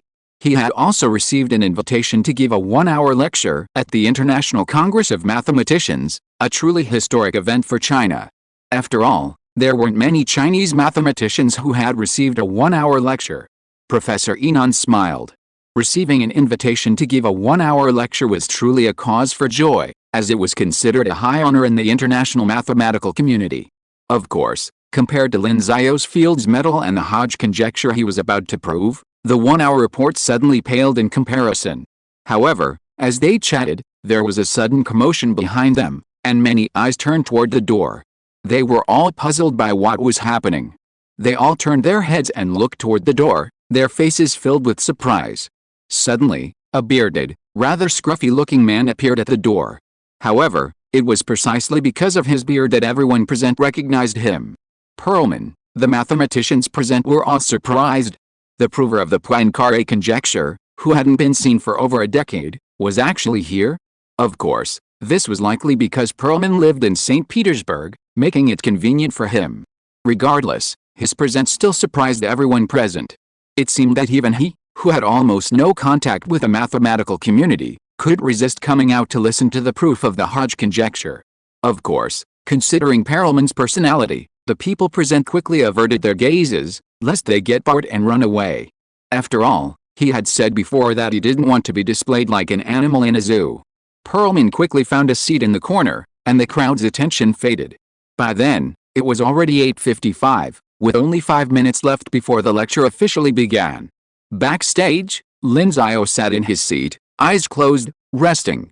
His mind was recounting his proof. Nearby stood a number of staff members, each casting their gazes at the man hailed as the smartest person in the world today, perhaps even the smartest person in history. He had proved the Goldbach conjecture, proposed multidimensional field theory, and was now about to prove the Hodge conjecture. He was undoubtedly the smartest person in the world, even the smartest person ever. They all wanted to see how he differed from them. But it was clear that they all had the same nose and 2 eyes, nothing different. The staff members had no choice but to abandon their thoughts, their gazes turning to admiration. Russia already prioritizes basic mathematics education, and now, facing Lin Xiao, they could only feel admiration. 9 o'clock arrived quickly. First, the host went up to control the stage, and then a staff member said to Lin Xiao, "Professor Lin, it's 9 o'clock now. You may take the stage." Lin Xiao nodded. Okay. He stood up, smoothed his well-tailored clothes, and walked out of the backstage area. A wave of applause erupted, welcoming the mathematical genius. When the applause died down, Lin Xiao smiled and said, "Hello, everyone. Thank you all for coming here from afar to listen to my talk. I've already sensed your enthusiasm. Now, please allow me to deliver a satisfying presentation." Then, on the large screen behind them, a page flipped, and a PowerPoint presentation appeared before them. The first page was familiar to everyone who had attended Lin Xiao's previous talk, the colorful spring toy called Slinky. Then, Lin Xiao once again pulled a toy from his pocket. This time, perhaps due to the few days of practice, he was much more adept at playing with this toy than before. However, the audience couldn't help but smile at Lin Xiao playing with a toy during such a serious academic presentation. Soon, after playing with the spring a few times, Lin Xiao said, "All right everyone, I showed you this toy in my last presentation. As I said, it's a very typical one-dimensional manifold topological homeomorphism. According to Lefschetz, the Hodge conjecture holds for the 1, class. So, we obviously have a result. In certain low-dimensional spaces, our Hodge conjecture holds. Now, let X be a compact Claire manifold. The first Chern class C1 gives a mapping from a holomorphic line bundle to H2, X, Z.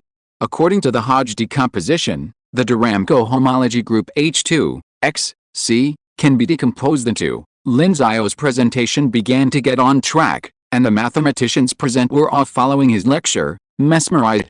As for those who had come to join in the fun, they simply considered it their own. After all, it would be a shame to miss such a historic moment. Furthermore, the students who had come from all over the world looked at Lin Xiao, who was standing on the stage, with expressions that looked like a deity or a god.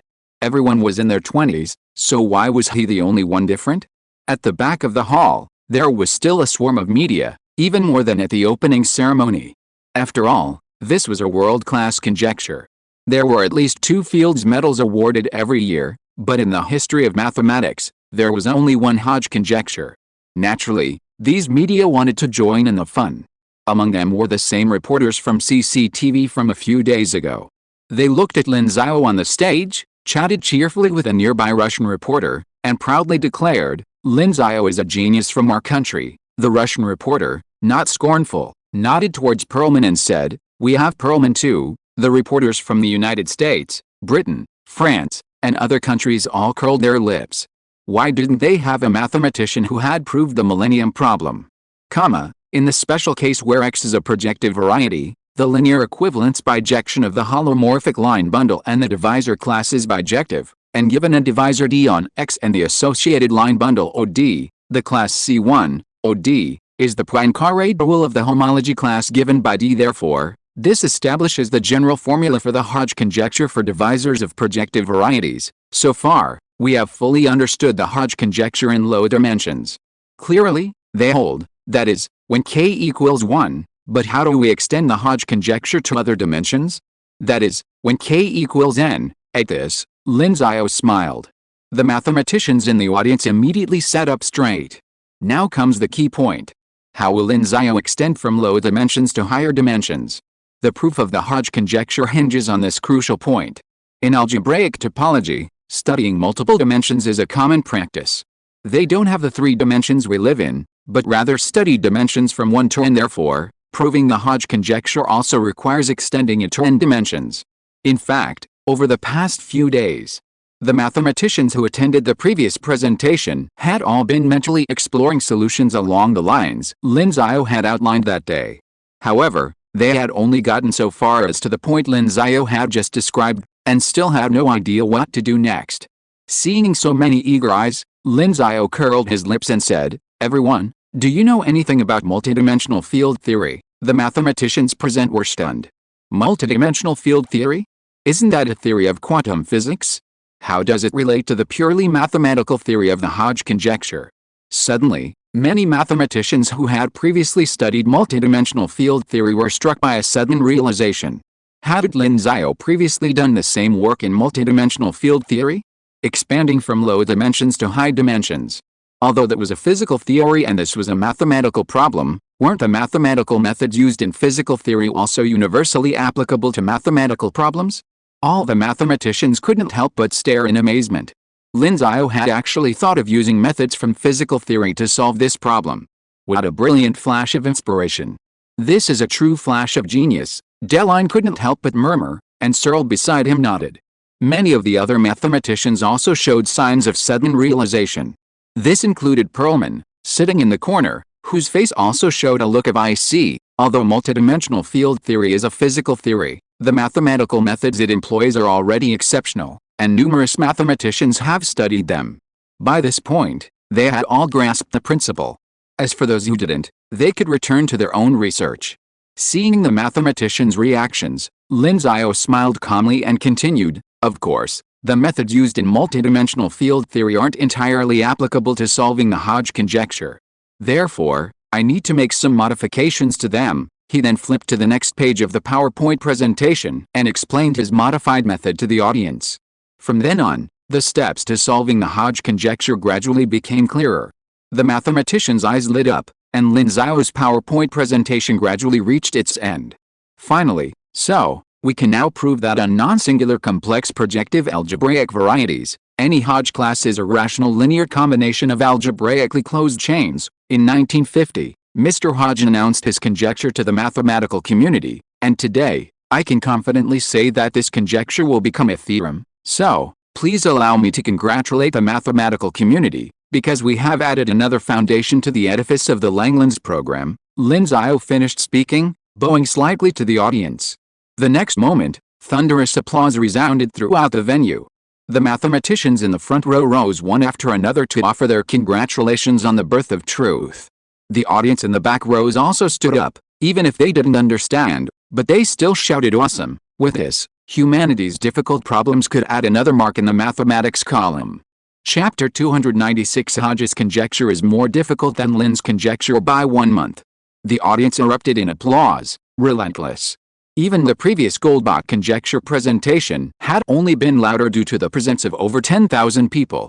Now, here in the St. Petersburg State Theater, the applause wasn't as loud, but it continued for a long time. Finally, the applause died down, and Lin Xiao finally had a moment to speak. Thank you all for your patience in listening to me. Now, it's time for questions. He checked the time and smiled. The organizing committee has given us nearly an hour to ask questions, so come on. I'm ready for a long battle. The audience laughed, and then, many raised their hands. Looking at the many hands, Lin Xiao smiled slightly and chose one.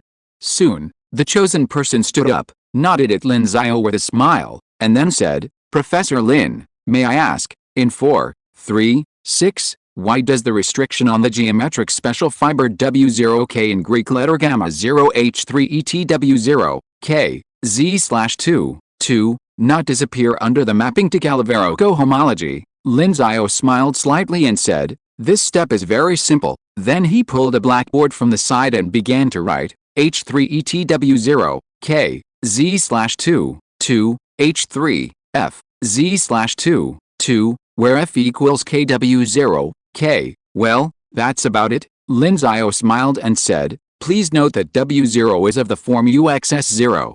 By lemma 4.2, we can get UGM, and S0 is a special fiber of Esquagia, as mentioned above. The questioner suddenly understood. Thank you for your explanation, I understand. Lin Xiao smiled and nodded, then said, you're welcome. It's my responsibility.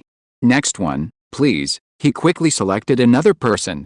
Professor Lin, why do we need to find a non-divergent Galvarian extension LKP in 3, 4, 1 to improve Greek letter beta? That step is also very simple, Lin Xiao quickly answered.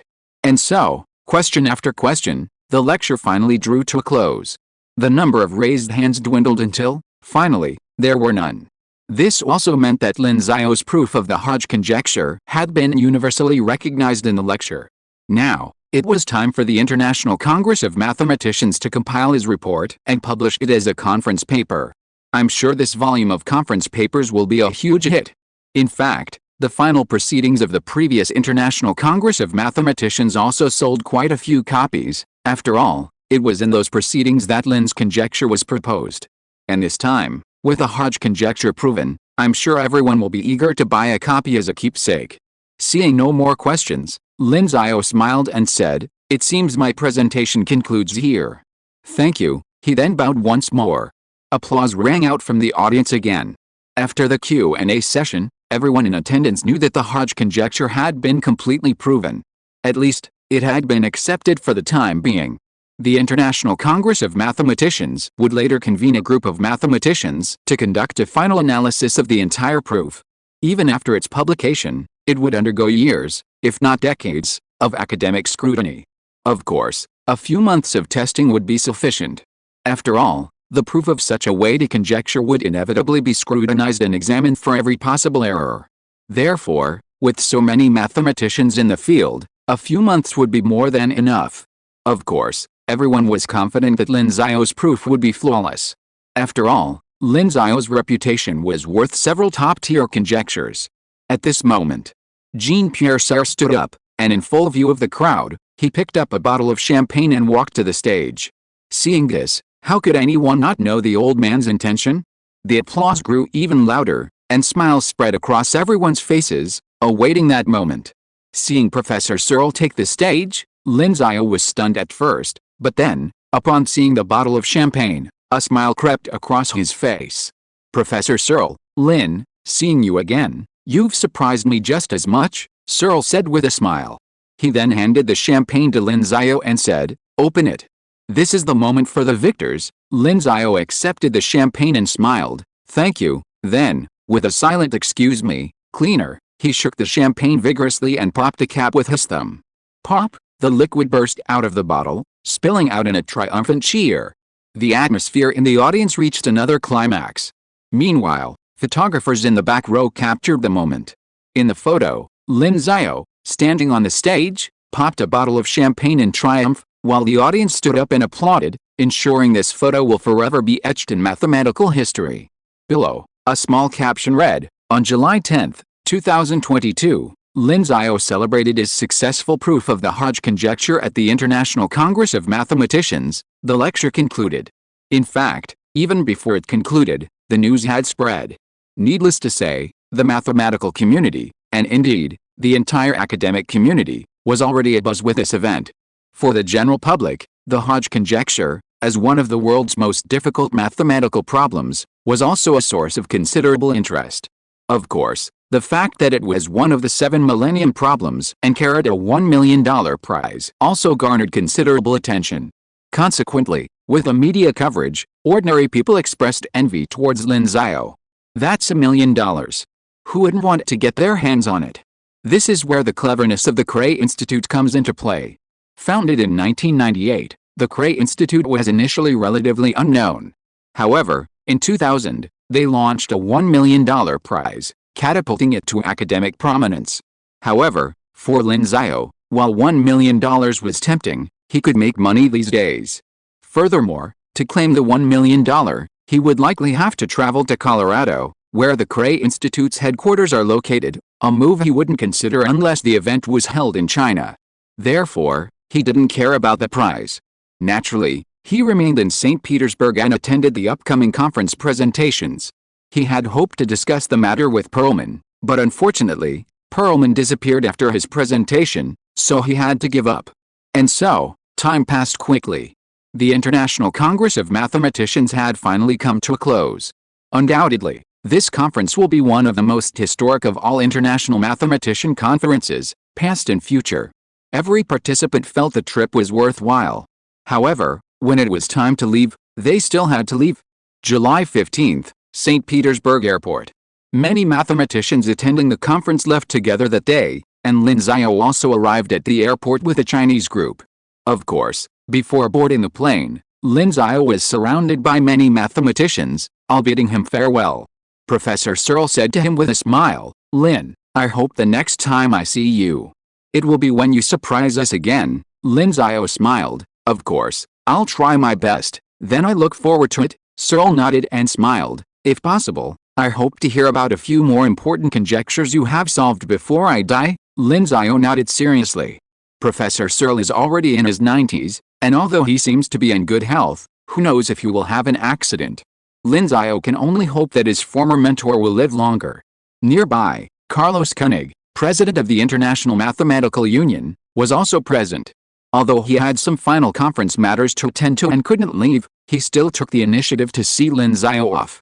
He patted Lin Xiao on the shoulder and said with a smile, "Professor Lin, I've already seen the miracle you spoke of, but I hope you can let me see it more often. I hope I can show you more often." Lin Xiao replied with a smile. The others nodded.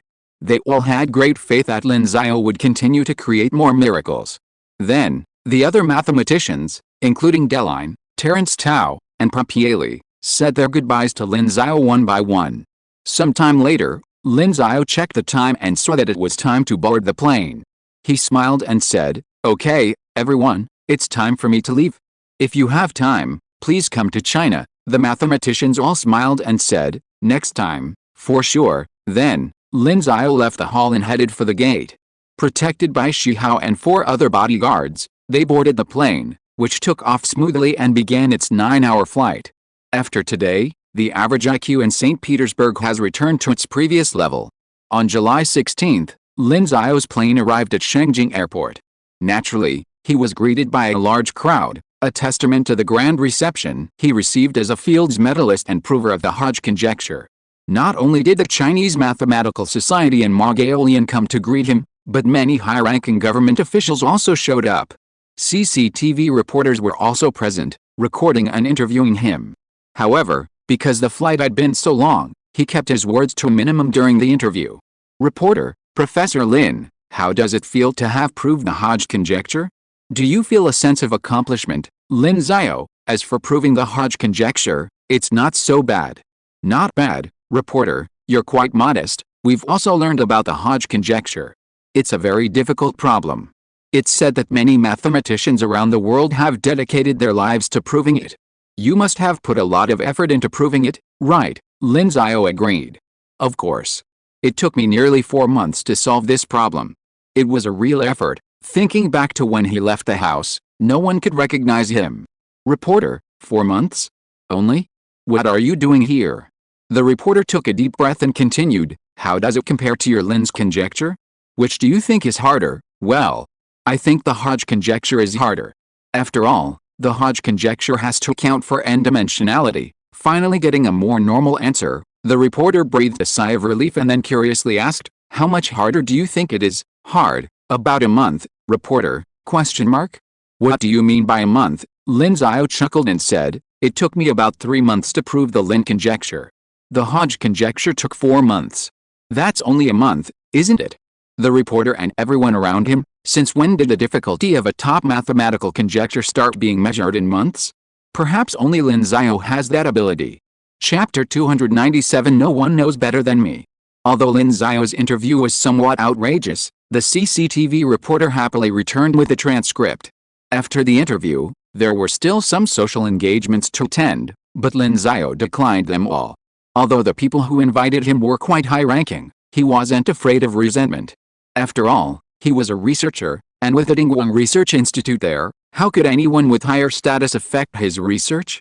Furthermore, at his current position, he no longer needed to care about others. So, returning to Yanbi Garden with peace of mind, he rested well for the day and began preparing for the next step. As for the next step, it was naturally the final step of the X-ray project, assembly. A night passed. After a good night's rest, Lin Xiao, feeling refreshed, got into Shihao's car and headed to the Dingguang Research Institute. The other 3 Zhonghe bodyguards who had escorted him to St. Petersburg naturally returned to their original duties. After all, they were all back in China, much safer than abroad. Besides, Lin Xiao had long since grown tired of being surrounded by so many people. Arriving at the Dingguang Research Institute soon, Lin Xiao had no time to reflect on the long-missed, personal research facility. Instead, he instructed Shihao to drive the car to a newly constructed building. This building was the institute's newly constructed cleanroom. Strictly speaking, it was a cleanroom for lithography machine assembly and testing. This cleanroom structure differed slightly from ordinary cleanrooms, not only in its dust-free environment but also in its foundation. Its foundation was constructed from an extremely dense and heavy metal material. This heavier foundation, compared to ordinary buildings, gave the entire vehicle superior stability and impact resistance. For example, in the dormitory, when a prominent roommate got off the upper bunk, you might feel the ground shake. But in this cleanroom, that wouldn't happen. There would be virtually no vibration at all. The reason for this cleanroom was, of course, to ensure the stability of the lithography machines. As instruments operating at nanometer precision, the stability requirements are among the highest in the world. Any vibration could cause instability. Naturally, the cost of such a cleanroom was extremely high. However, since the goal was to build the lithography machine, these costs were unnecessary to consider. Lin Xiao quickly exited the car and arrived at the workshop entrance. The entrance opened onto the office area, not including the workshop interior. As China's first workshop dedicated to testing ultra-high precision lithography machines, this office area was quite large, capable of conducting various data tests and also boasting a conference room large enough for Lin Xiao to hold core meetings for the X-ray project. As soon as Lin Xiao entered, the people in the office area stood up upon seeing him and respectfully called out, "Chief Engineer Lin." Seeing this long unseen chief engineer, everyone present was filled with emotion. Taking advantage of their downtime from the X-ray project, they had solved a world-class mathematical problem. Who else but their own chief engineer Lin could accomplish this? Deputy Chief Designer Yang Caping was also there. Upon seeing Lin Xiao, he smiled and said, "Hey, Professor Lin, you're here." Hearing Yang Caping's voice, Lin Xiao turned and looked, then laughed. "How did you know that, too?" Yang Caping laughed. "Why shouldn't I know? I saw the news this morning. You're amazing. You call such a difficult conjecture okay, and what about that? It took a month, nearly 4 months, and so on. Any project I've worked on used to take me a year or 2. It's different with you." Lin Xiao laughed. "Einstein published 5 papers a year back then. That's an average of 1 every 2.4 months. I'm still a little behind." Yang Caping, "You're amazing. If you're even comparable to Einstein, I don't have much to say. Ahem, forget it. I won't talk to you anymore. You haven't been here in ages, so I need to tell you about our current situation. Okay, let's go inside, Lin Xiao said. They then entered the office and began to talk. First, Chen Yuanchen and his team have already built a dual workbench based on the drawings you provided. They've now built 5, and after testing, they've met the precision and stability standards. They're now in our workshop. As Yang Caping spoke, he recalled the time they tested the 5 dual workbenches. Seeing that they could easily operate to the precision they'd specified, the entire workshop celebrated for ages. It was a shame that Lin Xiao, the chief designer and designer of the dual workbenches, was attending the International Congress of Mathematicians and couldn't attend, which made the occasion less memorable. Of course, compared to the lithography machine they were about to build, that little bit of commemoration was unimportant. He continued, and the other parts are all ready. Now all we have to do is install the machine. Lin Xiao nodded with satisfaction. Not bad. Finally, the long-awaited X-ray lithography machine was finally ready. As the chief designer, he had been looking forward to it for a long time. But, at this moment, Yang Caping's face showed an embarrassment again. But what? Lin Xiao was puzzled. Could there be another surprise? Yang Caping sighed. We're running out of funding. This cleanroom costs a lot of money, and maintaining a constant temperature in cleanroom every day costs a lot of money. Plus, we've only built 10 of the photolithography machine parts, except for the more complex dual-stage equipment. We've ordered 10 sets of everything else. But our original 5 billion yuan budget is almost exhausted, and that's because we still have a lot of outstanding payments, so, if the funding runs out, we can't proceed. At this point, Yang Caping looked helpless. Even a penny can be a big deal, let alone a research project like theirs, which requires a lot of money. An ordinary cleanroom, such as a 300,000 level cleanroom, isn't that expensive, costing only about 1,000 yuan per square meter. Their workshop is about 20,000 square meters, so at most, they'd only need 20 million yuan. But a 300,000 level cleanroom is the worst kind of cleanroom, just an ordinary cleanroom, not even food processing grade. A food processing grade, class 100,000 cleanroom costs around 2,500 per square meter. Their cleanroom, used for integrated circuit manufacturing, not to mention the solid cast metal foundation beneath its feet, is a top-tier, Class 1 cleanroom. The cost of a Class 1 cleanroom runs into the tens of thousands. Furthermore, their room also requires a constant temperature system, maintaining a constant 21 degrees Celsius. Otherwise, even a single degree of error can cause nanoscale changes in the entire lithography machine, creating another enormous expense. This totals to hundreds of millions, even approaching a billion. They're truly broke right now. This explains why semiconductor R&D is so expensive. Just a 20,000 square meter cleanroom alone requires so much money, not to mention all the other R&D. However, this seemed like a huge problem to Yang Caping. After listening to it, Lin Xiao only said one sentence, "Is that it, Yang Caping? Isn't this enough?" Lin Xiao patted Yang Caping with a smile and said, "It's small. Your vision is small. I thought it was a big problem. It's just that we have no money." Then he took out his mobile phone and called Ma Gaolian. "Director Ma, we have no money for the X-ray plan." "Well, transfer another 1 billion. Okay, then I'll hang up. Okay, bye." Putting down the phone, Lin Xiao made an okay gesture to Yang Caping. "It's done. Just check the account when the time comes. It should arrive soon." Yang Caping was stunned. Just took 1 billion, otherwise, 1 billion should be enough. Director Ma has always been very generous, Lin Xiao said as a matter of course. Yang Caping was speechless. That guy Ma Gaolian is so generous, isn't he? Whenever we applied for project funding, anything under his control would take forever to review. He's so stingy? Lin Xiao, are the Ma Gaolian you're talking about the same person as the Director Ma I was talking about? Yang Caping rolled his eyes. Who else could it be but that Ma Gaolian from the Science and Technology Bureau? Oh, well, maybe Director Ma has a dual personality and shows his generosity when he gives me money. Yang Caping, suddenly, he remembered who this person was. It was Lin Xiao. Wasn't it normal for funding applications to be easier? Ma Gaolian was compared to a goddess, and these scientists were the backups. Then Lin Xiao was the tall, rich, and handsome guy. Then it became a case of the backup licking the goddess, and the goddess licking the rich second generation. He patted his head and said helplessly, "Forget it, I won't tell you anymore. Do you want to go in and take a look?" Anyway, now that the funding issue was solved, there was no need to worry about anything else. From then on, they could just spend lavishly.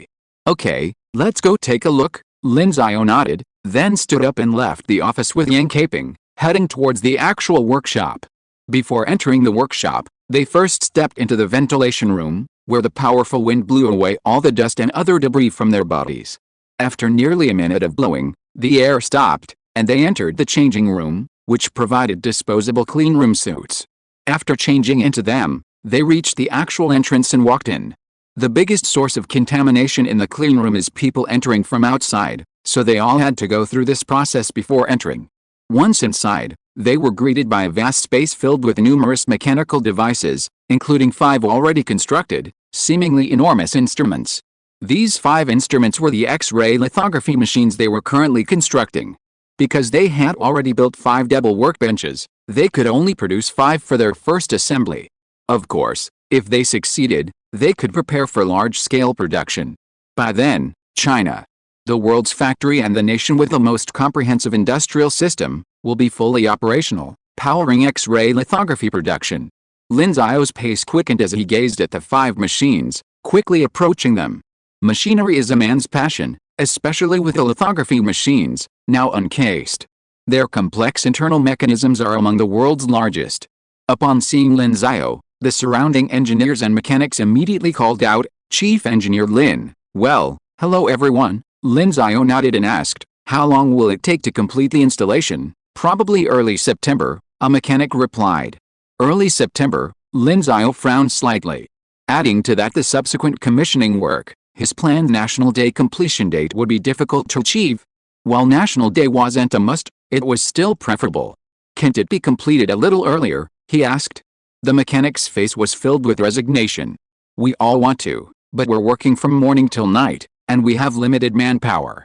Plus, assembling this lithography machine is incredibly complex. While the precision of these parts isn't as high as the nanometer-level precision of the dual workbench and optical system, there's still a fine line.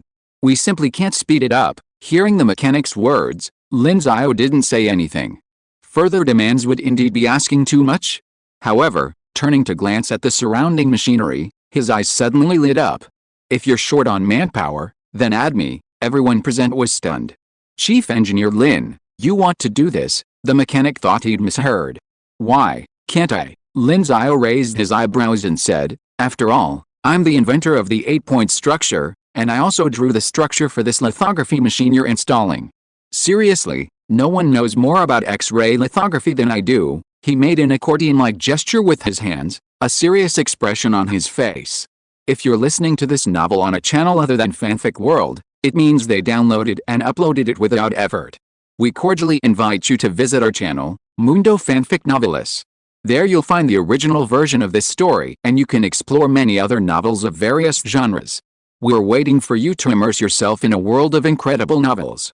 Chapter 298X. Everyone present exchanged glances in bewilderment at Lin Xiao's words. Does that make sense? Lin Xiao's 8-point structure impressed even machinists like him, who had been manufacturing high-precision machinery for countless years. This was especially true of the machinist before him, Wang Yaping, who appeared to be in his 50s. He had originally apprenticed with an 8th-level machinist. In China in the last century, 8th-level machinists were considered elite, though their roles were largely forgotten due to the rise of more sophisticated machine tools. However, those possessing these skills remained a rare commodity within the industry. Wang Yaping, once an apprentice to an 8th-level machinist, later delved into various machine tools and had long since earned the title of senior researcher-level engineer, equivalent to professor. His solid technical skills were the reason he was selected for the X-ray project to oversee the assembly of X-ray machines. Even he was deeply impressed by Lin Xiao's original 8-point structure. This achievement alone was enough to make Lin Xiao a leading figure in their field of mechanics. However, they were still somewhat apprehensive. While the 8-point structure was indeed impressive, could Lin Xiao really handle a job as a machinist? The 8-point structure was a research and development skill, but their current assembly work required hands-on skills. In their view, someone like Lin Xiao was best suited to desk work, developing a methodology to solve their problems. Then, The hard workers would follow his instructions and ultimately solve the problem. Seeing the crowd's incredulity, Lin Xiao rolled up his sleeves and said, "Guess I have to show you." He turned and saw a square piece of metal nearby.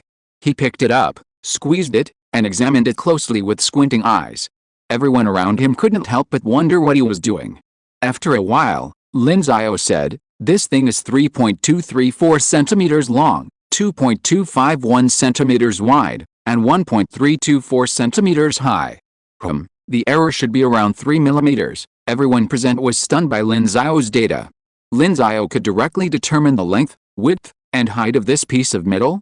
Of course, determining the length, width, and height wasn't a big deal. Wang Yaping could tell the length, width, and height of this piece of metal with his naked eyes. However, his resolution was limited to 1 decimal place in a centimeter, or millimeters. He could discern up to 1 millimeter, while some more skilled individuals could discern less than 1 millimeter, or even 0.5 millimeters. But what was Lin Xiao doing? 3 decimal places? That's down to 1/100th of a millimeter. That's the equivalent of a thread. A thread is 10 microns, or 1/100th of a millimeter. Lin Xiao said the error was around 3 millimeters, meaning he could discern 30 microns? This was still a human eye? Everyone around him was skeptical. Even Yang Caping looked unconvinced. If Lin Xiao hadn't been the chief designer, they would have called him boastful. Wang Yaping simply shook his head and said, "Impossible, absolutely impossible. Chief Engineer Lin, we know you can draw drawings with incredible precision, but you've even achieved the level of a single thread. That's impossible for the human eye, right?" He had been in the machinery industry for who knows how long and had seen a lot. He'd seen people who could discern 0.1 millimeters, or 10 threads, with a naked eye. He'd also seen many experienced machine tool operators who could simply shave or erase a thread or two by feel. He himself, for example, could control the amount by feel. But the ability to discern by feel and the naked eye are completely different. The latter tests the limits of the human eye and requires experience. Lin Xiao wasn't a seasoned technician in their industry, so how could he possibly discern 3 threads with a naked eye? Lin Xiao chuckled, "The human eye can only see about 10 microns, which means it can theoretically discern a single strand.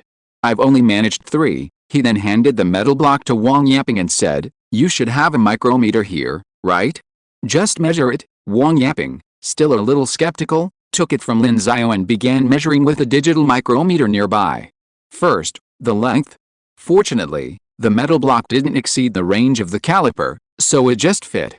And quickly, because it was digital, the result came out immediately. It's 32.32 millimeters. The moment the number appeared, the people who had just looked in disbelief were stunned. They gathered together to take a look at the display. It was indeed 32.32 millimeters, or 3.232 centimeters. Lin Xiao had said 3.234 centimeters, with an error of just 2 millimeters. Even though they were all well informed, they couldn't help but smack their lips in amazement. This was truly a bit too perverted, wasn't it?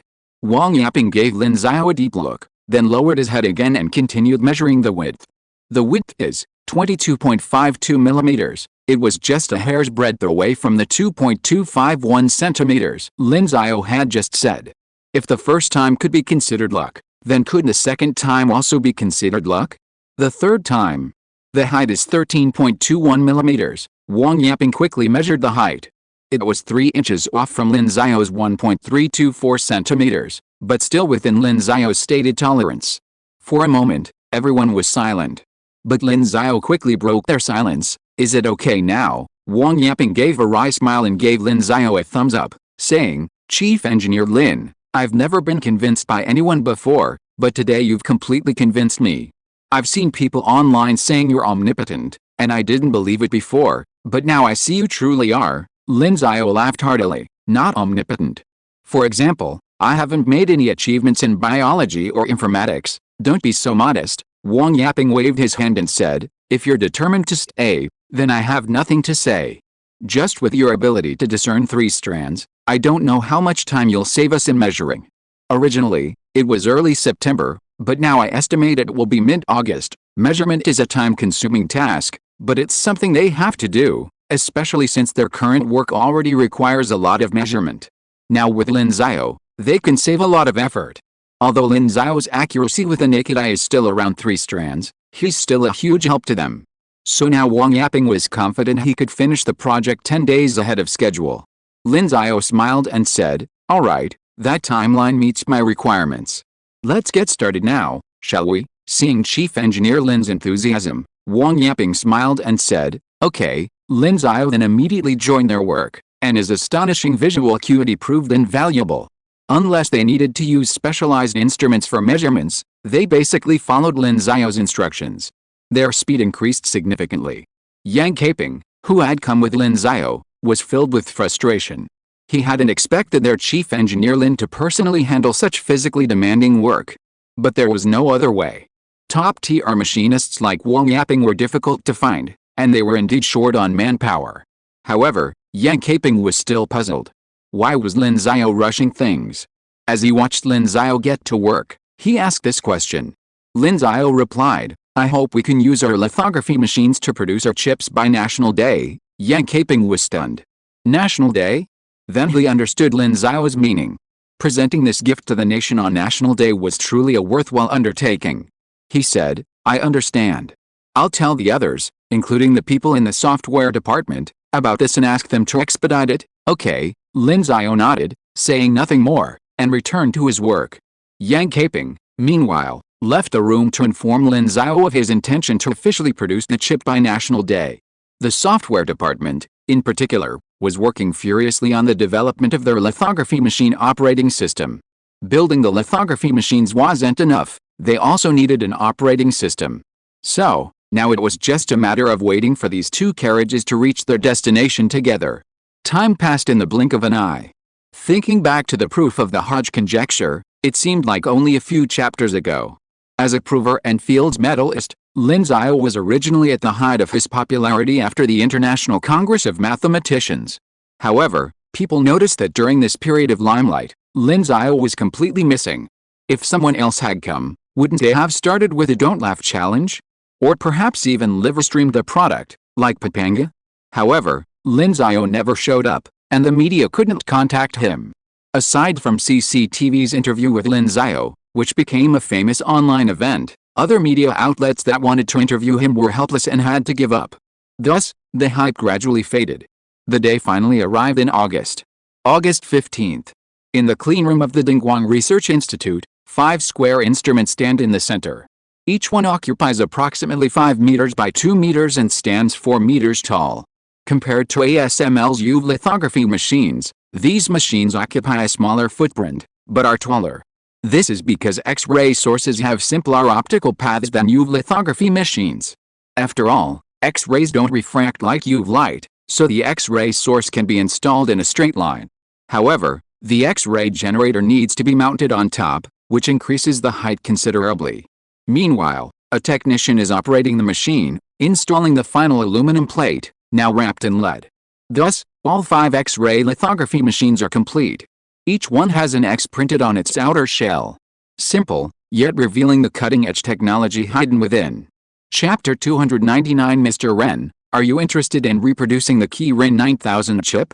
What a work of art! As the last aluminum plate was installed, Lin Xiao smiled and couldn't help but sigh. He gazed at the 5 massive machines, having practically assembled them hand in hand. From the outside, the neat aluminum plates, reflecting the lights from the workshop, looked incredibly clean. As a mechanical instrument, it likely never got dirty throughout its life, unlike a computer case that accumulates dust after a while. It would always remain shiny and bright. After all, a photolithography machine can print money even faster than a money printing machine. It can produce hundreds of thousands of mobile phone SOC chips per hour. With the price of a single SOC chip accounting for an estimated 500 yuan in the cost of a phone, that's equivalent to printing nearly 100 million yuan per hour. Even a money printing machine can't print that much. Of course, printing money is just a small matter. The most crucial aspect is the economic volume generated by a photolithography machine, which is unmatched by a money printing machine. As the core of the entire semiconductor industry chain, photolithography machines create wealth and jobs for the entire industry, which is also unmatched by a money printing machine. From upstream to midstream to downstream, a single lithography machine can generate billions of dollars in annual economic output for the entire industry chain. The semiconductor industry chain generates a market exceeding $500 billion annually, easily generating over $1 trillion in economic output. China's GDP in 2021 was only $177,000. For example, the world's most profitable industries are mobile phones, automobiles, and real estate. The semiconductor industry is closely tied to these two sectors. Even smart home products within real estate are related to semiconductors, and in terms of market size, semiconductors rival these industries. Therefore, controlling any key link in the semiconductor industry chain offers enormous potential for profit. Why has Japan become the world's third largest economy? Its three economic pillars are primarily the automotive market, followed by animation, and then its semiconductor industry. If it weren't for the Plaza Accord of the last century, Japan, which once held nearly 80% of the global semiconductor market, would likely have a significantly higher GDP today. Furthermore, possessing independent chip production technology is crucial for a country, especially a truly independent one like China. As for another independent nation, Russia, due to a misjudgment in its initial technology tree, developed tubes instead of transistors, and has not developed transistors to this day. Clearly, the performance of tubes still cannot compare to transistors. Tubes cannot be made as small and mass-produced as transistors, so Russia has to import things like mobile phone chips and computer processors. Of course, perhaps precisely because Russia doesn't develop transistors, it hasn't been choked by semiconductor bottlenecks. After all, without a bottleneck, Western companies are happy to sell chips to Russia. It's foolish not to make money. But for China, its desire to develop semiconductors, and to become a major semiconductor power, has naturally encountered numerous difficulties and obstacles. However, these obstacles will soon become a thing of the past. The 5 instruments before Lin Xiao will mark the beginning of China's semiconductor rise. In the workshop, not only Lin Xiao, but everyone else in the X-ray project also cast their gazes on the lithography machines before them, their faces beaming with excitement. After all this time, they've finally built their own lithography machine. And it's the world's first lithography machine that uses X-rays as a light source and can be mass-produced. How could they not be excited? Regardless of their ultimate success, these 5 lithography machines, each costing $1 billion RMB, represented the combined wisdom of the thousands of individuals involved in the X-ray project. Of course, this wasn't just the thousands. In reality, at least tens of thousands of Chinese people were directly or indirectly involved in the project. Of course, everyone present knew that the person who had contributed the most was their chief designer, Lin Xiao. The 3 core breakthrough technologies facing the entire X-ray project, the sub-100 pmr MS polishing technique, their dual bench technology, and the crucial RDX pure silicon crystals, were all mastered by Lin Xiao, who meticulously mastered them. The only technical challenges they had to overcome were relatively minor ones. Aside from feeling a little embarrassed, they also realized how rewarding it was to have a godlike teammate. They barely had to do anything, and yet, no matter how challenging the problem, they were quickly solved. Even now, although the 5 lithography machines hadn't been turned on yet, they were as close to success as they could get. Deputy Chief Designer Yang Caping, standing next to Lin Xiao, also took in the 5 massive machines before him. Once his excitement subsided, he turned to Lin Xiao and asked, "Chief Engineer Lin, what should we do next?" As he asked, the others all turned to Lin Xiao, awaiting his response. Lin Xiao took a deep breath and announced, "Power on." Upon hearing Lin Xiao's words, Yang Caping immediately turned to the power supply team and shouted, "Power on." The next moment, the power supply personnel flipped off 5 switches. Each X-ray machine was controlled by a single switch. With all 5 switches on, the lights on the X-ray machine consoles lit up, indicating power was being supplied. Then, a person standing at each console pressed the start button on the main computer, and the computers controlling the entire machine booted up. The system ran Linux, and the desktop was empty except for a single piece of software, the X-ray Planning Lithography Machine Control Panel. This software was developed by the X-ray Project software team. It can be said that they have been developing this software since the inception of the X-ray project. This control panel is the equivalent of the operating system for their X-ray lithography machine. The software is not complex, but the code within it is quite complex. Whether the lithography machine's hardware meets the standards is key to ensuring its performance, and the software is crucial to ensuring its proper functioning. Of course, even if the software is developed, it must be used properly, otherwise, it will be useless. Both Huoxin International and TSMC have purchased ASML's Dove lithography machines, but TSMC is able to produce 7nm chips using Dove lithography machines, while Huoxin International can only achieve 14nm due to its inability to properly utilize the software.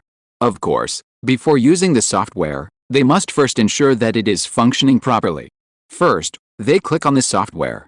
After a slow loading process, they finally arrive at the homepage, which is entirely in Chinese, without a single English letter. At this time, Lin Xiao also walked to the control panel of one of the photolithography machines and instructed, first, perform a system self-test on the entire photolithography machine. Yes, the staff member in charge of the photolithography machine responded immediately, then entered the control panel system interface and clicked on the system self-test. Since it was a self-test, it naturally checked whether every internal component was functioning properly. Of course, the most critical thing was to check whether the mechanical accuracy met the standards, whether the X-ray source was properly excited, and whether it was diffracted normally by the RDX pure silicon crystal mirror. After a moment of loading, a progress bar appeared on the monitor, indicating that the self-test had begun. However, the interior of the photolithography machine remained silent, unlike other machines that made various noises when in operation. Because any sound means vibration, and for a lithography machine, even the slightest vibration can be fatal. Therefore, all the machinery within the machine is virtually frictionless. For example, the dual work tables utilize magnetic levitation to prevent vibration. Of course, the dual work tables are the only two moving parts of the machine's core machinery. The robotic arm controlling the lens also moves, while the other core components are largely immobile. The more variables, the harder it is to control. Time passed slowly, everyone silent and focused, or with a look of nervousness on their faces, awaiting the results. Some even began to pray. This step was crucial. If the self-test failed, they would have to disassemble the entire machine and inspect the problematic component to determine the cause of the failure, which would obviously take a considerable amount of time. However, if the self-test passed, it meant their lithography machine was basically up to standard. They could begin producing chips. So, everyone hoped that this time, they would succeed immediately. And so, several minutes passed. A crisp ding rang out from the computers, and the word self-test passed appeared in green on all 5 screens. Everyone present breathed a sigh of relief, then became deeply moved. Success, we succeeded, everyone present was filled with excitement, some even tearing up with joy. All their efforts had paid off. They had truly broken the Western blockade of lithography machines and created a top-notch, domestically produced lithography machine. Everyone was filled with immense excitement. Countless of them had deeply resented the foreign sanctions, but now, they could proudly declare to those foreigners that they, too, had created a top-notch lithography machine. Yang Caping, the deputy chief designer, was also filled with tears. As the designer of the domestically produced 600 series lithography machine, he knew full well how difficult it was for China to develop such a device, and now, they had succeeded. Looking at the 5 lithography machines before me, each one has achieved single-digit nanometer precision. Even the light source they use is 3.56 nm X-ray, which is nearly 10 nm lower than UV's 13.5 nm. What are ASML's UV lithography machines? They still have to compare to their X-ray lithography machines. Finally, he gently wiped away his wet tears, then turned to look at Lin Xiao, bowed deeply, and said, "Chief Designer Lin, thank you. You've worked so hard." Lin Xiao hurried over to help him up, saying with a smile, "This is my duty as the chief designer. Chief Designer Yang, you don't have to do this. Besides, this is all thanks to our joint efforts." Yang Caping shook his head and said, "Chief Designer Lin, don't be so modest. Without you, none of us would have succeeded. We all know it." The others standing around also said, "Yes, Chief Designer Lin, this is all thanks to you." Seeing so many people talking, Lin Xiao shook his head with a smile, then said, "I won't argue with you. Okay, now that we're done celebrating, it's time to prepare for the next thing." "The next thing?" The others' eyes lit up, and they all asked, "Are you ready to announce the news?" Their X-ray project never had any news. Whenever they made a breakthrough, they announced it. Now that their lithography machines were basically operational, they couldn't wait. However, to their surprise, Lin Xiao simply smiled and said, "No rush. Didn't I tell you I'd produce our first chip by National Day?" We'll announce the news on that day. Everyone present was stunned. Producing their first chip? Then, Lin Xiao asked, does anyone have the phone number of Huawei's Ren Zhengfei? Everyone looked at each other, wondering what Lin Xiao was up to. Yang Caping replied, I do. As a leading figure in the domestic lithography industry, he had previously interacted with Ren Zhengfei and had his phone number. Lin Xiao pulled out his phone and said, give me his number. Yang Caping nodded, then pulled out his phone, found Ren Zhengfei's phone number, and gave it to Lin Xiao. Lin Xiao then entered the number into his own phone and dialed. After a moment, the call connected. An elderly voice came from the other end. Excuse me, who is this? Mr. Ren, are you interested in resuming production of the Kirin 9000 chip? Chapter 300, Prepare to make chips. Sitting in his office in Dongguan, at Warwick's Songshan Lake headquarters, Ren Zhengfei was stunned for a moment when the caller asked him if he was interested in rebuilding the Kirin 9000. Then he couldn't help but laugh. This call was most likely from someone seeking investment, and since the number was private, they probably got it from a friend. In the past, he would have simply told the caller to call Warwick's rotating director. He didn't bother with such matters. But this time, the other party actually mentioned rebuilding the Kirin 9000 out of the blue, which piqued his interest. Are people soliciting investments so aggressively these days? He smiled and said, of course I'm interested, but I'm just wondering how you plan to help us rebuild the Kirin 9000 chip. A voice came from the other end. Haha, to prevent Director Ren from thinking I'm joking, let me introduce myself. I'm Lin Xiao, Chief Designer of Project X-Ray. Ren Zhengfei was stunned. Lin Xiao? Project X-Ray? He immediately stood up from his seat and said, Chief Engineer Lin? Is it really you? Lin Xiao smiled and said, of course it's me. If you need me to prove my identity, then I can ask our Chief Engineer Yang Caping to call you. Chief Engineer Yang is next to me now, and he told me your phone number. Ren Zhengfei thought for a moment, then said, no need, I believe it. Not many people knew that he knew Yang Caping. Since the other party could tell this story, there was basically no need to question his identity. So, if that's the case, Lin Xiao mentioned helping them rebuild the Kirin 9000. His face suddenly lit up with excitement, and he asked in a trembling voice, so, Project X-Ray was a success? Lin Xiao smiled and said, well, I can't tell you about that yet. But if you believe me, then one of these days, you can have the executives from Warwick come to the Dingguang Research Institute. We can have a meeting and sign an agreement. Oh, and remember to bring the EDA files for the Kirin 9000 as well. Hearing Lin Xiao's response, Ren Zhengfei regained his composure. He couldn't tell him the details yet, so he could just ask more questions after the meeting. Of course, since Lin Xiao had called him specifically, it was likely that even if Project X-Ray hadn't succeeded, it was close to success. After a moment's thought, he said, okay, I understand. They then agreed on a meeting time, set for 3 days later at the Dingguang Research Institute.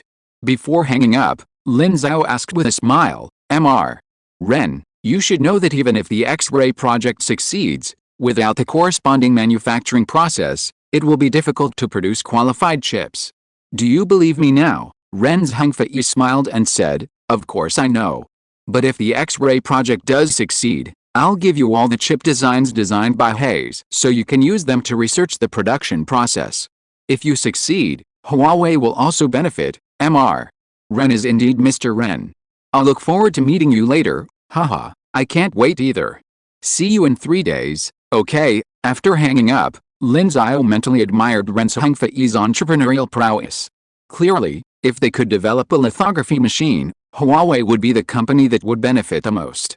So, for Ren Zhengfei, no matter how much money he invested, as long as there was a chance of success, he would be willing to invest. However, after hanging up, the people around him gave him puzzled looks. Chief Engineer Lin, you said we don't have the corresponding production process. How are we supposed to produce Huawei's chips? They had originally thought that Lin Xiao's talk of making chips during the National Day holiday meant picking a simpler chip and producing it, but Lin Xiao actually planned to produce Huawei's Kirin 9000 directly. How could that be possible? The Kirin 9000 uses a 5nm process. How could they possibly do that? However, Lin Xiao simply smiled and said, who said we don't have the corresponding production process? Everyone present stared again. Chief Engineer Lin, you're not saying you've even solved the production process problem, are you? Yang Caping looked at Lin Xiao with an expression of disbelief.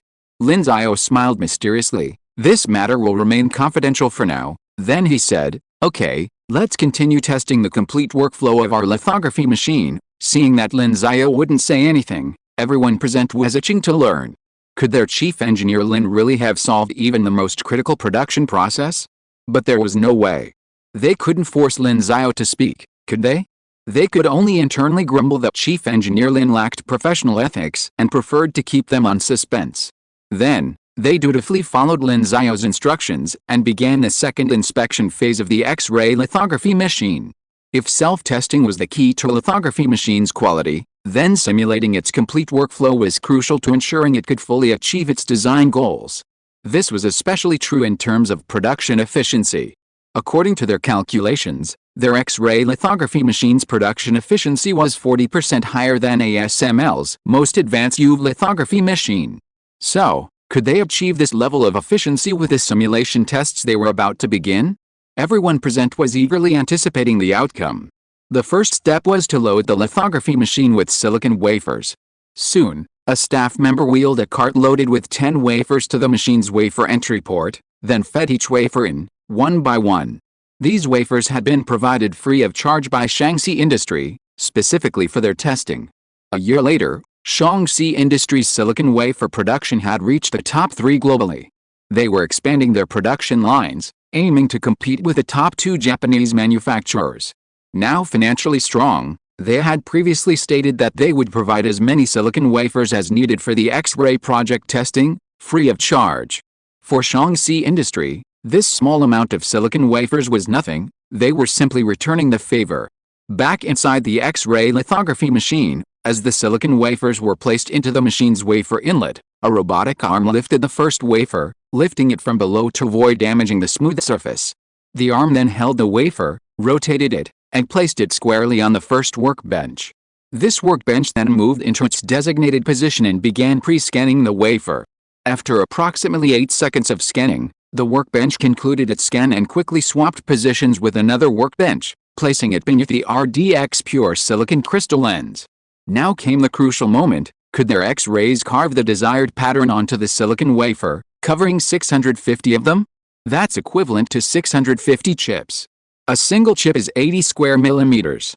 And the 12-inch silicon wafer they were using has an area of approximately 70,659 square millimeters.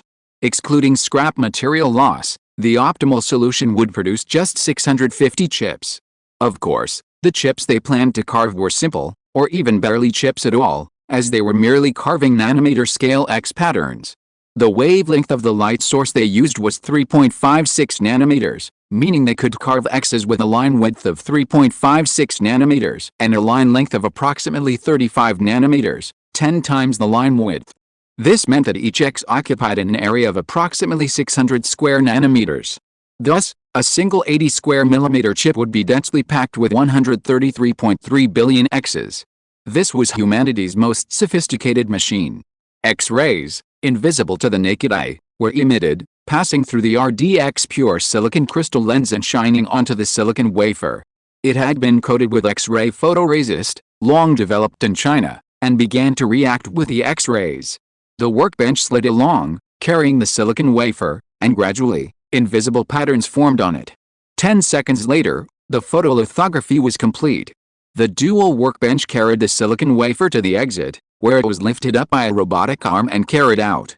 Seeing the silicon wafer being pushed out, everyone immediately gathered around. Lin Xiao also walked over and picked up the silicon wafer. Under the light, the originally grayish-black silicon wafer suddenly glowed with a colorful glow. This was due to the grating diffraction of the light, created by the over 130 billion neatly arranged nanometer-scale X patterns etched onto its surface. Everyone present couldn't help but stare in fascination at the vibrant colors. How beautiful! This was their chip. Using Samsung's bloated process specifications, they could have claimed this chip's manufacturing process was only 3.56 nm. Looking at the silicon wafer, Lin Xiao almost wanted to reach out and touch it, but he quickly restrained himself and said, "Let's test the yield rate." Someone immediately stepped forward, took the charming silicon wafer, and placed it under the testing equipment. Soon, he declared, "Yield rate, 100%, Everyone present beamed with delight. Of course, their happiness was merely temporary. After all, their chip, simply engraving an X, wasn't a challenge at all, so a 100% yield rate was perfectly normal. However, it also proved that their lithography machine was functioning to its intended specifications. Furthermore, in a matter of moments, all 10 silicon wafers had already been lithographically processed, achieving their efficiency target. This was what truly delighted them. Now they could say, ASML's lithography machines are just for show. If they truly wanted the world's best lithography machines, they had to rely on their X-ray project. Everyone present was filled with excitement, and their eyes once again turned to Lin Xiao. Chief Engineer Lin, what should we do next? Lin Xiao smiled faintly, walked over to a photolithography machine, and reached out, gently stroking the X symbol on it. He then turned to look at them and said with a smile, in 3 days, sign the agreement with Huawei. Then, I'll explain to you what a surprise is. 3 days later, in the Dingguang Research Institute's conference room, Lin Xiao held a secret meeting with Ren Hongfei and his team, who had traveled all the way from Huawei. He then received the design drawings for Huawei's Kirin 9000. He then began equipping their cleanroom with the necessary equipment, oxidation furnaces, deposition equipment, etching machines, packaging machines, ion implanters, and so on. These were essential components of the wafer manufacturing process. The photolithography machine was only the most sophisticated piece of equipment, and the only one China was struggling with. The other equipment was readily available domestically. Of course, Lin Xiao had placed the order long ago, so the equipment was generally delivered within a week. While waiting for these items to arrive, Lin Xiao finally revealed the secret. He took out the 5nm chip process he had exchanged for the X-ray lithography machine. This shocked everyone in the X-ray project for several days, only recovering a week later when all the equipment arrived. Then, everyone excitedly began to learn the process Lin Xiao had presented. This process involves many steps, primarily photolithography and etching. A single silicon wafer requires repeated photolithography and etching to create the final product. Only after repeated photolithography and etching can the complex integrated circuits be formed. This process is the test of technology. TSMC's advantage over Samsung lies in the superiority of their designed repeated photolithography and etching process. As for the exact degree of Lin Xiao's process, no one in the X-ray project knew, but knowing it was better than nothing. And so, time slipped by once again. Perhaps accidentally, or perhaps deliberately, news of Lin Xiao and Huawei's secret conversation leaked, sending the industry into a frenzy. All kinds of strange news spread throughout the industry, and the core of each piece of news was, what did Lin Xiao, the chief designer of the X-ray project, talk about with Warwick, a company that was in urgent need of domestic lithography machines? End of this chapter. Thank you very much for reaching the end. Don't forget to like. Looking for more exclusive content and immediate access? Subscribe to our Patreon. Remember, every like, subscription, or donation encourages us to continue. Thanks to everyone. See you in the next video.